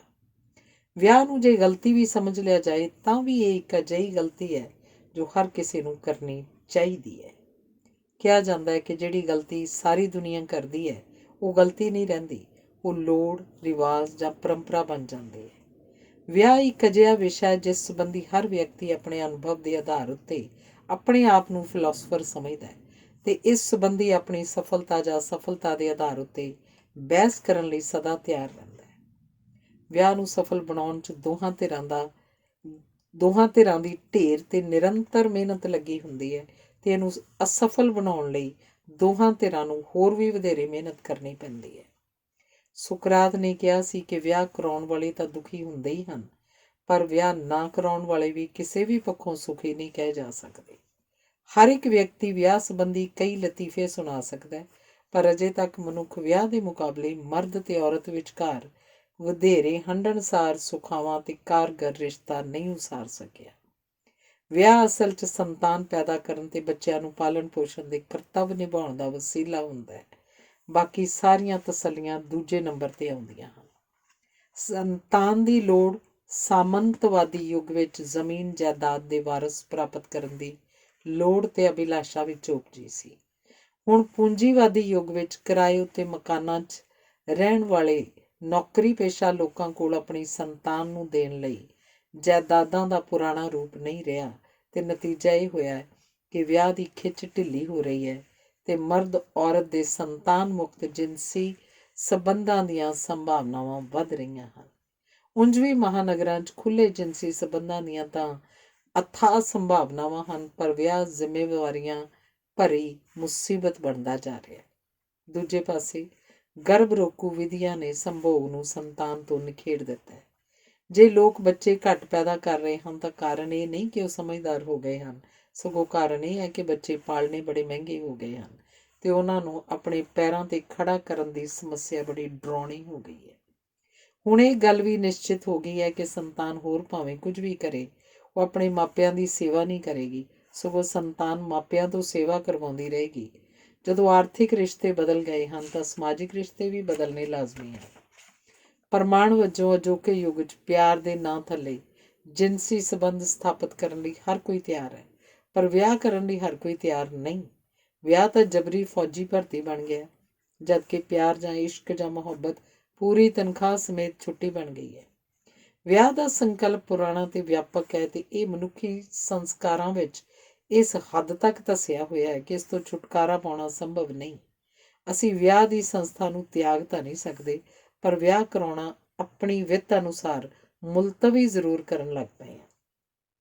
ਪਹਿਲਾਂ ਵਿਆਹ ਚੜ੍ਹਦੀ ਜਵਾਨੀ 'ਚ ਹੁੰਦੇ ਸਨ ਤੇ ਦੋਵੇਂ ਧਿਰਾਂ ਕੱਚੀਆਂ ਹੋਣ ਕਾਰਨ ਇੱਕ ਦੂਜੀ ਨਾਲ ਪੂਰੀ ਤਰ੍ਹਾਂ ਰਚ ਮਿਚ ਜਾਂਦੀਆਂ ਸਨ। ਪਹਿਲਾਂ ਇੱਕ ਹੀ ਔਰਤ ਆਪਣੇ ਪਤੀ ਲਈ ਪ੍ਰੇਮਿਕਾ, ਮਾਸ਼ੂਕ ਤੇ ਪਤਨੀ ਹੋਇਆ ਕਰਦੀ ਸੀ, ਅਰਥਾਤ 20 ਕੁ ਸਾਲ ਦੀ ਉਮਰ 'ਚ ਹੀ ਪਤਨੀ, ਪ੍ਰੇਮਿਕਾ ਤੇ ਪਤਨੀ ਦੋਵੇਂ ਬਣਦੀ ਸੀ। ਹੁਣ ਵਿਆਹ ਢਲਦੀ ਜਵਾਨੀ 'ਚ ਹੁੰਦੇ ਹਨ, ਜਦਕਿ ਵਿਆਹ ਤੋਂ ਪਹਿਲਾਂ ਜਵਾਨੀ 'ਚ ਜਿਹੜਾ ਰਿਸ਼ਤਾ ਅਸੀਂ ਉਸਾਰਦੇ ਹਾਂ ਉਹਨੂੰ ਅਸੀਂ ਪਿਆਰ, ਮੁਹੱਬਤ, ਇਸ਼ਕ ਆਦਿ ਦਾ ਨਾਂ ਦੇਣ ਲੱਗ ਪਏ ਹਾਂ। ਦੂਜੇ ਸ਼ਬਦਾਂ ਵਿੱਚ ਹੁਣ ਹਰ ਇੱਕ ਵਿਅਕਤੀ ਆਪਣੇ ਜੀਵਨ ਵਿੱਚ ਅੰਦਰ ਖਾਤੇ 2 ਜਾਂ 3 ਜਾਂ 4 ਵਿਆਹ ਕਰਦਾ। ਪਿਆਰ, ਮੁਹੱਬਤ ਆਦਿ ਅਸਲ ਵਿਆਹ ਲਈ ਰਿਹਰਸਲਾਂ ਬਣ ਗਏ ਹਨ। ਉਸ ਵਿਆਹ ਦਾ ਅਨੁਮਾਨ ਲਓ ਜਿੱਥੇ ਪਤਨੀ ਨੂੰ 4 ਇਸ਼ਕ ਹੰਢਾਉਣ ਦਾ ਅਨੁਭਵ ਹੋਵੇ ਤੇ ਪਤੀ ਕੋਰਾ ਕਾਗਜ਼ ਹੋਵੇ। ਇਹ ਤਾਂ ਨਹੀਂ ਕਿਆਸਿਆ ਜਾ ਸਕਦਾ ਕਿ ਵਿਆਹ ਦੀ ਸੰਸਥਾ ਦਾ ਅੰਤ ਕੀ ਹੋਏਗਾ, ਪਰ ਇਹ ਜ਼ਰੂਰ ਨਿਸ਼ਚੇ ਨਾਲ ਕਿਹਾ ਜਾ ਸਕਦਾ ਹੈ ਕਿ ਵਿਆਹ ਉਹ ਨਹੀਂ ਰਹੇ ਜੋ ਹੋਇਆ ਕਰਦੇ ਸਨ। ਕਈ ਲੋਕ ਚਿੰਤਤ ਹਨ ਕਿ ਤਲਾਕ ਵੱਧ ਰਹੇ ਹਨ, ਪਰ ਉਹ ਭੁੱਲ ਜਾਂਦੇ ਹਨ ਕਿ ਹਰ ਤਲਾਕ ਪਿੱਛੇ ਭਾਵਨਾ ਇੱਕ ਹੋਰ ਵਿਆਹ ਕਰਨ ਦੀ ਹੀ ਹੁੰਦੀ ਹੈ। ਤਲਾਕ ਨਹੀਂ ਵੱਧ ਰਹੇ, ਅਸਲ 'ਚ ਵਿਆਹ ਵੱਧ ਰਹੇ ਹਨ। ਕੋਈ ਸਮਾਂ ਸੀ ਜਦੋਂ ਵਿਆਹ ਆਪਣੇ ਆਪ 'ਚ ਇੱਕ ਅੰਤਿਮ ਉਦੇਸ਼ ਸੀ, ਪਰ ਹੁਣ ਦੂਜੀ ਧਿਰ ਨੂੰ ਲੁੱਟਣ ਦਾ ਜਾਂ ਸਭ ਦੇ ਸਾਹਮਣੇ ਵਾਜੇ ਗਾਜੇ ਨਾਲ ਡਾਕਾ ਮਾਰਨ ਦਾ ਇੱਕ ਸਾਧਨ ਹੋ ਗਿਆ। ਇਸੇ ਕਰਕੇ ਵਿਆਹ ਨਾਲ ਜੁੜੀ ਸਤਿਕਾਰ ਦੀ ਭਾਵਨਾ ਲੋਪ ਹੋ ਗਈ ਹੈ। ਕਹਿੰਦੇ ਹਨ, ਜੇ ਤੁਸੀਂ ਲੰਗੜੇ ਹੋਏ ਬਿਨਾਂ ਲੰਗੜਿਆਂ ਵਾਂਗ ਤੁਰਨਾ ਚਾਹੁੰਦੇ ਹੋ ਤਾਂ ਵਿਆਹ ਕਰਾ ਲਓ। ਇਹ ਵੀ ਕਿਹਾ ਜਾਂਦਾ ਹੈ ਕਿ ਵਿਆਹ ਅਜਿਹੀ ਦਵਾਈ ਹੈ ਜਿਸ ਨਾਲ ਇਸ਼ਕ ਦਾ ਬੁਖਾਰ ਲੈ ਜਾਂਦਾ ਹੈ। ਇਵੇਂ ਕਿਹਾ ਜਾਂਦਾ ਹੈ ਕਿ ਜਦੋਂ ਪ੍ਰੇਮੀ ਵਿਆਹ ਕਰਦੇ ਹਨ ਤਾਂ ਪਿਆਰ ਦਹਿਲੀਜ਼ ਤੋਂ ਬਾਹਰ ਹੀ ਰਹਿ ਜਾਂਦਾ ਹੈ। ਸਾਡੇ ਦੇਸ਼ ਵਿੱਚ ਸੁਹਾਗ ਰਾਤ ਉੱਤੇ ਜੋ ਜ਼ੋਰ ਦਿੱਤਾ ਜਾਂਦਾ ਹੈ ਉਹ ਕਈਆਂ ਲਈ ਬੜਾ ਡਰਾਉਣਾ ਤੇ ਬਹੁਤਿਆਂ ਲਈ ਬੜਾ ਹਾਸੋਹੀਣ ਹੈ। ਪਹਿਲੀ ਰਾਤ ਉਪਰੰਤ ਹੀ ਦੋਹਾਂ ਧਿਰਾਂ ਨੂੰ ਇਹ ਅਨੁਭਵ ਹੋ ਜਾਂਦਾ ਹੈ ਕਿ ਇਹ ਉਹ ਨਹੀਂ ਜਿਸ ਸੰਬੰਧੀ ਮੈਂ ਇੰਨੇ ਸੁਪਨੇ ਵੇਖੇ ਸੀ। ਸੋਚਵਾਨ ਵਿਅਕਤੀ ਲਈ ਵਿਆਹ ਉਮਰ ਕੈਦ ਹੁੰਦਾ ਹੈ। ਮਨੋਵਿਗਿਆਨਕ ਕਾਰਨਾਂ ਕਰਕੇ ਔਰਤ ਪਰੰਪਰਾਗਤ ਕੰਮਾਂ 'ਚ ਰੁੱਝ ਕੇ ਵਧੇਰੇ ਖੁਸ਼ ਹੁੰਦੀ ਹੈ, ਜਦਕਿ ਪੁਰਸ਼ ਨਵੀਨਤਾ ਦਾ ਅਭਿਲਾਸ਼ੀ ਹੁੰਦਾ ਹੈ। ਵਿਆਹ ਸਮੇਂ ਔਰਤ ਆਪਣੀ ਖੁਸ਼ੀ ਕੁਰਬਾਨ ਕਰਦੀ ਹੈ ਤੇ ਪੁਰਸ਼ ਆਪਣੀ ਆਜ਼ਾਦੀ ਦਾ ਤਿਆਗ ਕਰਦਾ ਹੈ। ਵਿਆਹ ਇੱਕ ਅਜਿਹੀ ਲਾਟਰੀ ਬਣ ਗਿਆ ਜਿਸ ਵਿੱਚ ਹਾਰਨ ਦੇ ਬਾਵਜੂਦ ਅਸੀਂ ਆਪਣੀ ਟਿਕਟ ਨਹੀਂ ਪਾੜ ਸਕਦੇ। ਜਿਹੜੇ ਪੁਰਸ਼ ਆਪਣੀ ਵਿੱਤ ਨਾਲੋਂ ਉਚੇਰੇ ਘਰਾਂ 'ਚ ਵਿਆਹ ਕਰਦੇ ਹਨ ਉਹ ਪਤਨੀ ਨੂੰ ਨਹੀਂ, ਹਾਕਮ ਨੂੰ ਘਰ ਲੈ ਆਉਂਦੇ ਹਨ। ਜਿਹੜੀਆਂ ਔਰਤਾਂ ਆਪਣੇ ਮਾਪਿਆਂ ਵਿਰੁੱਧ ਬਗਾਵਤ ਕਰਕੇ ਵਿਆਹ ਕਰਦੀਆਂ ਹਨ ਉਹਨਾਂ ਨੂੰ ਪੂਰੀ ਤਰ੍ਹਾਂ ਗੁਲਾਮ ਬਣਾਇਆ ਜਾਂਦਾ ਹੈ ਤੇ ਉਹ ਪਤਨੀਆਂ ਘੱਟ ਹੁੰਦੀਆਂ ਹਨ ਤੇ ਨੌਕਰਾਣੀਆਂ ਵਧੇਰੇ। ਉਹਨਾਂ ਲਈ ਅੱਗੇ ਕੋਈ ਰਾਹ ਨਹੀਂ ਹੁੰਦਾ ਤੇ ਪਿੱਛੇ ਮੁੜਿਆ ਨਹੀਂ ਜਾ ਸਕਦਾ। ਇਵੇਂ ਜਿਹੜੀਆਂ ਕਈ ਪ੍ਰੇਮੀ ਹੰਡਾਉਂਦੀਆਂ ਹਨ ਉਹਨਾਂ 'ਚ ਇੱਕ ਨਾਲੋਂ ਵਧੇਰੇ ਪਤੀ ਹੰਡਾਉਣ ਦੀ ਲਾਲਸਾ ਵੀ ਹੁੰਦੀ ਹੈ। ਦੂਜੇ ਪਾਸੇ ਵਿਆਹ ਤੋਂ ਪਹਿਲੇ ਅਸਫਲ ਪਿਆਰ ਦਾ ਬਦਲਾ ਲੈਣ ਲਈ ਪਤਨੀ ਨੂੰ ਓਹਲੇ ਵਜੋਂ ਵਰਤ ਕੇ ਪਤੀ ਨਵੇਂ ਇਸ਼ਕ ਪਾਲਦੇ ਹਨ। ਜਿਹੜਾ ਵੀ ਵਿਅਕਤੀ ਵਾਲ ਰੰਗਦਾ ਹੈ ਉਹ ਭਾਵੇਂ ਮੰਨੋ ਨਾ ਮੰਨੋ ਉਹ ਆਪਣੇ ਮਨ ਵਿੱਚ ਇੱਕ ਹੋਰ ਇਸ਼ਕ ਕਰਨ ਲਈ ਤੜਪ ਰਿਹਾ ਹੁੰਦਾ ਹੈ। ਜਦੋਂ ਧੀਆਂ ਪੁੱਤਰ ਅਚਾਨਕ ਆਗਿਆਕਾਰੀ ਬਣ ਜਾਣ ਤਾਂ ਸਮਝੋ ਬਾਹਰ ਕੋਈ ਵਰਜਿਤ ਰਿਸ਼ਤਾ ਉਸਾਰ ਰਹੇ ਹਨ। ਸ਼ਿਕਾਇਤ ਕੀਤੀ ਜਾਂਦੀ ਹੈ ਕਿ ਅਜੋਕੇ ਯੁੱਗ 'ਚ ਵਿਆਹ ਅਸਫਲ ਹੋ ਰਹੇ ਹਨ, ਜਦਕਿ ਅਸਲੀਅਤ ਇਹ ਹੈ ਕਿ ਜੀਵਨ ਦੇ ਹਰ ਖੇਤਰਾਂ ਵਾਂਗ ਵਿਆਹ ਵਿੱਚ ਵੀ ਅਸੀਂ ਵੰਨ ਸੁਵੰਨਤਾ ਭਾਲਦੇ ਹਾਂ। ਹੁਣ ਅਸੀਂ ਘੜੀ ਜਾਂ ਬੂਟ ਜਾਂ ਸੂਟ ਜਾਂ ਪੈਨ ਜਾਂ ਸੋਫਾ ਆਦਿ ਨਵੇਂ ਡਿਜ਼ਾਈਨ ਅਤੇ ਨਵੇਂ ਫੈਸ਼ਨ ਦਾ ਪਸੰਦ ਕਰਦੇ ਹਾਂ। ਇਹੀ ਹਾਲ ਰਿਸ਼ਤਿਆਂ ਦਾ ਹੋ ਗਿਆ ਹੈ। ਨਵੇਂ ਰਿਸ਼ਤੇ ਨਵੇਂ ਫੈਸ਼ਨ ਵਾਂਗ ਵਧੇਰੇ ਲੁਭਾਵਣੇ ਹੁੰਦੇ ਹਨ। ਪ੍ਰਸ਼ਨ ਉੱਠਦਾ ਹੈ ਕਿ ਹਰ ਵੇਲੇ ਲੜਨ ਝਗੜਨ ਵਾਲੇ ਪਤੀ ਪਤਨੀ ਤਲਾਕ ਦੇ ਲੈ ਕੇ ਹੋਰ ਵਿਆਹ ਕਿਉਂ ਨਹੀਂ ਕਰ ਲੈਂਦੇ? ਉੱਤਰ ਸਪਸ਼ਟ ਹੈ ਕਿ ਵਿਆਹ ਉਪਰੰਤ ਬਗਾਵਤ ਕਰਨ ਦੀ ਹਿੰਮਤ ਘਟ ਜਾਂਦੀ ਹੈ। ਸੋ ਜਿਵੇਂ ਕਿਵੇਂ ਗੁਲਾਮੀ ਦਾ ਜੀਵਨ ਜਿਉਣ ਦਾ ਢੋਂਗ ਰਚਾਇਆ ਜਾਂਦਾ ਹੈ ਤੇ ਅੰਦਰ ਖਾਤੇ ਹਰ ਕੋਈ ਆਪਣੀ ਸਮਰੱਥਾ ਅਤੇ ਸਾਧਨਾ ਦੇ ਅਨੁਪਾਤ ਵਿੱਚ ਸਾਜ਼ਿਸ਼ਾਂ ਕਰਦਾ ਰਹਿੰਦਾ ਹੈ, ਪਰ ਸਫਲਤਾ ਨਹੀਂ ਮਿਲਦੀ। ਪਿਆਰ ਆਦਰਸ਼ਕ ਵਰਤਾਰਾ ਹੁੰਦਾ ਹੈ ਜਦੋਂ ਕਿ ਵਿਆਹ ਯਥਾਰਥਕ ਅਮਲ ਹੁੰਦਾ ਹੈ। ਇਹਨਾਂ ਦੋਹਾਂ ਦਾ ਸੁਮੇਲ ਕਦਾਚਿਤ ਸੰਭਵ ਨਹੀਂ ਹੁੰਦਾ। ਪਿਆਰ ਇੱਕ ਇਨਕਲਾਬੀ ਅਨੁਭਵ ਹੈ, ਜਦਕਿ ਵਿਆਹ ਨਰਮ ਖਿਆਲੀ ਅਤੇ ਸਮਝੌਤਾਵਾਦੀ ਹੋਣ ਦਾ ਨਾਮ ਹੈ। ਕਈ ਤਾਂ ਇੱਥੋਂ ਤੱਕ ਕਹਿੰਦੇ ਹਨ ਕਿ ਵਿਆਹ ਦੋ ਬੰਦਿਆਂ ਵੱਲੋਂ ਰਲ ਕੇ ਕੀਤੀ ਗਲਤੀ ਹੁੰਦਾ ਹੈ ਕਿ ਦੋਵੇਂ ਇਸ ਗਲਤੀ ਮਗਰੋਂ ਅਨੇਕਾਂ ਗਲਤੀਆਂ ਰਲ ਕੇ ਕਰਦੇ ਹਨ ਤੇ ਜ਼ਿੰਦਗੀ ਬੀਤ ਜਾਂਦੀ ਹੈ। ਕਈਆਂ ਲਈ ਵਿਆਹ ਸਰਾਪ ਹੁੰਦਾ ਹੈ, ਕਈਆਂ ਲਈ ਵਰਦਾਨ। ਵਿਆਹ ਹੈ ਤਾਂ ਵਰਦਾਨ, ਪਰ ਅਨੇਕਾਂ ਇਹਨੂੰ ਸਰਾਪ ਬਣਾ ਲੈਂਦੇ ਹਨ।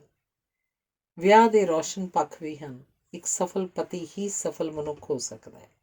ਸੰਭੋਗ ਦੇ ਖੇਤਰ 'ਚ ਨਵੇਂ ਪ੍ਰਯੋਗ ਆਪਣੀ ਪਤਨੀ ਨਾਲ ਹੀ ਸੰਭਵ ਹੁੰਦੇ ਹਨ। ਪਤੀ ਪਤਨੀ ਦੇ ਕਾਮ ਸੰਬੰਧਾਂ 'ਚ ਘਟਦੀ ਸਰੀਰਕ ਸ਼ਕਤੀ ਆਮ ਕਰਕੇ ਇਸ ਦੀ ਸੁਧਰੀ ਤਕਨੀਕ ਨੂੰ ਜਨਮ ਦਿੰਦੀ ਹੈ। ਕੋਈ ਵਿਅਕਤੀ ਕਿੰਨੀ ਵੀ ਰਿਸ਼ਵਤ ਕਿਉਂ ਨਾ ਲੈਂਦਾ ਹੋਵੇ, ਉਹਦੀ ਅਸਲੀਅਤ ਉਹਦੀ ਤਨਖਾਹ ਅਨੁਸਾਰ ਹੁੰਦੀ ਹੈ। ਕੋਈ ਵਿਅਕਤੀ ਬਾਹਰ ਭਾਵੇਂ ਕਿੰਨੇ ਰਿਸ਼ਤੇ ਉਸਾਰੇ, ਹੰਢਣਸਾਰ ਤੇ ਤਸੱਲੀ ਵਾਲਾ ਰਿਸ਼ਤਾ ਆਪਣੀ ਪਤਨੀ ਜਾਂ ਆਪਣੇ ਪਤੀ ਨਾਲ ਹੀ ਸੰਭਵ ਹੁੰਦਾ ਹੈ।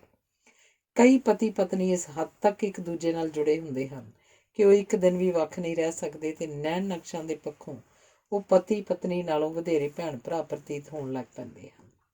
ਸਹਿਨਸ਼ੀਲਤਾ ਦੀ ਉੱਤਮ ਮਿਸਾਲ ਵਿਆਹ ਦੀ 50ਵੀਂ ਵਰ੍ਹੇਗੰਢ ਹੁੰਦੀ ਹੈ।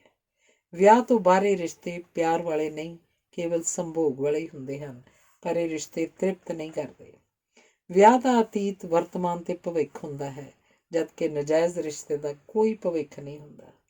ਨਜਾਇਜ਼ ਰਿਸ਼ਤਾ ਕੇਵਲ ਕਬਜ਼ਾ ਹੁੰਦਾ ਤੇ ਹਨੇਰੇ ਤੇ ਜੁਰਮ ਦੀ ਭਾਵਨਾ ਵਾਲੇ ਵਾਤਾਵਰਨ 'ਚ ਇੱਕ ਦੂਜੇ ਨੂੰ ਉਜਾੜਨ ਦਾ ਅਮਲ ਹੁੰਦਾ ਹੈ। ਉਹ ਵਿਆਹ ਬੜੇ ਸਫਲ ਹੁੰਦੇ ਹਨ ਜਿੱਥੇ ਪਤੀ ਦਿਮਾਗ ਤੇ ਪਤਨੀ ਦਿਲ ਦਾ ਰੋਲ ਅਦਾ ਕਰਦੇ ਹੈ।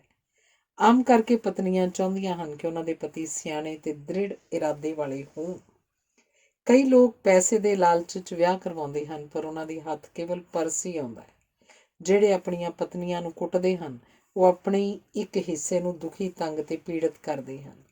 ਕਈ ਲੋਕ ਵਿਆਹ ਦੀ ਅਸਫਲਤਾ ਦੇ ਕਈ ਆਧਾਰ ਦੱਸਦੇ ਹਨ, ਪਰ ਉਹ ਭੁੱਲ ਜਾਂਦੇ ਹਨ ਕਿ ਮਨੁੱਖ ਵਾਂਗ ਵਿਆਹ ਕਦੇ ਵੀ ਸੰਪੂਰਨ ਨਹੀਂ ਹੋ ਸਕਦਾ। ਵਿਆਹ ਇੱਕ ਜਿਉਂਦਾ ਜਾਗਦਾ ਰਿਸ਼ਤਾ ਹੈ।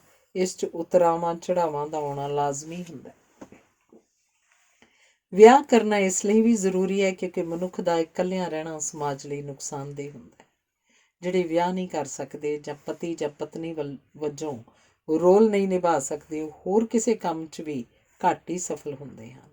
ਵਿਆਹ ਦੀ ਸਫਲਤਾ ਲਈ ਸਬਰ ਦੀ ਲੋੜ ਹੁੰਦੀ ਹੈ। ਬੇਸਬਰਾਪਣ ਹਰ ਥਾਂ ਨੁਕਸਾਨ, ਪਛਤਾਵੇ, ਅਸਫਲਤਾ ਤੇ ਉਦਾਸੀ ਨੂੰ ਸਿਰਜਣ ਤੇ ਹੰਢਾਉਣ ਦਾ ਕਾਰਨ ਬਣਦਾ ਹੈ। ਕਹਿੰਦੇ ਹਨ, ਸਫਲ ਵਿਆਹ ਮੰਨਣ ਲਈ ਪਤੀ ਨੂੰ ਆਪਣੇ ਕੰਨ ਤੇ ਪਤਨੀ ਨੂੰ ਆਪਣੀਆਂ ਅੱਖਾਂ ਬੰਦ ਕਰ ਲੈਣੀਆਂ ਚਾਹੀਦੀਆਂ ਹਨ। ਇਹ ਵੀ ਕਿਹਾ ਜਾਂਦਾ ਹੈ ਕਿ ਵਿਆਹ ਅੱਖਾਂ ਖੋਲ੍ਹ ਕੇ ਕਰਨਾ ਚਾਹੀਦਾ ਹੈ, ਪਰ ਵਿਆਹ ਉਪਰੰਤ ਅੱਖਾਂ ਅੱਧੀਆਂ ਬੰਦ ਕਰ ਲੈਣੀਆਂ ਚਾਹੀਦੀਆਂ ਹਨ। ਮੁਸੀਬਤ ਇਹ ਹੈ ਕਿ ਬਹੁਤੇ ਲੋਕ ਕਰਦੇ ਬਿਲਕੁਲ ਇਹਦੇ ਉਲਟ ਹਨ। ਵਿਆਹ ਮਨੁੱਖ 'ਚ ਪ੍ਰਕਾਰਕ ਜਾਂ ਗੁਣਾਤਮਕ ਤਬਦੀਲੀ ਲਿਆਉਂਦਾ ਹੈ। ਇਹ ਮੂਰਖਾਂ ਨੂੰ ਸਿਆਣੇ ਤੇ ਸਿਆਣਿਆਂ ਨੂੰ ਮੂਰਖ ਵੀ ਬਣਾ ਦਿੰਦਾ ਹੈ। ਕਾਹਲੀ 'ਚ ਕੀਤੇ ਵਿਆਹ ਦਾ ਸਾਰੀ ਉਮਰ ਪਛਤਾਵਾ ਰਹਿੰਦਾ ਹੈ। ਜਿਹੜੇ ਔਰਤ ਦੀ ਕੇਵਲ ਸੁੰਦਰਤਾ ਨੂੰ ਸਾਹਮਣੇ ਰੱਖ ਕੇ ਵਿਆਹ ਕਰਦੇ ਹਨ, ਉਹਨਾਂ ਦੀਆਂ ਰਾਤਾਂ ਤਾਂ ਭਾਵੇਂ ਰੰਗੀਨ ਹੁੰਦੀਆਂ ਹਨ, ਪਰ ਦਿਨ ਬੇਰੰਗ ਹੁੰਦੇ ਹਨ। ਜਦੋਂ ਦੋਵੇਂ ਧਿਰਾਂ ਵੱਧ ਤੋਂ ਵੱਧ ਪੱਖਾਂ ਤੋਂ ਬਰਾਬਰ ਹੋਣ ਤਾਂ ਵਿਆਹ ਦੀ ਸਫਲਤਾ ਦੀ ਸੰਭਾਵਨਾ ਅਕਸਰ ਵੱਧ ਜਾਂਦੀ ਹੈ। ਜਿਹੜੇ ਲੋਕ ਬਹੁਤ ਅਧਿਕ ਆਸਾਂ ਨਾਲ ਵਿਆਹ ਕਰਦੇ ਹਨ, ਉਹ ਆਲ੍ਹਣੇ ਦੀ ਥਾਂ ਪਿੰਜਰਾ ਤੇ ਘਰ ਦੀ ਥਾਂ ਜੇਲ੍ਹ ਉਸਾਰ ਲੈਂਦੇ ਹਨ। ਜਿੱਥੇ ਪਤਨੀ ਜੇਲ੍ਹ 'ਚ ਬੰਦ ਕੀਤੀ ਜਾਂਦੀ ਹੈ, ਉੱਥੇ ਪਤੀ ਦੀ ਸਥਿਤੀ ਵੀ ਬਹੁਤੀ ਚੰਗੀ ਨਹੀਂ ਹੁੰਦੀ। ਉਹ ਜੇਲਰ ਬਣਿਆ ਰਹਿੰਦਾ ਹੈ।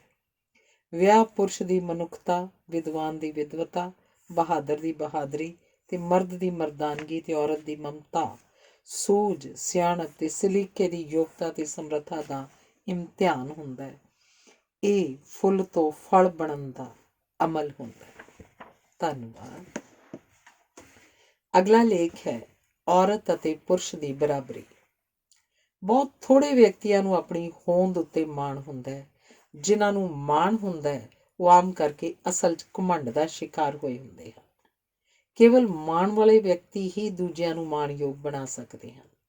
ਘਮੰਡੀ ਵਿਅਕਤੀ ਹਰ ਵੇਲੇ ਦੂਜਿਆਂ ਨੂੰ ਆਪਣੇ ਤੋਂ ਨੀਵਾਂ ਸਿੱਧ ਕਰਨ ਦੇ ਚਲਿੱਤਰ ਕਰਨ 'ਚ ਰੁੱਝੇ ਰਹਿੰਦੇ ਹਨ। ਆਲੇ ਦੁਆਲੇ ਝਾਤ ਮਾਰ ਕੇ ਵੇਖੋ ਤੇ ਆਪ ਹੀ ਨਿਰਣਾ ਕਰੋ ਕਿ ਕਿੰਨੇ ਕੁ ਵਿਅਕਤੀ ਮਾਣਯੋਗ ਹਨ। ਕਈ ਵਾਰੀ ਅਹੁਦਾ ਮਾਣਯੋਗ ਹੁੰਦਾ ਹੈ, ਪਰ ਵਿਅਕਤੀ ਨਹੀਂ। ਕਈ ਕੁਰਸੀਆਂ ਮਾਣਯੋਗ ਹੁੰਦੀਆਂ ਹਨ, ਪਰ ਉਹਨਾਂ ਉੱਤੇ ਬੈਠਣ ਵਾਲੇ ਨਹੀਂ। ਜਿਨ੍ਹਾਂ ਦੀ ਸੋਚ ਭੀੜੀਆਂ ਗਲੀਆਂ ਤੋਂ ਅੱਗੇ ਨਹੀਂ ਜਾਂਦੀ, ਉਹ ਵਾਦੀਆਂ ਦੀ ਖੁੱਲ੍ਹ ਨੂੰ ਮਾਣ ਨਹੀਂ ਸਕਦੇ। ਇਵੇਂ ਹੀ ਗੁਲਾਮ ਦੂਜਿਆਂ ਨੂੰ ਆਜ਼ਾਦ ਨਹੀਂ ਕਰ ਸਕਦੇ। ਔਰਤ ਇਸ ਲਈ ਗੁਲਾਮ ਹੈ ਕਿਉਂਕਿ ਉਸ ਉੱਤੇ ਹਾਕਮ ਪੁਰਸ਼ ਆਪ ਗੁਲਾਮ ਹੈ। ਅਸੀਂ ਉਸੇ ਅਨੁਪਾਤ ਵਿੱਚ ਦੂਜਿਆਂ ਨੂੰ ਆਜ਼ਾਦੀ ਦੇਵਾਂਗੇ ਜਿਸ ਪੱਧਰ ਤੱਕ ਅਸੀਂ ਆਪ ਆਜ਼ਾਦ ਹੋਵਾਂਗੇ ਤੇ ਡਰ ਤੋਂ ਮੁਕਤ ਹੋਵਾਂਗੇ। ਚਾਹੀਦਾ ਤਾਂ ਇਹ ਹੈ ਕਿ ਅਸੀਂ ਆਪਣੇ ਵਰਤਾਰੇ 'ਚ ਸਖਤ ਹੋਈਏ ਤੇ ਆਪਣੇ ਵਿਚਾਰਾਂ 'ਚ ਲਚਕਦਾਰ, ਪਰ ਹੋ ਬਿਲਕੁਲ ਉਲਟ ਰਿਹਾ। ਕੁਝ ਗਿਣਤੀ ਦੇ ਸੂਝਵਾਨ ਵਿਅਕਤੀ ਭਾਵਕ ਪੱਧਰ ਉੱਤੇ ਚਾਹੁੰਦੇ ਹਨ ਕਿ ਔਰਤ ਨੂੰ ਪੁਰਸ਼ ਦੇ ਬਰਾਬਰ ਸਮਝਣਾ ਚਾਹੀਦਾ ਹੈ, ਪਰ ਉਹ ਇਸ ਭੁਲੇਖੇ ਦਾ ਸ਼ਿਕਾਰ ਹਨ ਕਿ ਸਭ ਕੁਝ ਕਿਸੇ ਨਾ ਕਿਸੇ ਤਰੀਕੇ ਨਾਲ ਆਪੇ ਸੰਭਵ ਹੋ ਜਾਏਗਾ। ਸਾਨੂੰ ਸਪਸ਼ਟ ਭਾਂਤ ਸਮਝ ਲੈਣਾ ਚਾਹੀਦਾ ਹੈ ਕਿ ਸਮਾਜ ਵਿੱਚ ਕੁਝ ਵੀ ਆਪੇ ਨਹੀਂ ਹੁੰਦਾ। ਪੁਰਸ਼ ਪ੍ਰਧਾਨ ਸਮਾਜ ਵਿੱਚ ਜੇ ਔਰਤ ਨੂੰ ਕੁਝ ਅਧਿਕਾਰ ਪ੍ਰਾਪਤ ਹੋ ਗਏ ਹਨ, ਤਾਂ ਪੁਰਸ਼ ਦੀ ਮਿਹਰਬਾਨੀ ਉਹਦਾ ਕਾਰਨ ਨਹੀਂ, ਸਗੋਂ ਪੁਰਸ਼ ਦੀ ਲੋੜ ਤੇ ਸਵਾਰਥ ਉਹਦਾ ਅਸਲ ਕਾਰਨ ਹਨ। ਜਿਵੇਂ ਹੁਣ ਇਸਤਰੀ ਕਮਾਉਣ ਦੇ ਯੋਗ ਹੋ ਗਈ ਹੈ, ਸੋ ਪੁਰਸ਼ ਨੇ ਉਹਨੂੰ ਪਰਿਵਾਰ ਦੀ ਆਮਦਨ ਵਧਾਉਣ ਲਈ ਘਰ ਦੀ ਕੈਦ 'ਚੋਂ ਬਾਹਰ ਜਾਣ ਸੰਬੰਧੀ ਕੁਝ ਰਿਆਇਤਾਂ ਦੇਣੀਆਂ ਪ੍ਰਵਾਨ ਕੀਤੀਆਂ ਹਨ। ਵੇਖਣ ਨੂੰ ਤਾਂ ਭਾਵੇਂ ਪ੍ਰਤੀਤ ਹੁੰਦਾ ਹੈ ਕਿ ਔਰਤ ਨੂੰ ਕੁਝ ਅਧਿਕਾਰ ਮਿਲ ਗਏ ਹਨ, ਪਰ ਅਸਲ ਵਿੱਚ ਔਰਤ ਦੀ ਗੁਲਾਮੀ 'ਚ ਵਾਧਾ ਹੋਇਆ ਤੇ ਗੁਲਾਮੀ ਦੇ ਨਵੇਂ ਸਿਰਜੇ ਗਏ ਰੂਪ ਬੜੇ ਮਨਮੋਹਣੇ ਹਨ। ਸਾਡੇ ਜੀਵਨ ਦੇ ਕਈ ਆਧਾਰ ਹਨ, ਜਿਵੇਂ ਆਰਥਿਕ, ਰਾਜਨੀਤਿਕ, ਧਾਰਮਿਕ, ਸਮਾਜਿਕ, ਵਿਦਿਅਕ, ਸੱਭਿਆਚਾਰਿਕ ਆਦਿ। ਇਹਨਾਂ ਸਾਰੇ ਖੇਤਰਾਂ ਵਿੱਚ ਔਰਤ ਦਾ ਸ਼ੋਸ਼ਣ ਵਧਿਆ। ਉਪਰੋਕਤ ਵਿਭਿੰਨ ਖੇਤਰਾਂ ਦੀ ਵੱਖਰੀ ਚਰਚਾ ਇਸ ਨੁਕਤੇ ਨੂੰ ਵਧੇਰੇ ਸਪਸ਼ਟ ਕਰ ਦੇਵੇਗੀ। ਆਧੁਨਿਕ ਯੁੱਗ ਦੀ ਆਰਥਿਕ ਪ੍ਰਣਾਲੀ ਪੱਛੜੇ ਦੇਸ਼ਾਂ ਵਿੱਚ ਖੇਤੀਬਾੜੀ ਉੱਤੇ ਤੇ ਵਿਕਸਤ ਦੇਸ਼ਾਂ ਵਿੱਚ ਉਦਯੋਗਿਕ ਤਕਨਾਲੋਜੀ ਉੱਤੇ ਆਧਾਰਿਤ ਹੈ। ਇਹ ਦੋਵੇਂ ਖੇਤਰ ਸਿਰਜੇ ਇਸ ਢੰਗ ਨਾਲ ਗਏ ਹਨ ਕਿ ਪੁਰਸ਼ ਦੀ ਕਾਰਜਕੁਸ਼ਲਤਾ ਨੂੰ ਵਧਾਉਣ ਦਾ ਉਦੇਸ਼ ਸਪਸ਼ਟ ਸਾਹਮਣੇ ਆ ਜਾਂਦਾ ਹੈ। ਸਾਰੇ ਸੰਦ ਪੁਰਸ਼ ਦੀ ਜਿਸਮਾਨੀ ਤਾਕਤ ਨੂੰ ਧਿਆਨ 'ਚ ਰੱਖ ਕੇ ਬਣਾਏ ਗਏ ਹਨ। ਮਸ਼ੀਨਾਂ ਦਾ ਰੂਪ, ਆਕਾਰ ਤੇ ਗਤੀ ਇਸ ਢੰਗ ਨਾਲ ਨਿਰਧਾਰਿਤ ਕੀਤੀ ਗਈ ਹੈ ਕਿ ਉਹਨਾਂ ਵਿੱਚ ਪੁਰਸ਼ ਦੀ ਸੋਚ ਪ੍ਰਵਾਨ ਹੋਵੇ, ਜਾਂ ਇਵੇਂ ਕਹਿ ਲਿਆ ਜਾਏ ਕਿ ਸਾਰੇ ਸੰਦ ਪੁਰਸ਼ ਨੇ ਆਪਣੀ ਸਰੀਰਕ ਤਾਕਤ ਤੇ ਸਮਰੱਥਾ ਨੂੰ ਧਿਆਨ 'ਚ ਰੱਖ ਕੇ ਬਣਾਏ ਹਨ। ਇਹ ਇੱਕ ਕਾਰਨ ਹੈ ਕਿ ਆਰਥਿਕਤਾ ਦੇ ਖੇਤਰ 'ਚ ਚਾਹੁਣ ਦੇ ਬਾਵਜੂਦ ਔਰਤ ਪੁਰਸ਼ ਦੇ ਬਰਾਬਰ ਨਹੀਂ ਹੋ ਸਕਦੀ।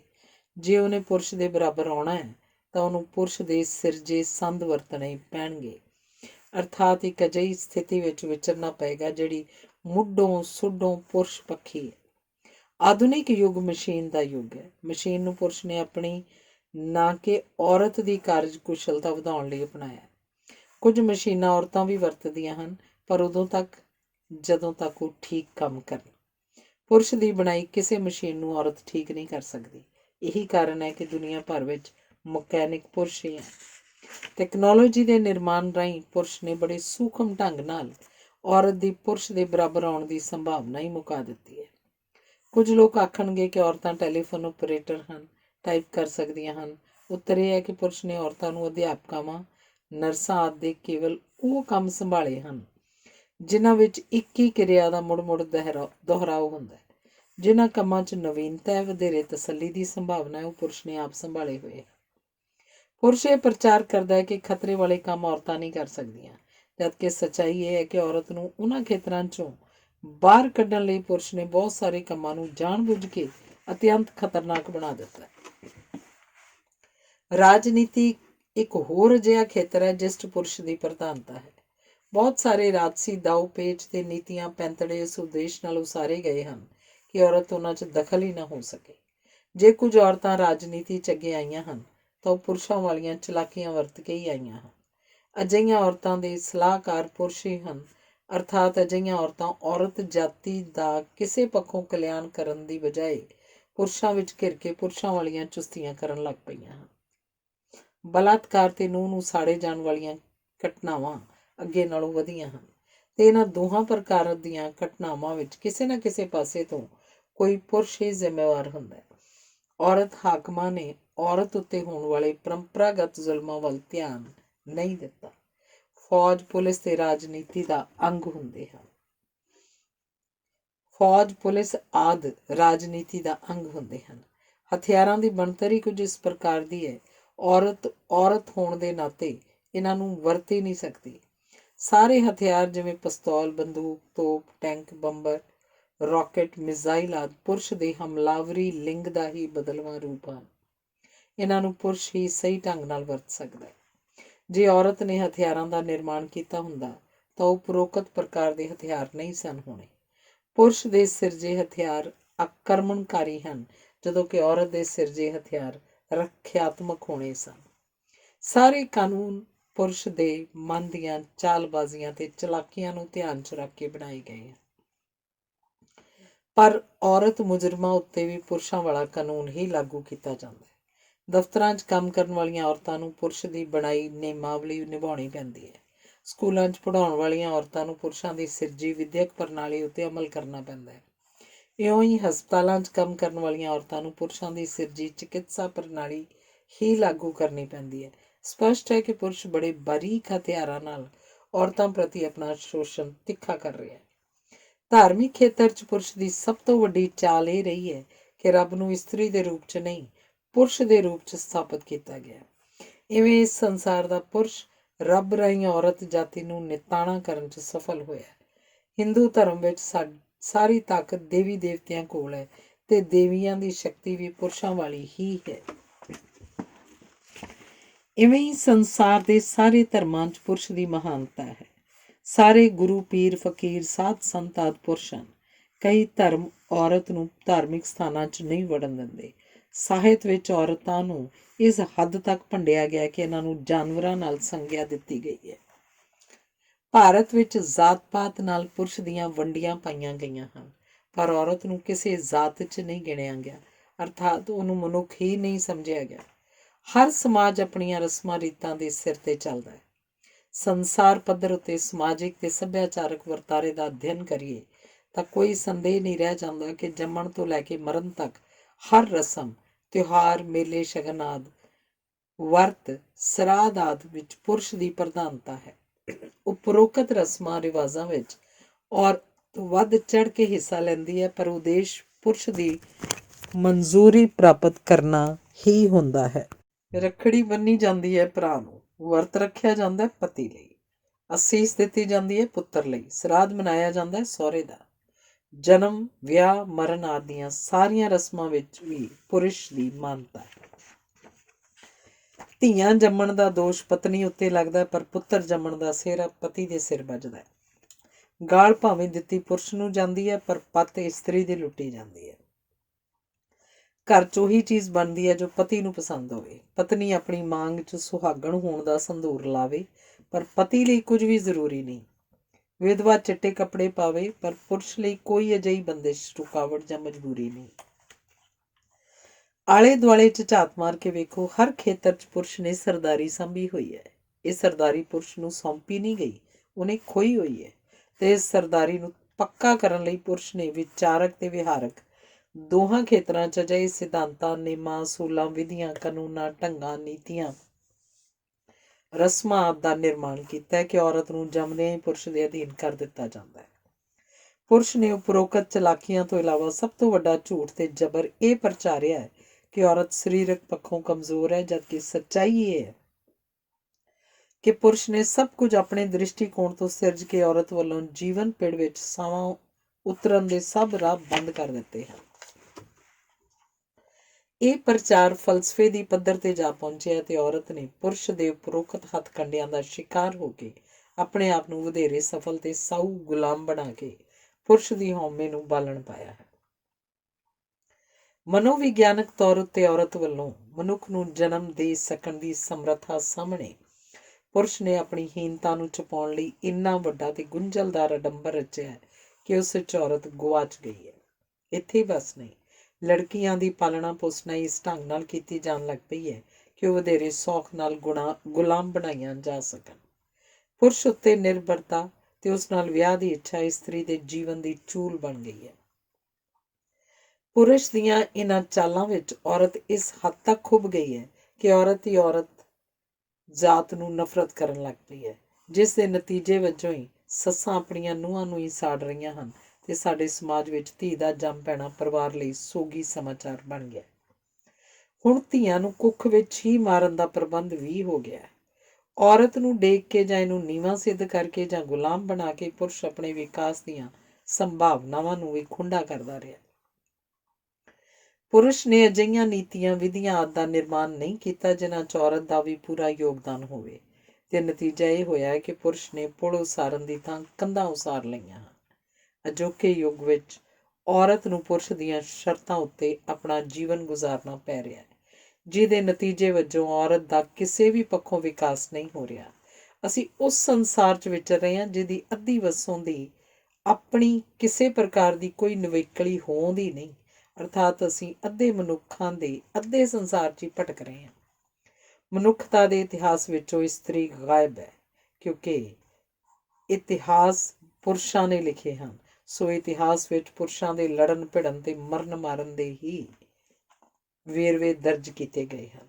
ਔਰਤ ਉਦੋਂ ਤੱਕ ਪੁਰਸ਼ ਦੇ ਬਰਾਬਰ ਨਹੀਂ ਹੋ ਸਕਦੀ ਜਦੋਂ ਤੱਕ ਉਹਨੂੰ ਸਭ ਪ੍ਰਕਾਰ ਦੇ ਸਿਧਾਂਤਾਂ, ਨੇਮਾਂ, ਅਸੂਲਾਂ, ਵਿਧੀਆਂ, ਢੰਗਾਂ, ਨੀਤੀਆਂ, ਵਿਉਂਤਾਂ, ਪ੍ਰੋਗਰਾਮਾਂ, ਰਸਮਾਂ ਦੇ ਨਿਰਮਾਣ 'ਚ ਭਾਈਵਾਲ ਨਹੀਂ ਬਣਾਇਆ ਜਾਂਦਾ। ਜਦੋਂ ਤੱਕ ਅਜਿਹਾ ਕੁਝ ਨਹੀਂ ਕੀਤਾ ਜਾਂਦਾ, ਉਦੋਂ ਤੱਕ ਆਰਥਿਕ, ਰਾਜਨੀਤਿਕ, ਸਮਾਜਿਕ, ਧਾਰਮਿਕ, ਸੱਭਿਆਚਾਰਕ ਆਦਿ ਖੇਤਰਾਂ ਵਿੱਚ ਥਕਾ ਦੇਣ ਵਾਲੀਆਂ ਸਮੱਸਿਆਵਾਂ ਉਪਜਦੀਆਂ ਰਹਿਣਗੀਆਂ। ਪੂੰਜੀਵਾਦ ਨੇ ਵਿਗਿਆਨ ਦਾ ਨਿਰਮਾਣ ਤੇ ਵਿਕਾਸ ਪੁਰਸ਼ ਦੇ ਦ੍ਰਿਸ਼ਟੀਕੋਣ ਤੋਂ ਹੀ ਕੀਤਾ ਹੈ ਤੇ ਔਰਤ ਦਾ ਉਸ ਵਿੱਚ ਯੋਗਦਾਨ ਨਾ ਮਾਤਰ ਹੀ ਹੈ। ਸਾਮੰਤਵਾਦ ਵਾਂਗ ਹੀ ਪੂੰਜੀਵਾਦ ਵਿੱਚ ਵੀ ਔਰਤ ਵੱਲੋਂ ਪੁਰਸ਼ ਦੀ ਬਰਾਬਰੀ ਦਾ ਸੁਪਨਾ ਵੀ ਨਹੀਂ ਵੇਖਿਆ ਜਾ ਸਕਦਾ। ਦੂਜੇ ਪਾਸੇ ਸਮਾਜਵਾਦ ਵਿੱਚ ਰਾਜਨੀਤਿਕ, ਆਰਥਿਕ ਤੇ ਸਮਾਜਿਕ ਬਰਾਬਰੀ ਭਾਵੇਂ ਕਾਨੂੰਨੀ ਤੌਰ ਉੱਤੇ ਲਾਗੂ ਕਰ ਦਿੱਤੀ ਗਈ ਹੈ, ਪਰ ਮਾਨਸਿਕ ਪੱਧਰ ਉੱਤੇ ਬਰਾਬਰੀ ਦਾ ਲਾਗੂ ਕਰਨਾ ਉਦੋਂ ਤੱਕ ਸੰਭਵ ਨਹੀਂ ਹੋ ਸਕਦਾ ਜਦ ਤੱਕ ਨੀਤੀਆਂ ਘੜਨ ਵਾਲੇ ਕਾਰਜ ਵਿੱਚ ਤੇ ਸਿਧਾਂਤਕ ਪੱਧਰ ਉੱਤੇ ਔਰਤ ਦੇ ਯੋਗਦਾਨ ਨੂੰ ਸੰਭਵ ਨਹੀਂ ਬਣਾਇਆ ਜਾਂਦਾ। ਇਸ ਸਮੱਸਿਆ ਨੂੰ ਹੱਲ ਕਰਨ ਤੋਂ ਪਹਿਲਾਂ ਇਸ ਸਮੱਸਿਆ ਦੇ ਅਸਲੀ ਅਸਲੇ ਸਾਰ ਤੇ ਸੁਭਾਅ ਨੂੰ ਸਮਝਣਾ ਜ਼ਰੂਰੀ ਹੈ। ਅਜੋਕੇ ਯੁੱਗ 'ਚ ਇਹ ਭਰਮ ਉਸਾਰਿਆ ਜਾ ਰਿਹਾ ਹੈ ਕਿ ਔਰਤ ਹਰ ਖੇਤਰ ਵਿੱਚ ਪੁਰਸ਼ ਦੇ ਬਰਾਬਰ ਹੋ ਗਈ ਹੈ, ਪਰ ਸੱਚ ਇਹ ਹੈ ਕਿ ਪੁਰਸ਼ ਔਰਤ ਦੇ ਕੱਪੜੇ ਸਿਉਣ, ਖਾਣਾ ਪਕਾਉਣ, ਬਰੀਕ ਕੰਮ ਕਰਨ ਆਦਿ ਜਿਹੇ ਉਹਨਾਂ ਖੇਤਰਾਂ ਵਿੱਚ ਵੀ ਪ੍ਰਵੇਸ਼ ਕਰਨ ਲੱਗ ਪਿਆ ਹੈ ਜਿਨ੍ਹਾਂ ਵਿੱਚ ਔਰਤ ਨੂੰ ਨਿਪੁੰਨ ਸਮਝਿਆ ਜਾਂਦਾ ਸੀ।